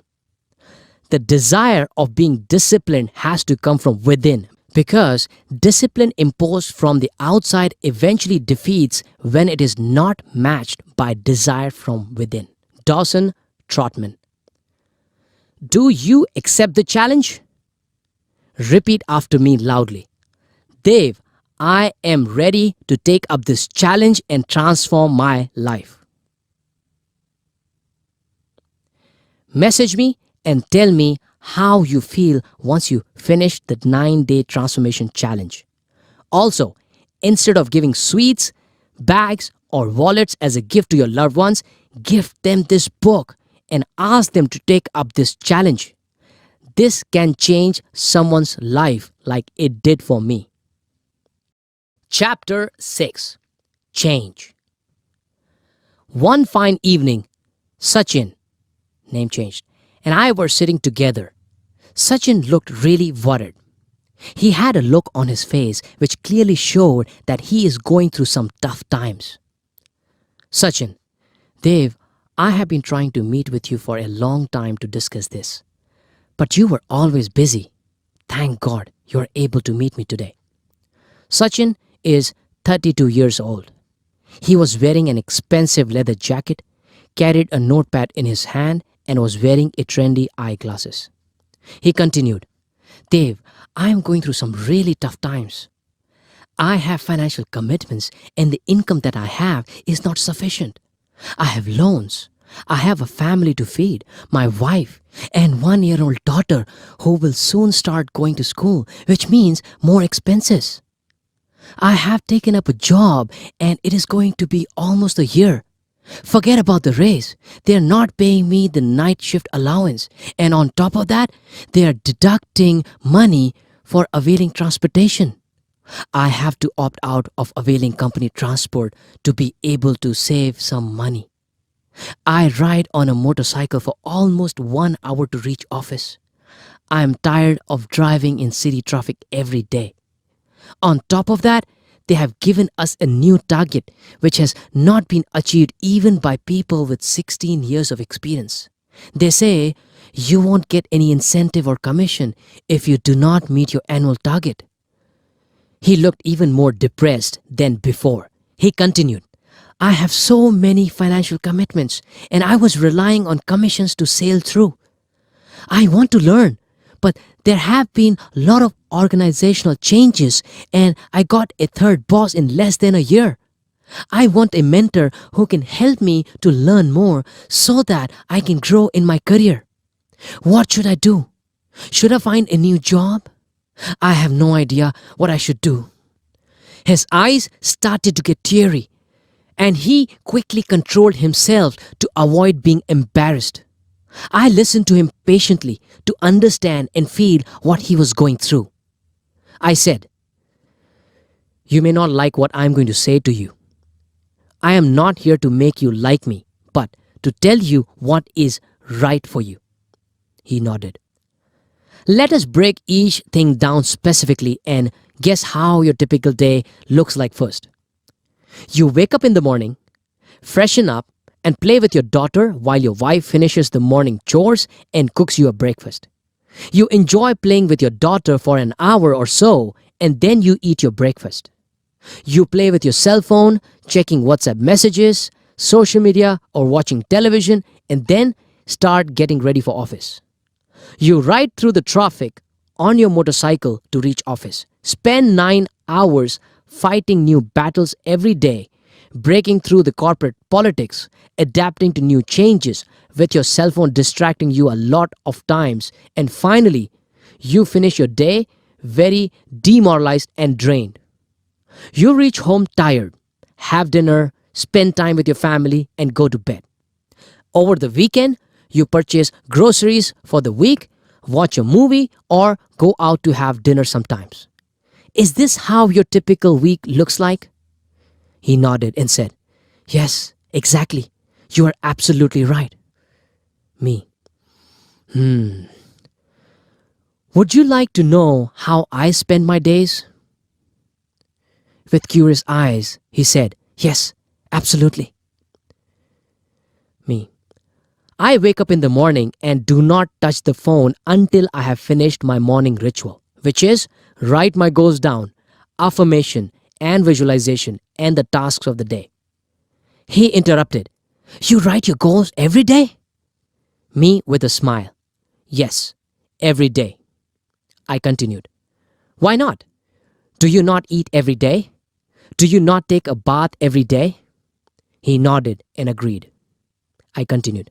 So, after goals, affirmation, visualization, writing task in first 30 minutes, I drink a cup of black coffee and share my daily tip with Care Nation on our WhatsApp group. I reply to some of them and then head to the gym. I listen to an audiobook while working out. I come back home, prepare my healthy meal while listening to the audiobook. I get ready for the office, eat lunch, and drive while continuing to listen to the audiobook. I ignore all the politics and gossips in the office, listen to the audiobook during my breaks while enjoying my healthy meals. I finish my office work and while driving back home, I continue to listen to the audiobook. I finish a book in a couple of days. Reach home, edit some videos for YouTube, upload them, and reply to WhatsApp messages from my Care Nation group or sort out new inquiries for coaching or consulting. I finish my dinner while listening to an audiobook and go to bed. Sachin kept looking at me without getting distracted. Me. Of course, my family is away for now because of holidays, but I do spend time with them when they are at home. Now, what is the difference between my day and your day? He said. You are listening to a lot of audiobooks and doing much more than just going to job and working. I raised my eyebrows, nodding in agreement, and continued. We can predict a person's future with what he or she does in a day. You will continue to be in similar situations even after 5 years and even after getting several salary hikes if you continue to live your day the way you are right now. I can tell you one thing. Money is not your problem. You are. Let me ask you, how much did you spend on this jacket? He replied, I think it was around 4,000 or 5,000 rupees, which is $80 or $100. Me. Good. Have you ever spent that much on attending a workshop or a seminar? He agreed, and while nodding, he said, Never. Me. I am not surprised. We tend to spend lots of money on outer appearances. But we forget that what will make us rich is not something that is visible to others. It is our knowledge and brains. I am only 3 years older than you, and you are exactly at the stage I was when I was your age. There were a series of things I did to transform my life. Do you know how much I have spent on my self-education in the last 12 months? He shook his head and said, I don't know. I replied, I have spent more than 12 lakh rupees, which is $20,000 in self-development. His eyes lit up and didn't know how to react. But then he said, that means rupees 1 lakh, which is $1,600 a month on an average? I replied, yes. And most people living an average middle-class life do not even earn 1 lakh rupees a month. Again, if you do not have that much money, it is okay. Just start with what you have and consume free content or affordable books. Why do you think I'm spending so much money on myself, whereas I hardly spent any money on my formal education? Before he could reply, I continued pointing towards my head. It is because knowledge is non-taxable income. It is the only investment that will give you guaranteed multifold returns irrespective of the economy. I know for sure that I will make 1.2 crores, 12 crores, 120 crores from that rupees 12 lakh investment someday. I continued. Few people ask me, Dave, do you still continue to work at your job when you have the option to build your own business around passion? I tell them, why lose out on a good stream of income if you are able to manage your job as well as build your parallel streams of income around your passion as a passionpreneur? I am building the castle of my life, which requires a lot of bricks, pillars, and materials. Everything that I am doing is aligned towards my goal of building my castle. Every book I read, every video I upload, every interview I conduct on YouTube, every episode of Daily Dev Gadvi and Entrepreneur Mastermind with Lilima on YouTube, every new person I meet and inspire is a brick that will help me to build my castle of dreams. No castle was built overnight. It takes its own time, but if you continue working towards your mission and build your castle of dreams, where you can be your own boss, to live like a king, you choose to live the way you want, you choose to deal with who you want, you choose to help who you want. If you are committed, then you will build your legacy, which is bigger than worrying about petty things like commissions, corporate politics, team changes, etc.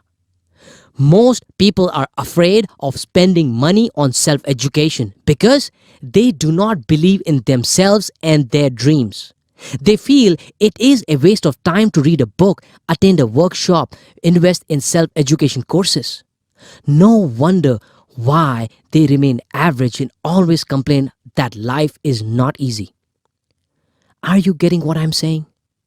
He nodded in an agreement in a split second and said, Yes, Dave, I am getting everything you are saying. I continued in my passionate voice. The goals that I write down every day reminds me of my mission to inspire and empower 10 million people and continue to build my castle. The day will come when I will have to let go of my apartment and live in my castle of dreams. It may take 5 years, 10 years, 15 years, or 20 years. I have no problem because I am committed to my mission. Why do you think I wrote a book? It is one of the big pillars of foundation to my castle. I cannot reach out to each and every person and do what I am doing with you to shift their mindset because of limited time. But my book will do that for me, and this is just the beginning. I have planned multiple books and life transformation programs like Passion That Pays, Passionpreneur Mastermind programs, Dev Gadvi Inner Circle, Dev Gadvi University, and more. Each one of them will be my strong pillars in building my legacy. I am not bragging, but I am crystal clear about where I see myself a few years from now. Sachin continued to listen carefully and kept nodding.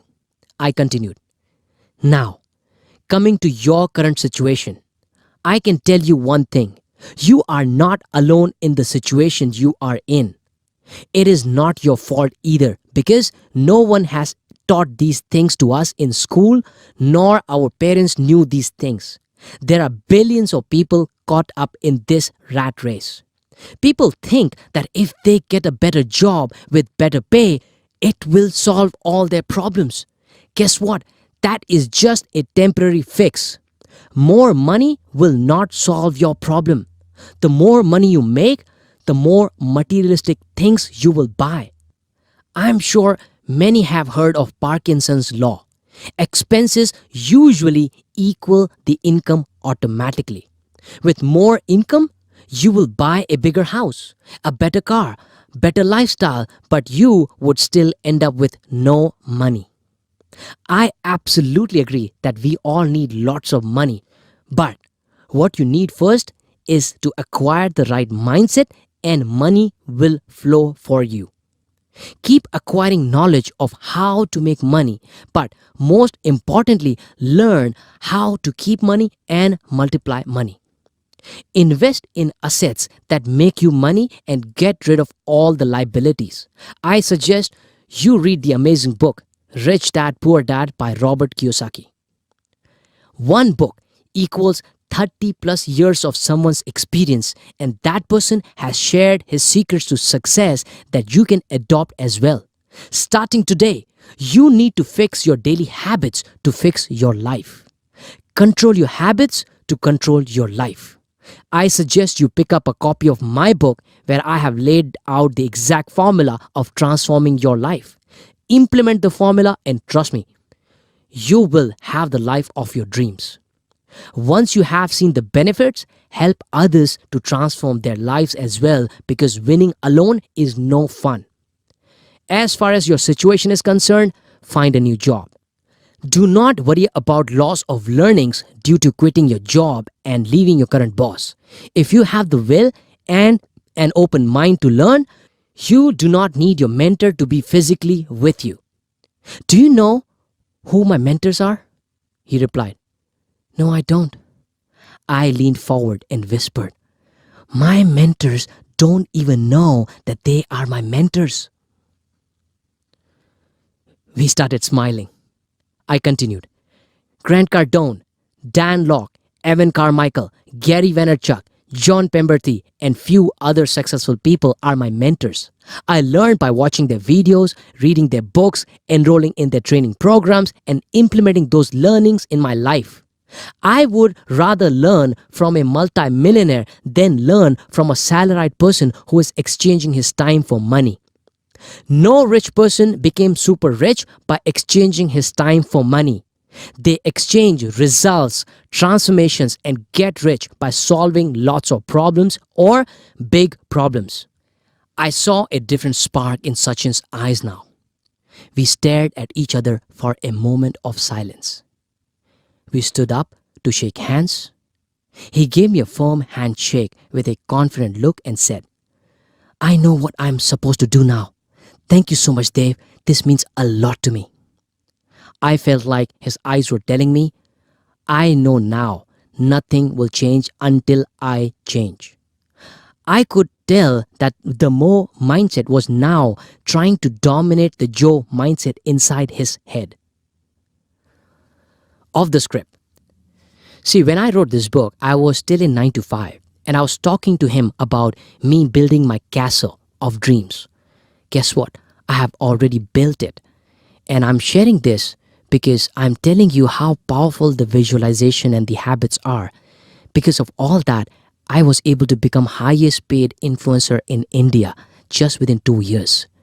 If I can do it, anybody can. But provided you dream big. Okay, let's continue with the script. Chapter 7. What are you waiting for? Now that you know the secret of becoming unstoppable, now that you know that the average Joe mindset needs to be killed, now that you know how super successful people became super successful, now that you know how to live rich, now that you have understood the power of having the right mindset, now that you know the importance of having it all in life, now that you know it is 80% mindset and 20% skills, my question is, what are you going to do about it? Right below. What steps have you taken since you started reading this book that made a positive impact on your life? Who are 3 people who need to acquire the Mo mindset? How will you ensure that they all read this book? What would it mean to you if you were able to make a difference to people's lives? Why is it important to have a Mo mindset? What will you do to ensure that you never lose this mindset? This is the beginning of your new life. You are reborn as an unstoppable person. Thank you for being part of my journey to inspire and empower 10 million people. Thank you for the opportunity to help me help you. I wish you the best of your life. Perfection comes only with repetition. I suggest that you read this book at least 2 more times in that next 2 months. Not because I am a Gujarati and I want you to get most out of your investment, but to calibrate yourself on what has changed ever since you read this book. I promise every time you read this book, you will pick up innovative ideas and new ways of getting ahead in life because this is the blueprint of multimillionaires and billionaires. Ideally, I can end the book here, but I thought of adding a bonus section for you. But before you go to bonus hacks, go back to the agreement that we signed at the beginning of the book. Read it right now and repeat it every day to stay unstoppable. Please do not forget to leave your review on Amazon. This would help me to reach more people and inspire millions in the coming years. Chapter 8: Bonus Hacks to Maximize Your Hustle. Hack number 1: Time Management. Did you analyze how productive your day was? How many hours in a day you were productive? What you could have done to be super productive? Which hours in your day are most crucial for creativity? Some will say business hours, some will say late evenings, some will say mornings. If you thought morning, then yes, you are right.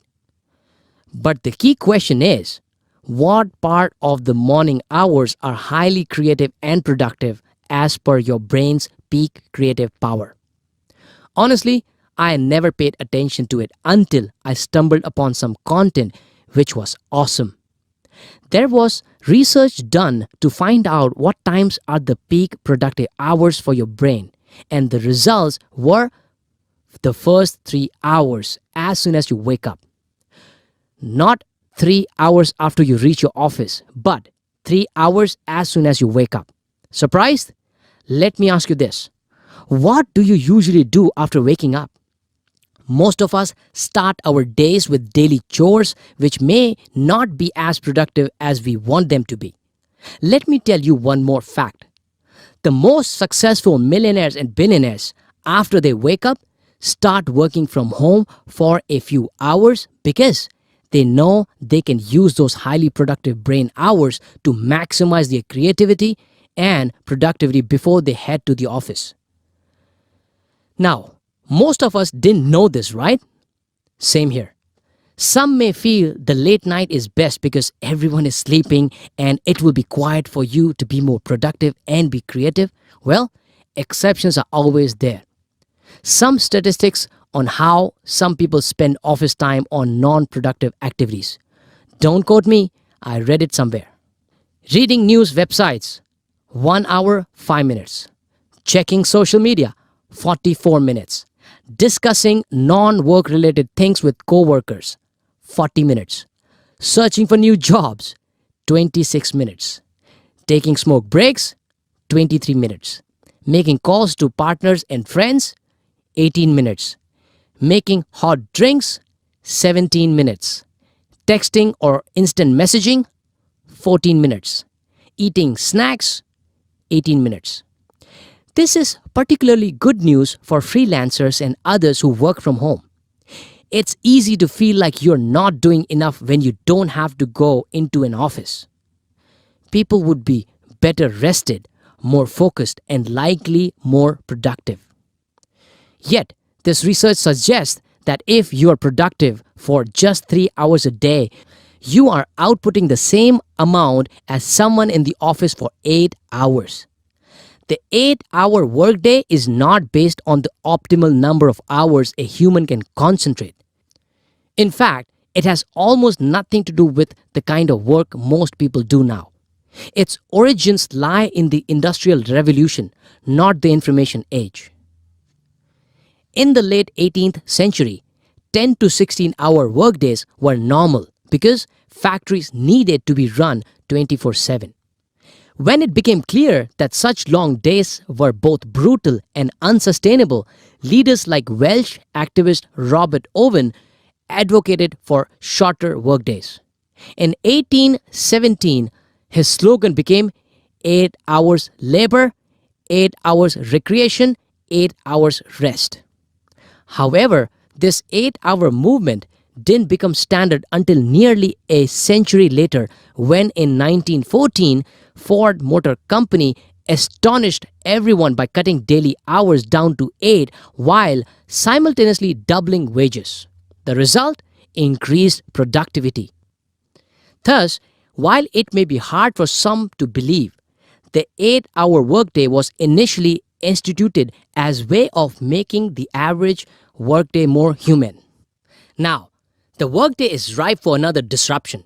This is due in part to research that suggests that in an 8-hour day, the average worker is only productive for 2 hours and 53 minutes. That's right, you're probably only productive for around 3 hours a day.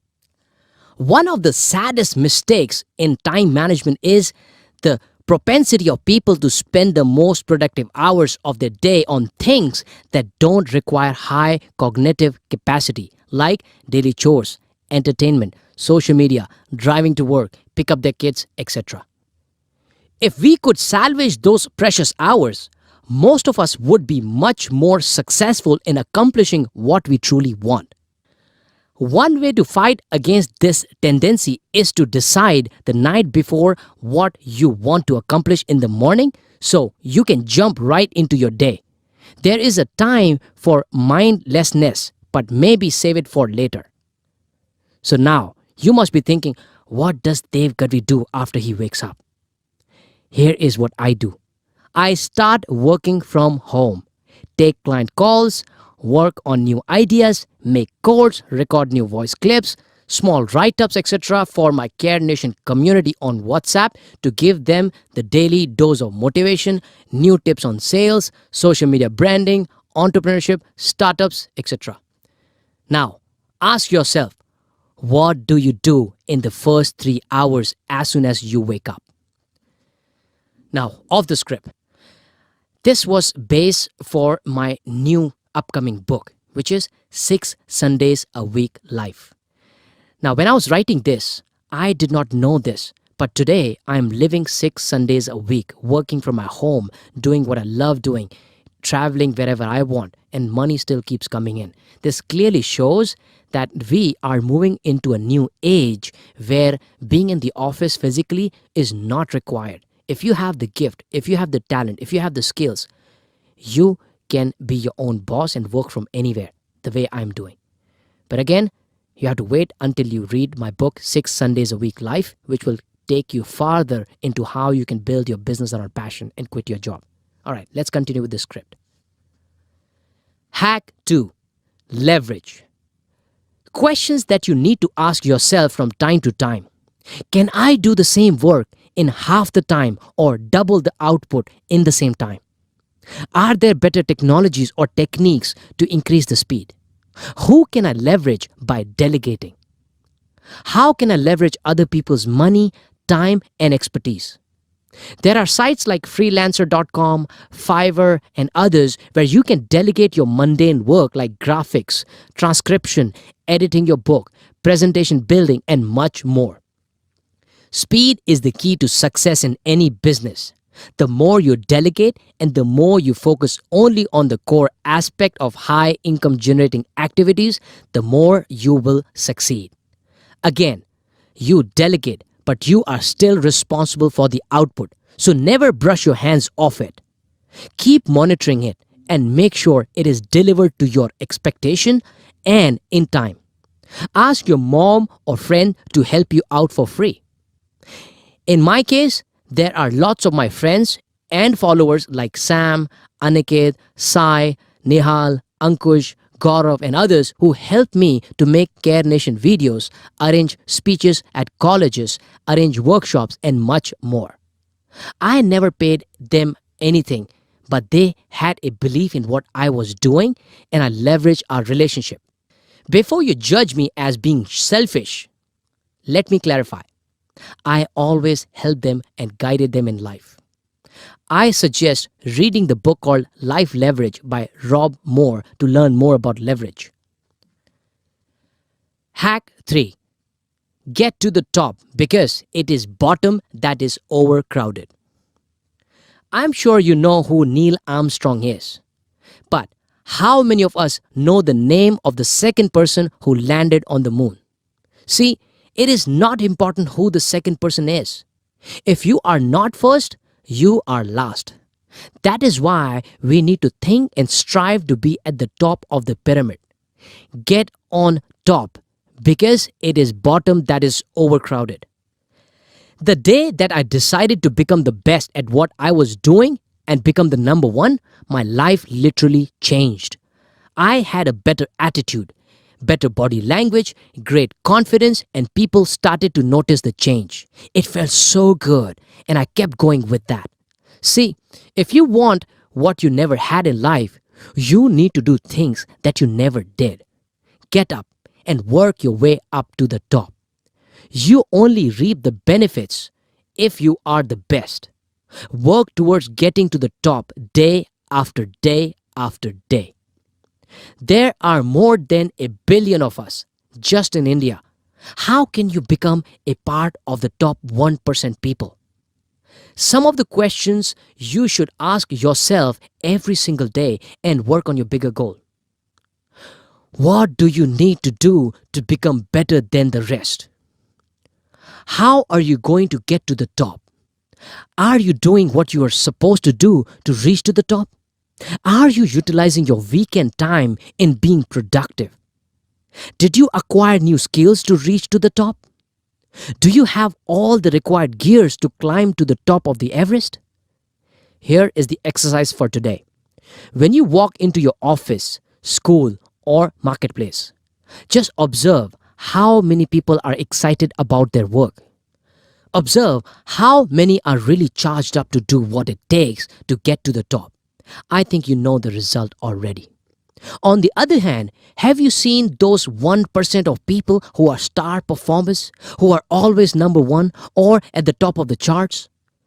Hardworking, smart working, and passionate about their work. They are the ones who will get all the attention, all the respect. Everyone wants to be around them.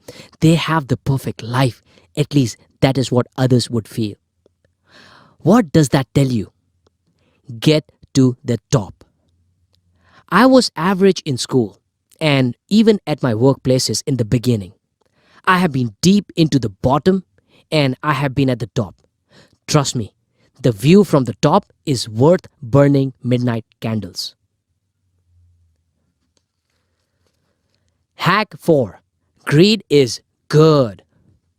Have you been told that greed is not good? Don't be greedy. Human wants are unlimited. Try to control your desires. Limit your dreams. Stay happy with what you have and more. Hell no. I don't want to limit myself. I am a human being with enormous potential and there is no harm in wanting a better life and having things in abundance. Would you like to travel in first class or economy? Would you like to ride in a BMW or a Maruti? Would you like to have huge wealth or just little? See, anyone who kills his or her dreams shows sign of weakness and that is the downfall. I want to teach my daughter to dream big, be greedy, have the desire to have it all and never settle for little. If you have greed which is not harming others, then that is a good thing to have. Everything revolves around our desire to have more, and why not have more? If I have loads of money, I will be able to help many people, not have to take any orders or compromise on my life. So, aim big, dream big, stay greedy, and work to fulfill your dreams. Hack number 5. I should do what I love mindset. Getting stuck in a 9-to-5 job is common for most of us. I am not saying that anything is wrong in it. It gives us the easygoing life that we wanted. But what about freedom? Have you thought of working for yourself and enjoying your own freedom? Why not choose what you want to do when you want to work and when not to work? You should be able to do what you want, when you want, and the way you want. This is the ultimate meaning of our life, isn't it? Freedom to be your own boss, take risks. I wish I had known this when I was graduating.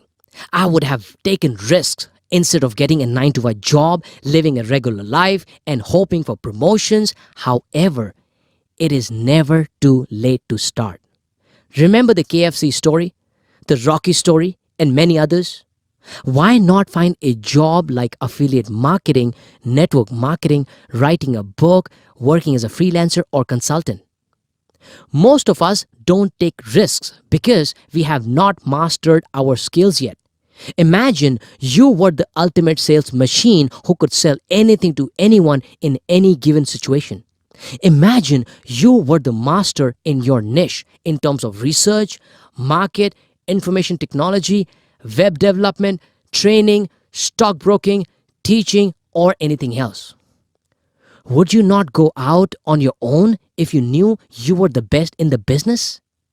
Anyone will hire you to do business based on your capability. But the key to any business is to be able to address the customer's pain. Find the people who are in pain or have problems and solve those problems in exchange for their money. It not only sounds easy, but is so doable. It will for sure require immense effort at the early stages, but once you have established your brand and you're adding enough value to your customer, your business will prosper. On the contrary, people don't take risks and stay in the 9 to 5 job because they are not masters of their craft, because they're afraid of losing money, or are happy and comfortable in their cozy jobs. The risk for the people who have not mastered their craft is far higher than others who are good at what they do. So, the bottom line is to become the best at what you do, and you can command higher rewards from the job as well as set up your own business. One more angle for people who do not want to take risks. Start doing multiple things parallel to your job that are congruent and will supplement your core income stream. For example, if you are a photographer working for someone, then try to learn video editing. Start doing video marketing for the same employer or freelancing. Start taking solo orders and more. If you are into sales, then apart from your current job or business, partner with other entrepreneurs who need hungry and talented salespeople to help them close more business. Help them close those deals against commissions. Start training people in parallel to create a new income stream that is supplementing your current skill set or business. The key to all this is having a mindset that is looking for ample money and freedom. Once you are 100% committed to figuring out how you can add a new income stream, you will figure out the ways, like I did. I was working for one of my employers, but by just connecting with like-minded people and entrepreneurs, helping them close the deal, I could take my income from 100 to 150%. Of course, it took a lot of effort and lots of hard work because after working for 10 hours in my job, I had to spend at least 3 to 4 hours on other income streams. But at the end of the day, it is all worth it. This is our time to hustle and shine instead of laying in the bed watching TV or garbage or partying with friends who have no hustle in them. You can always treat yourself occasionally when you have money. But till you find ways of adding more income streams, do not party or treat yourself right. That is the hungry beast mindset for people who want to become great in life and provide the best life for their family. How many of us chose the job that we are in today from our college days? If you are in sales, you would agree that you never thought of becoming a sales rep when you were in school or college. Here is a myth. People will always tell you to do things that you love to succeed in. But it will not necessarily get you the life and money that you need to treat your family well, to help others, and more. I agree that you should do what you love, provided you make loads of money doing it. If not, then you better love what you do and master it. Don't like what you do? Get good at it. Until you are able to find what you love, love what you do and become the best at it. Most people don't like their jobs because they are not good at them. They just survive and produce average results. If you don't love what you do, then either you do what you love or start loving what you do. I didn't like the sales role for many years. I felt that I must force others to buy my products. I'm being pushy. People hate me for calling them to sell them my products, force them to buy, fear of rejection, and other feelings that did not let me like my job.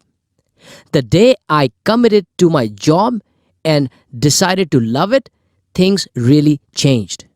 I started reading books, watching lots of sales training programs, and I spent 1.5 lakh for 12 months online training module access. This was the biggest investment that was a game changer for me. I realized that only professionals can command and demand things that they deserve. Being a sales guy was just not enough. I had to become a professional sales person. What would a professional doctor, lawyer, or engineer do? Train and practice hard. That is exactly what I needed to do. Now that I have started producing the results, I am so happy I am in sales. This role has changed my life, given me the opportunity to make good money, travel around the world, and boosted my self-confidence. Hack number 6. Do what no one else is doing. You should have the ability to identify things that no one else is doing and focus on mastering them. In 2016, when I was planning how I would reach millions and help them, I noticed that no sales and business trainer in India was using social media to its best potential. All videos on YouTube were around motivation, but no real sales tips and training. No one was doing things live because everyone was teaching the theory of sales.